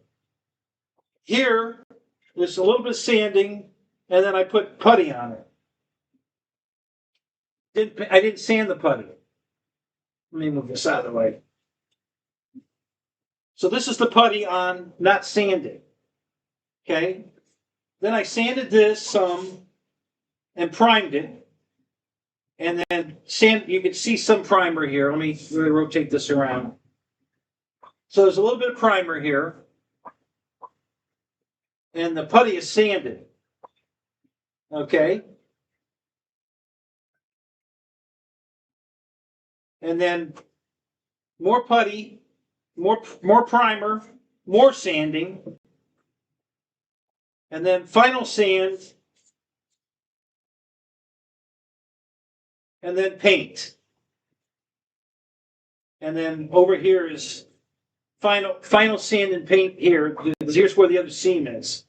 So the seam's gone. It's completely gone. You can't feel it. You can't see it. Okay, and that's the finished product out back to where we started from. And then I'll turn it around again. So here's the finished product here, back to where we started, where the bare, this is the bare, untouched print. So that's all the prep it takes to get to this point, where it's smooth and ready, and now it's just putting the color on it. And yeah, I could print it in the color, but it won't come out. I can't print it in the red or the blue that's candy-like, all right? They don't make candy apple filament. They make red. I could print it in red. I could have done that. And then I could have just shot the candy clear coat that makes it that candy color. I could have just shot that over the red filament, but I knew I was going to have to fill it anyway. Okay, I knew the seams were going to need, and I don't even know where the seams are. I can't see them, but I knew I was going to have to sand the, fill and sand the front side seams like I did the back, and then paint it anyway. So I figured, well, it doesn't really matter what color I print it in. I got to paint it anyway. But yeah, you can buy a Captain America shield, and if you don't want to print, the print one was the challenge. Okay. Now they don't sell a toy grade that I've seen batleth. Okay, and if you want a batleth, a Klingon batleth, actual size, they're very expensive. I mean, it's real steel, leather wrapped, and they're, a lot of money. And this one probably cost me probably $1 to print. This is probably $1's worth of filament, because it didn't take much. It's all hollow, and it didn't take a lot of filament at all to print this. So this is probably $1's worth of filament to print a life-size batleth. And when I'm done painting it, it's going to look real. And I'm going to get on that soon. I'm going to fix that one and print them and paint them both together.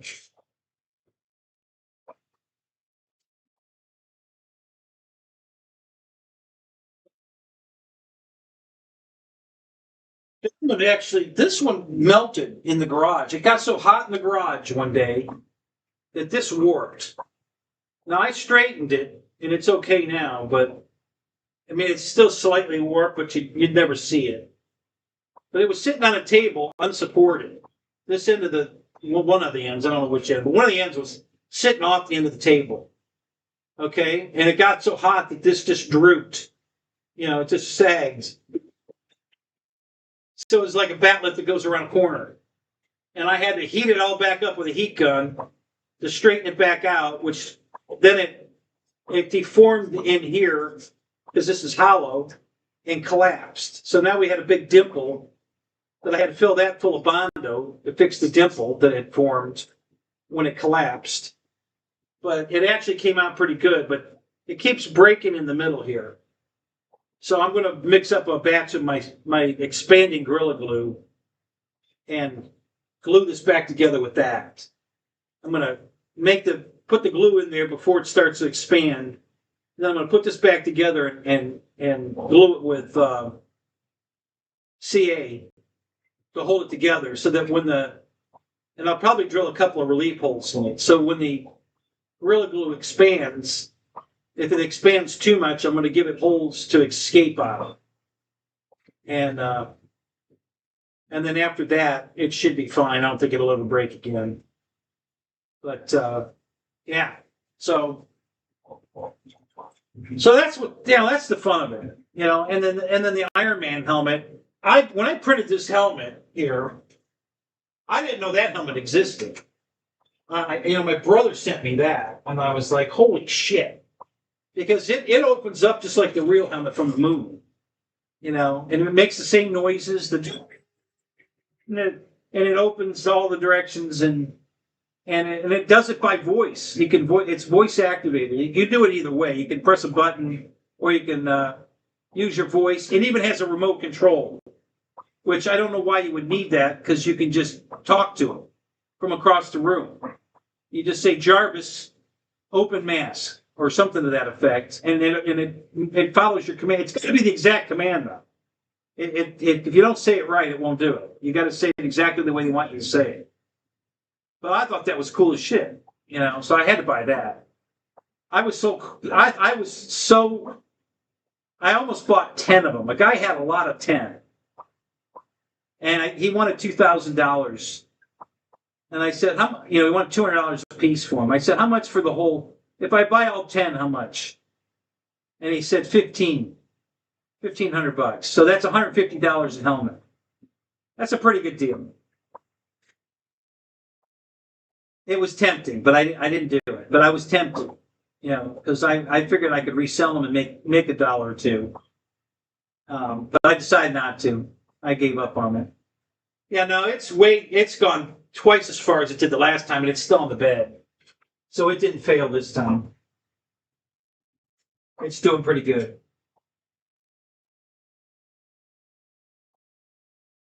And that's not to say it'll go all the way, no problem. That's never a guarantee. But right now, it's looking good. And everything's rock solid. Nothing, no stringing, it looks real good. So far, so good. It's printing good. And I don't think, how much filament is it going to use?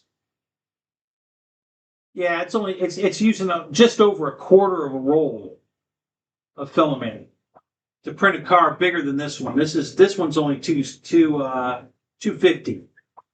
This one's going to be 300, the one I'm printing, which is the size of the silver 300 that I would have going to show you, but apparently it's in the house. I took it to the car show the other day to show the guys, and they thought that was really cool. And all right, Phil. Have a good night, man. We'll see you later. Thanks for coming.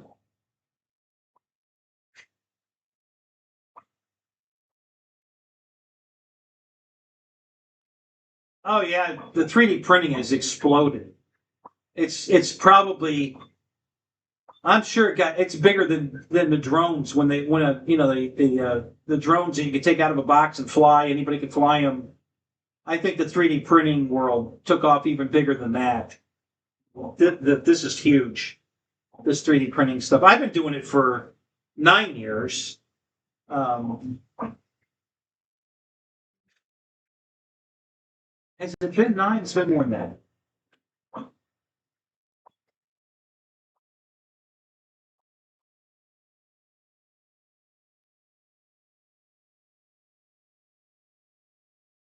Yeah, the Enterprise came out really good.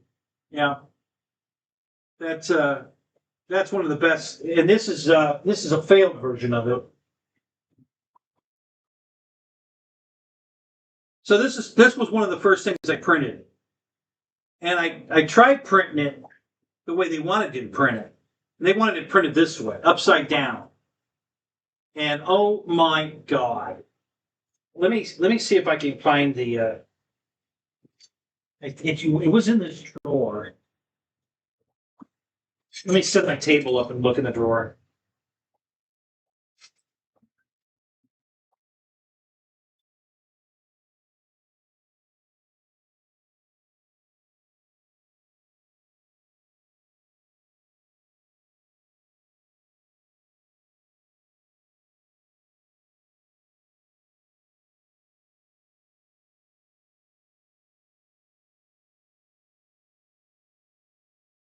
It printed the coolest support thing. That if you saw that, you'd never guess it was the Enterprise. Let me see if it's in here or not. It was in this drawer. There's some more. Oh, here are my decals. Here's the rest. Oh, perfect. All right. There's the other decal I needed. Awesome. It is in here. Okay. Now let me pull this out of here. Oh, it's torn. Damn. All right.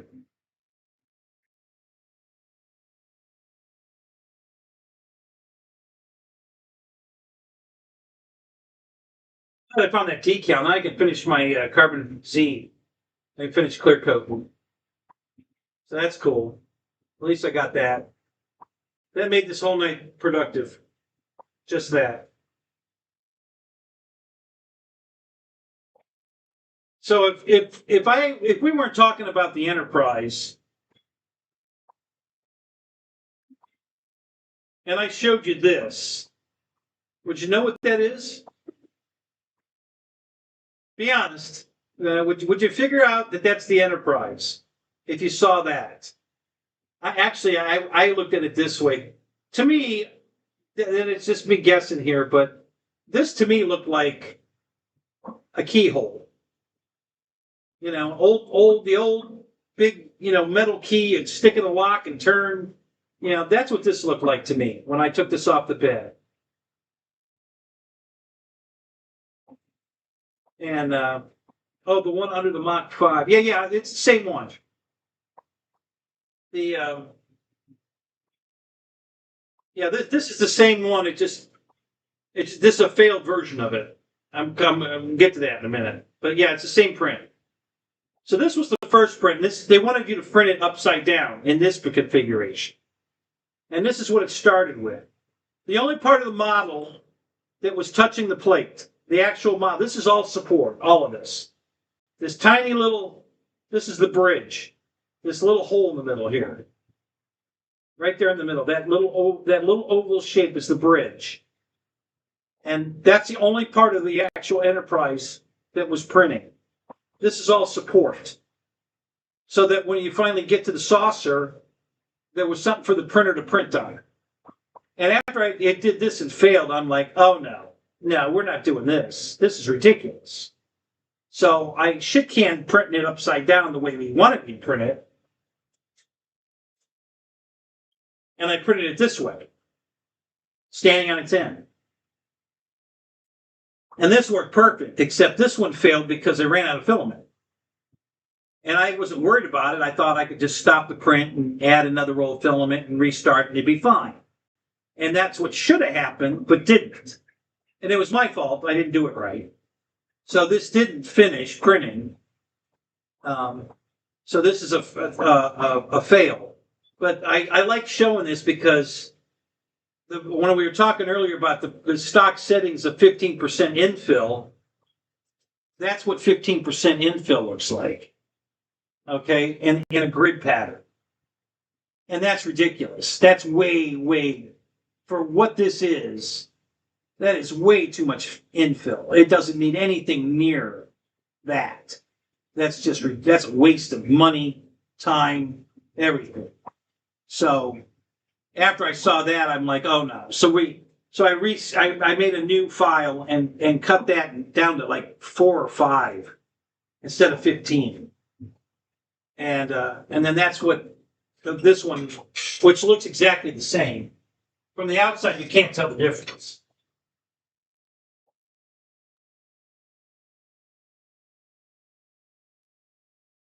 But this is the same thing, full boat.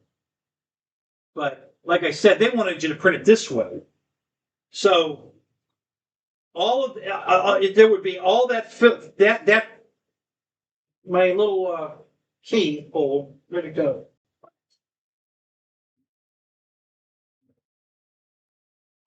So it would be adding all of this in support till it got to the saucer section, and it would start tapering, and then all of the engine nacelles back here, and it was ridiculous how much waste there was going to be in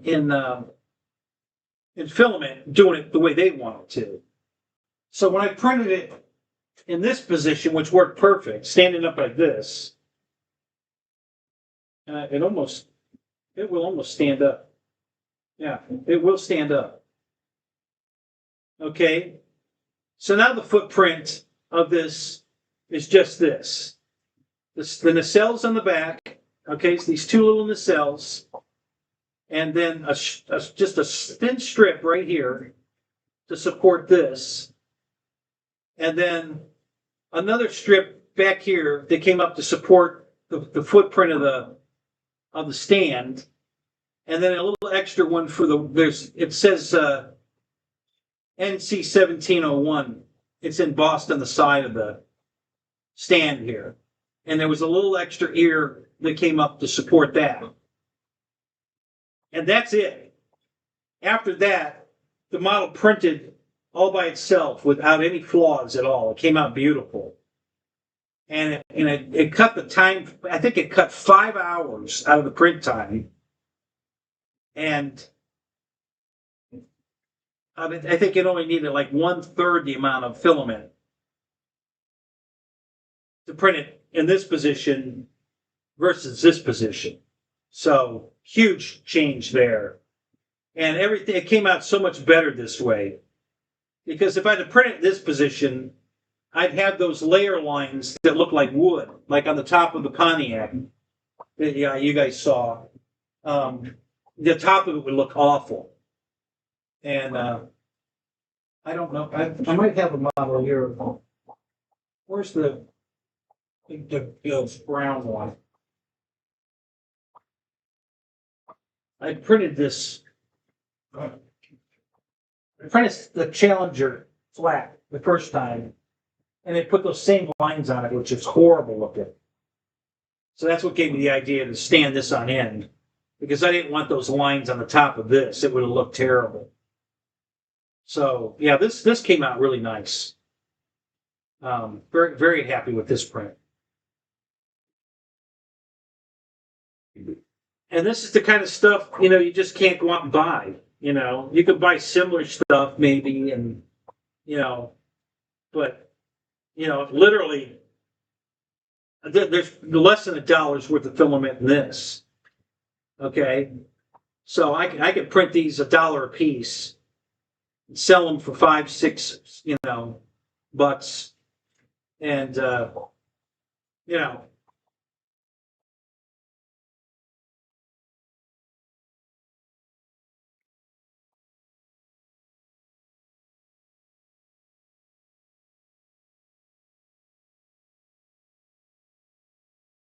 so just really cool. Man, I am so happy I found this decal. Holy crap. That decal saved the day. Now I can finish that airplane.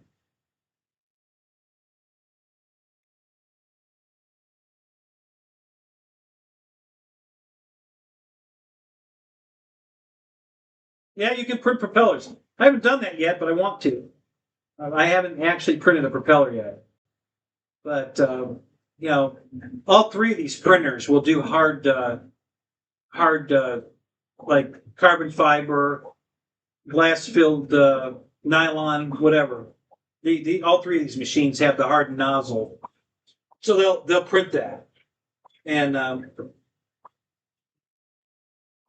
So yeah, I might play with that, print some propellers, especially like a 5-blade propeller that are very hard to find, um, to scale up, an airplane. Because I've got a Twin Otter over here. No, I'm sorry, it's a OV-10 Bronco, and I want to put 5-bladed propellers on it. And I'm going to use the propeller from, I'm going to try to use the propeller from the Super Tucano that I got from Hobbykin. But if they're too small, then I'm going to have to print my own, because nobody makes them that I know of.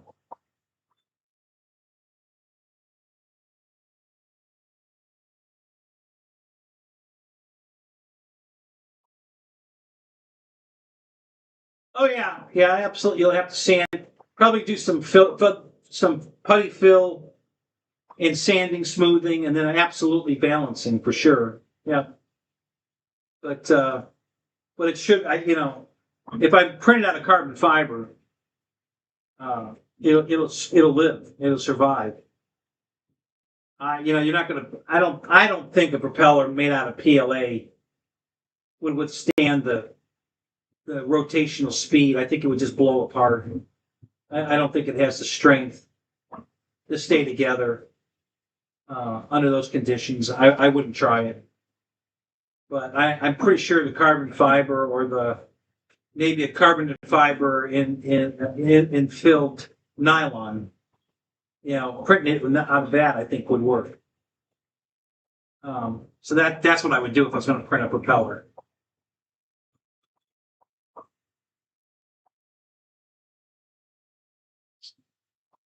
These two machines are probably big enough to print a propeller. That machine's too small. It wouldn't, because if the one from Hobby King doesn't work, it's only not going to work because it's too small. And that's about the size that printer would print it, is the Hobby King size. So I would need one of these two to print a bigger one, which is the reason I'd print one, is to print a bigger one.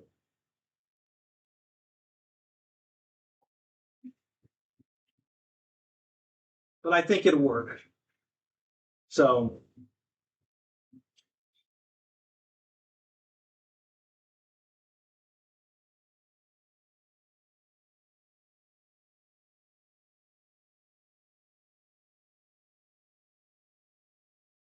yeah, so there's a Millennium Falcon, right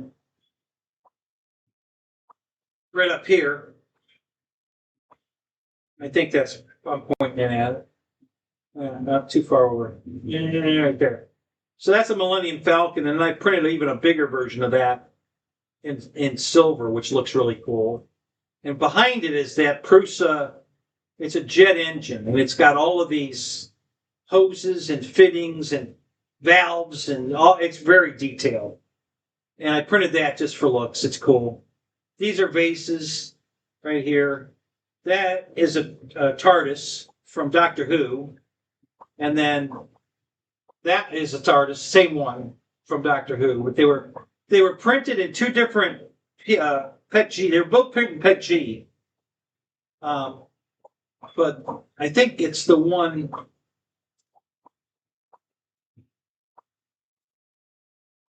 I believe it's the one up there is painted dark with my candy apple paint. And then this one is the darker filament stock. I just printed it and didn't paint it. It just came, that's how it comes off the roll, because it's a darker filament. The same filament that's on the this one right here behind me. That vase there is that same color filament. It's a dark, transparent blue.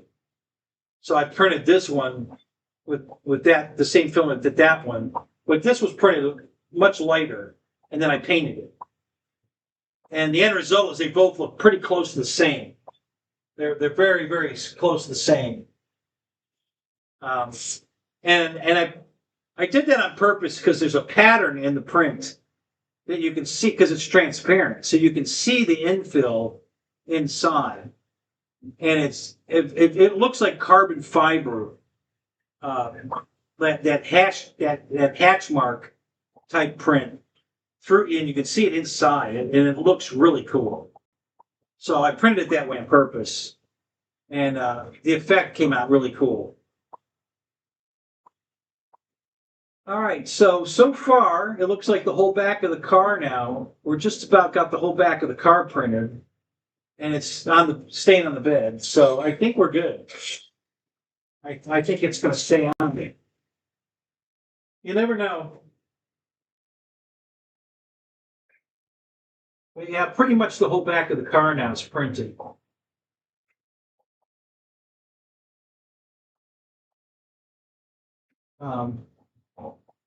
With minimal support, so that's really looking good. That's probably going to clean up nice. See, on my old printer, which they call a bed slinger, and it's called that on purpose because the bed would go back and forth like this. Okay, and then the XY, the X. Let's see that. I think that's the Y. So the X and the Z move. So the Z would go. The bar would go up for the Z. The bed would stay flat on the ground, but go back and forth for the Y. And on the bar was a head that did the X. So to get the same effect that this is doing, the bed's going back and forth. The print head is going back and forth. And then each layer, the bed rises. Okay? Not the bed rises, the bar rises. So the one head's going back and forth like this. The build plate's going back and forth like this. So they're doing this to create the pattern. And then the bar goes up a step while this head's going back and forth and this is going back and forth. So, and then the bar keeps raising. This printer, the XY are on the same plateau. It's doing this and this on the bar. The plate doesn't move back and forth. It just drops down. Now it starts at the top and the bed just falls. Okay? But the bed's not doing this, which is when you get something tall like this, that's when it just flies off the bed. Because the higher it gets, the more of this you're going to get as it's slinging back and forth. Okay? So in that situation, to help try to keep it on the bed, you would turn the card this way. So now it's slinging this way, but you've got a much broader base in the, Y pattern by putting the car on there in the same motion that the bed's going. That helps, but doesn't always work. But that's the difference between the new, what they call a core XY core machine and a bed slinger. And I never had a lot of luck with the bed slinger in a lot of ways.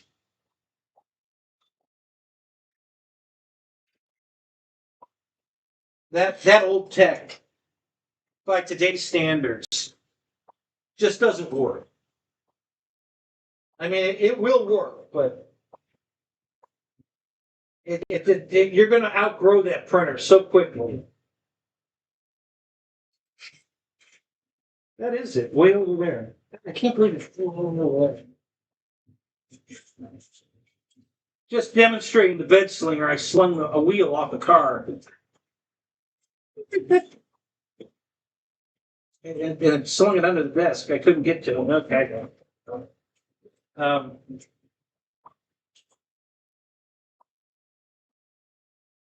Most of the bed slingers, especially the ones they're recommending, the other channels, don't help self-leveling beds. You have to do it manually, which is a real pain in the ass. Not all, though. There are some that do self-level, but that does it's not an enclosed printer, so now temperature is a problem because the thing is in open air, not in an enclosed cabinet. So like tonight, as the temperature falls, that could affect the print, especially in this particular print. This this PET G is sensitive to temperature. So, if that was an open air bed slinger, it would probably have as the temperature goes down, it would shrink the size of the car and probably leave layer lines where you saw where it kept shrinking as the temperature changed. Now that the bed and everything's enclosed in that cabinet, it's probably about 34 degrees in there right now, or 37 Celsius, which is, I think that's over 100 degrees.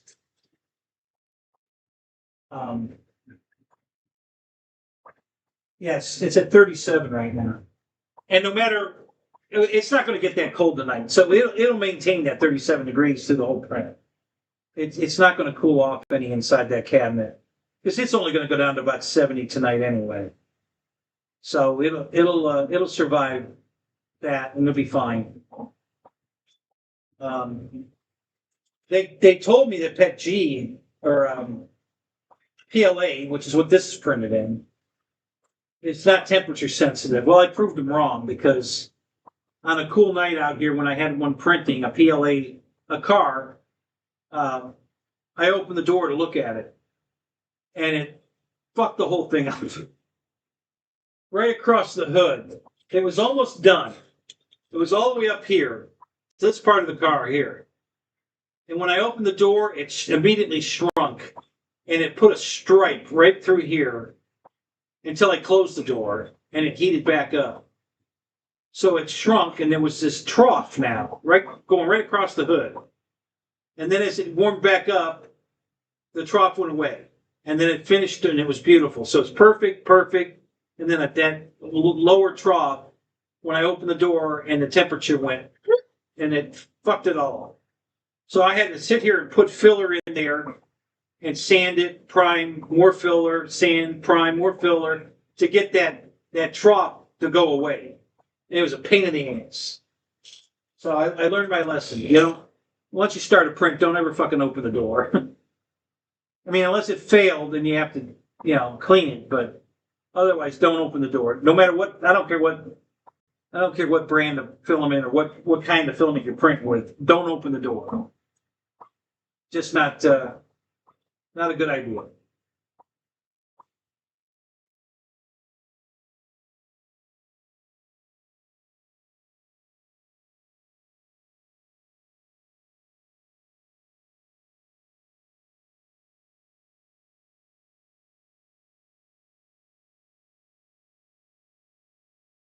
So you bought a kit, and is it the whole car or just the body that you bought?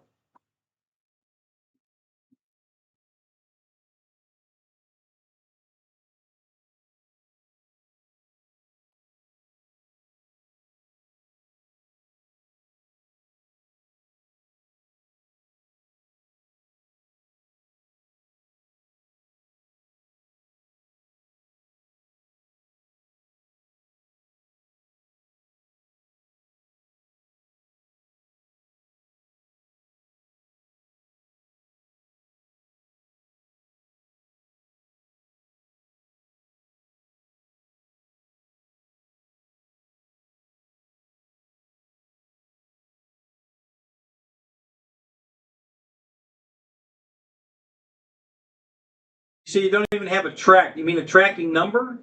You didn't get a tracking number? I haven't got a tracking number on my printer yet that I bought. And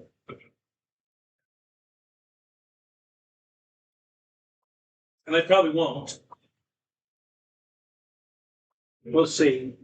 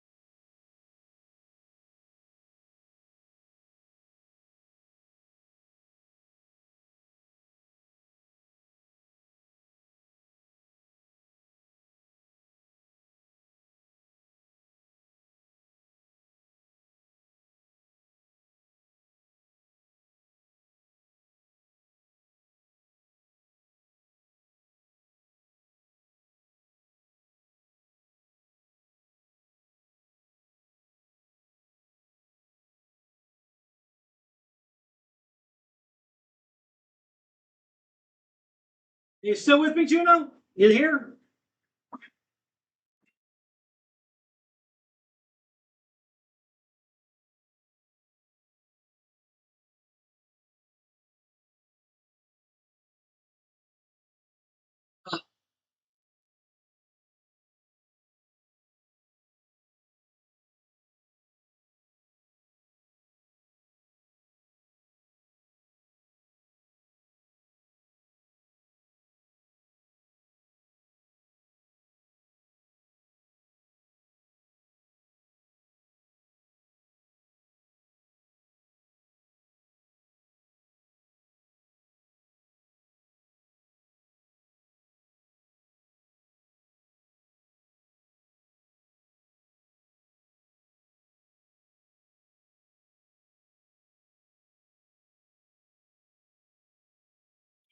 I guess I'm going to call it. Seems like everybody left. So, all right, guys. Thanks for coming. Like, subscribe if you can down at the bottom there. It's free, doesn't cost a thing.